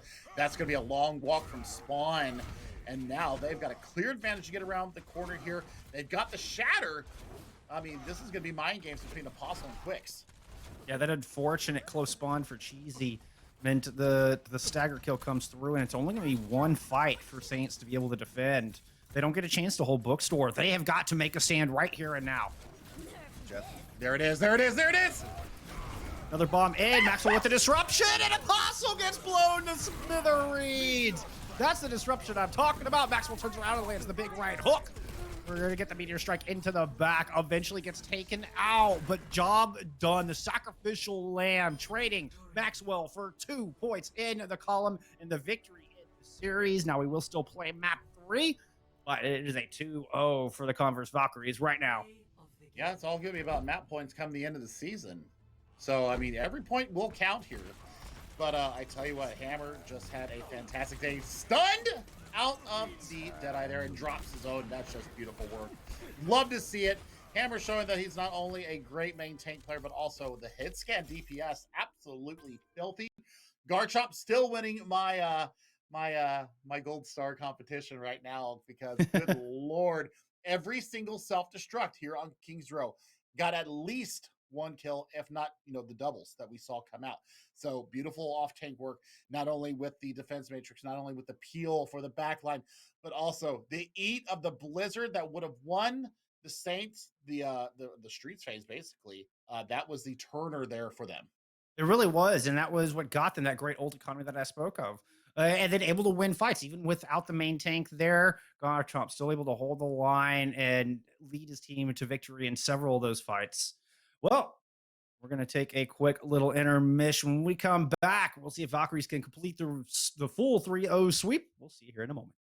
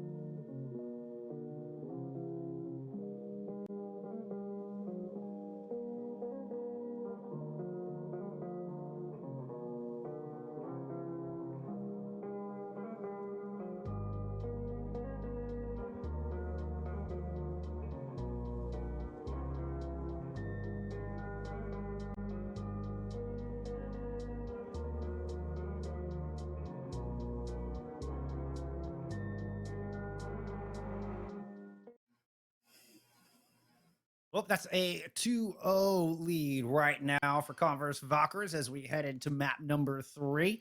The Saints can't win the series, but they can still, put a map score in their favor, which, like you mentioned before the break, could come in very important, could play a big part as we head on through this deep tournament. Yeah, Dorado's coming up next. And so far, what we build as a DPS difference has come to bear. I'm telling you what, Hammer and Maxwell have been putting on a clinic. And, while we see, Cheesy and Bailable really doing their best to counteract it, the synergy of the Converse Valkyries right now is a beautiful thing to see. You can see the communications, you can see the rotations on the screen, and their communication, you can see it just happening before our eyes. So, I'm loving what I'm seeing here. Will we see Winston come out here from Quicks? I think hurt my Winston feelings. would not. I mean, I know you love the monkey. I love the monkey too. But we also might see the Farrah come out once again. He's a scientist, Billy. Tier 2. Tier 2 contenders commercials coming to you live here in NECC. And I'm a scientist, and you might have an addiction to peanut butter. So, Converse Valkyries, though, coming out on the defense again. No side swaps here, Jeff. Looking like we're going to pull a little bit of the Halt Hook. One of the old OG compositions here in the tank line. And, man. Ball and chain. Oh, nope. We're going to get double shield. Little debate. Yeah, but I mean, I don't hate this either. Garchomp has had a great off-tank performance today so far. I'm definitely interested to see how they're going to do with the Sigma. And we do get to see Monkey possibly coming out from the Saints. Yeah, Valkyries have shown us 3 different compositions entirely, 3 different styles for our 3 maps of the day so far. The Saints choosing to go on attack, by the way, do indeed roll out with a bit of the old, kind of a rush dive hybrid here, really a poke dive hybrid.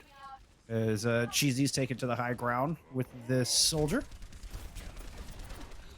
Soldier able to put in a lot of constant pressure, which would be good into breaking these shields. Try to get Valkyries uncomfortable, see if they can surround him and find a vulnerable target for Bailable to pounce on. Bailable's forced to use that recall early, but the Saints have managed to push Valkyries back off the high ground, back towards the courtyard. The real question that I've got right now, Jeff, is how is Bailable going to be able to close the difference with the distance with the 2 shields, also with Maxwell with the flashbang? I mean, Bailable is going to be in so much duress throughout the entirety of this map. Yeah, it's a lot to work around, no doubt. I mean, you got Halt, Creation, Shield Bash, and that deadly flashbang, all with Bailable's name on it. Argent K goes down early, but the tank line of the Valkyries has been sent packing, and that is a +2 now for the Saints, as they're going to barrel over the double shield composition, grab themselves a point A. Ooh, that card's a little further back than I thought. There may be time for a recontest. There should be time for a recontest. A Hammer swapping over to a Tracer of their own, so now you got more mobility. I didn't see very much value out of the Assassin there, so that'll be point A unlocked. Cheesy's going to have the Tech Visor ready to go in this next fight. Argent K had already used the Nano most ostensibly onto Apostle to keep him up to that last fight, so not on the table right now. No, but it does mean Apostle has this brim range. This is getting popped immediately. And just absolutely bullied off of that high ground. It's going to go back in for a second try with about a 3rd health, and that was ill-advised. Maxwell takes down the rest of that bar. And it looks like the Saints are just going to reset 60 minus the main tank right now. Yep, and I mean, Beowulf and Hammer going 1v1 here, and who's going to come out on top of that one? Not necessarily sure, but both CPS Ultimates ready to go for Saints. They should be able to burst down some shields using the Attack Visor. Valkyrie's dropped off of that high ground after killing Apostle. I don't know if I agree with this. They're going to press that aggression, dropping both support ults, and try to muscle their way forward. They find Apostle for a second time. Focusing down the Winston time and time again has served them well, and it looks like dropping to the low ground was indeed the right call. Yeah, it's the initiation tool, getting all the work done for that. So, I mean, 3-4 ultimates ready to go for Valkyries. They're going to have their choice of how they want to rotate it, and I think that Hammer goes into the back and tries to land one onto 9, and if they can get that, that should win them this next fight. Where they're set up here in this choke. This looks like one of my ranked games, Billy. tried to set up here, but Valkyries are a lot smarter in their positioning. They'll know when to pull back, but it has left Chance vulnerable to this pulse bomb. Now self-destruct going up to the high ground. Nanabu's on to Cheesy, who's going to pop that tack visor. That's quite a lot of ultimate, but hitting the goods with them. Trying to burn down Garchomp. Will find that kill. Cheesy with a nice flank and a great timing on that visor. Yeah, I mean, and they just absolutely spent the bank there just to get them around the corner. So they've got another corner to get around here, and that's going to be time for a Gravitic Flux. If Quicks can land a halt into that and drop the hammer from Maxwell, this could be an extremely bloody engagement. And that was the high risk, high reward of dropping down and the defense trying to play so aggressive. Valkyries eventually pay for it. They're going to try to take it back now. The car is rounding the corner. Come up, drop this shield down. Look for an opening with this Gravitic Flux. Garchomp picks up one, doesn't even need it. Here comes Apostle from inside the vault. Maxwell drops the Deadeye, trying to pick up the angry scientist, but Apostle just gets the heck out of dodge. Meanwhile, Chance falls, and the protection from Kiwi is gone. There goes Apostle to follow up on that. Kiwi's out of the fight. Both supports down here for Valkyries. They're going to go ahead and invest the Flux to try to bring it back. Striking back on Arjun K. Hitting the back line on the other side. Both teams limping through the back end of this fight. And Valkyries, courtesy of Hammer and Garchomp, looks like they're going to hang on. 1.26 meters is what separated them from, where they're at right now and taking the second point and heading inside of the factory here. So, man, available. Closest right now for the Saints with an ultimate pulse bomb. Got to be looking for Chance. Still, Kiwi can deny spacing. I hope that they have retaken the high ground here, because that would be a great place to deploy that amplification matrix. Yeah, it looks like we're going to get a high ground v high ground duel. G-Scales and Apostle are down low, so a bit of a split attack. Arjun K trying to blow up the rest of this primer will be the real go sign here. There it is, right on cue. Apostle coming in with maximum shock value, go low it and put a lot of pressure down. But is forced off by that Ant Matrix. Still, he has dropped in the doorway. Chance able to armor everybody up, and Maxwell's going to step out. Get two with the Deadeye. That's Cheesy and Arjun K suffering at the heads of that ultimate. Garchomp continuing their impressive run here in our opening week as well. Yep, and I mean, just beautiful rotation there coming from the entirety of Valkyries. That halt brought everybody back in. 1.1 meters, still inching ever closer. I mean, they're 14 centimeters closer to getting to what they need. But my goodness, Saints, I mean, they really are expending ultimates at an alarming rate and not getting a necessary value out of them. Scales is going to have to deploy everybody out of the way with this self-destruct coming up.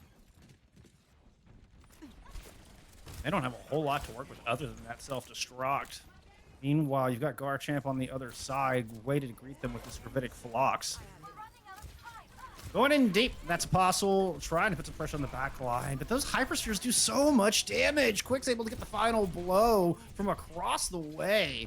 And now with the overtime wick burn in, Saints don't have the cornerstone of this composition. Apostle's got to swap to a ball to try to get back into this fight, but Bailable is down. Self-destruct tossed in from G-Scales. That's going to find Chance, but still Kiwi is going to answer right back. Brick gone. Maxwell lands the flash and the headshot.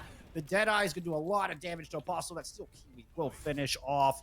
Another smart Ant Matrix there at the end from still Kiwi, the unsung hero of this Valkyrie squad right now. Whew. I'm loving it. I mean, they did not panic, even with 1.1 meters to go. They stood their ground. They still managed to keep their ultimate rotation in their favor, and they dropped them when they needed them. And I think that's the big difference between what we're seeing from Converse University and St. Clair College right now, is the timing and the rotation of ultimates that are being used. I think the Converse is just being a lot more crafty with them, a little bit more sneaky with them. I mean, Maxwell dropping the hammer there with the Deadeye into the Gravitic Flux, catching what he needed to out of it and getting a lot of collateral damage onto the Apostle Wrecking Ball. I mean, that was just quick as you like. So win condition set to get them their full sweep. They just got to get 1.09 meters, and they will take that third point here in week 1 in our Legends division here in the NECC. But Saints, I just want to make a point while you're talking about smart ult usage real quick. The nano engage, where we saw Apostle go to the high ground with the nano boost trying to pressure the backline. Still, Kiwi doesn't drop this aggressive, greedy Ant Matrix. No, they drop it back in the doorway, and it completely denies Apostle any value on what was their best opportunity to take that second point. So, I mean, just brilliant ult usage here from Valkyries. Blackout DPS coming out for Saints, though. This could play a little bit of havoc with the Valkyries, and they are going to go ahead and stick with the Roadhog this time, Jeff. But they've got Tracer and Reaper now, so lots of mobility there from Maxwell, and then just the burst down tank damage of the Reaper. I expected Garchomp to be the one to swap, just looking for that halt hook right out of the gate. Okay, yeah, it does eventually go on over to a little bit of the rock and roll, the wrecking ball with that Sigma. Sigma able to hold down the front line and kind of protect your DPS with a rush style composition with this wrecking ball. So this is very frontline heavy. Just want to barrel forward with a quickness, and that's exactly what they do. Finding the kill onto 9 along the way. And St. Clair Saints, they're not able to get a foothold at all. They cannot find the targets they're looking for. Overpowered by the Converse Valkyries. Jeff, that accretion that came out from Garchomp caught 4 people. They were all just ready to go. That should be a quick kill there. Does he get the kill? Does he get the kill? No. Cheesy picked up the mini. Yeah, nice little duel. It's Cheesy lucky to get out of there. That was a little bit of a greedy play. Cheesy somehow still alive. And it's given themselves an opportunity to contest here in Courtyard. Yeah, but Jeff, Quicks, after the first engagement, swapped off the Orisa, bringing out the ball, already has mines available. Yeah, ton of value coming out of Quicks yet again. Cheesy put some pressure down, really wants to get up to this EMP, but no luck. Hammer able to find 2 kills with those Hellfire shotguns. Quicks unleashes the mines, and that cleans up the rest.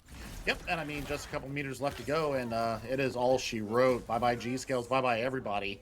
And, they've only used the Pulse Bomb and Mines so far.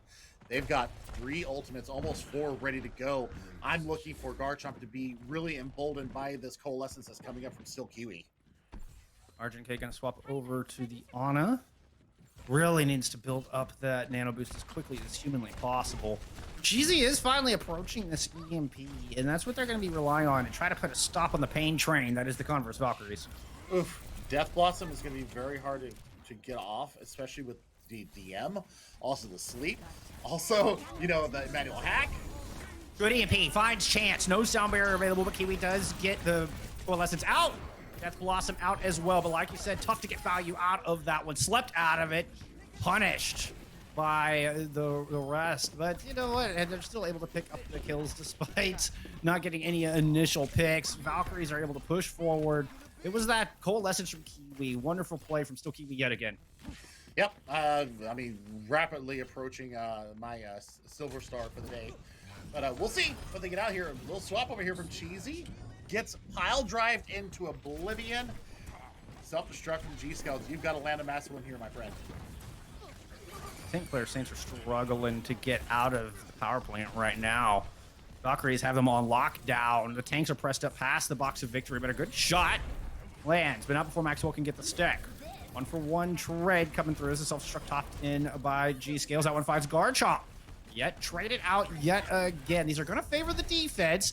Available has the nano boost. Trying to finish off Quicks. Will find that pick, giving the edge over to St. Clair as they try to hang on, but there's still plenty more work to do here, Billy. Oh, the Death Blossom! Hammer! Oh no! Hammer! Done. Bringing him back from behind. Hammer finds 4. Looking for the 5th. Give him the 5th. Does not end up getting it in the end, but what he does get is his team, the big old W. Converse taking Dorado in the 3-0 sweep. GG's all around. Good grief, Hammer. That was filth. They did not know that was coming. They lacked the critical information, Jeff. They did not know that he was there, ready to go with the Blossom. And once Let's see it again. This go out, there it is. Bye-bye. Oh man, they were down one of the fight and down some crucial members as well. But we've seen it time and time again this series. It's always winnable for those championship squads. And once again, the Valkyries fight back from a player deficit and are able to pull through without their main tank and are able to pull it through. This squad's going to be deadly here in our Legends division. Our top Karima de Crop division at our NECC and Converse University. The Valkyries, man, that's a strong showing in week 1. Ooh, and Best Buds got to be proud of their boy Hammer right now because No doubt. absolutely showed out there on the DPS. Normally a main tank player. Got to remind everybody of that again. Generally a fantastic main tank player as well. But Quicks really brought up the rear on that one. Still giving the gold star to Garchomp. Just fantastic off tank play. The peel was great. The usage of cooldowns, the ultimates were fantastic. So yeah, that's my MVP of this match. Oh, that's a tough call. I mean, there's a lot of weapons on this Valkyrie squad. I mean, still Kiwi, I think gets my nod for the day, honestly. Still Kiwi had constant impact, beat on the Zenyatta or the Baptiste. Really impressed by their play once again. But I mean, there's just so many weapons. I mean, when your main tank can just swap over to DPS. I mean, Hammer's still listed as the main tank on this roster. No. Just gotta come in and pick up the cowboy, pick up whatever you need me to do. Hammer says to his squad. I mean, when you have that kind of versatility, those kind of weapons, this team is definitely going to be one to keep our eye on as we continue through this fall tournament. Yeah, I'm definitely looking forward to it, and we'll be back here next week. I do believe we'll see what the rotation comes up with. But man, I mean, what a fantastic day of games so far. Yes, we're not done yet. No, we got a 5th map coming at you. Ult Charge and Chase will be taking the reins and guiding you through our 5th and final series of the evening. We're going to get that set up, and we will be back with you in just a few.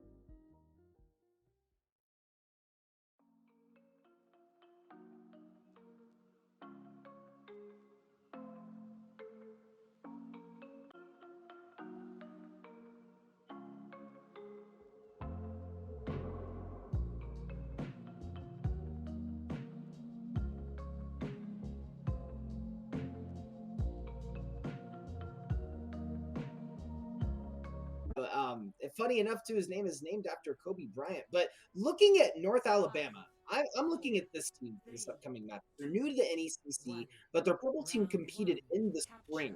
So their gold team, which is the team we're going to be watching, hopes to carry on that legacy.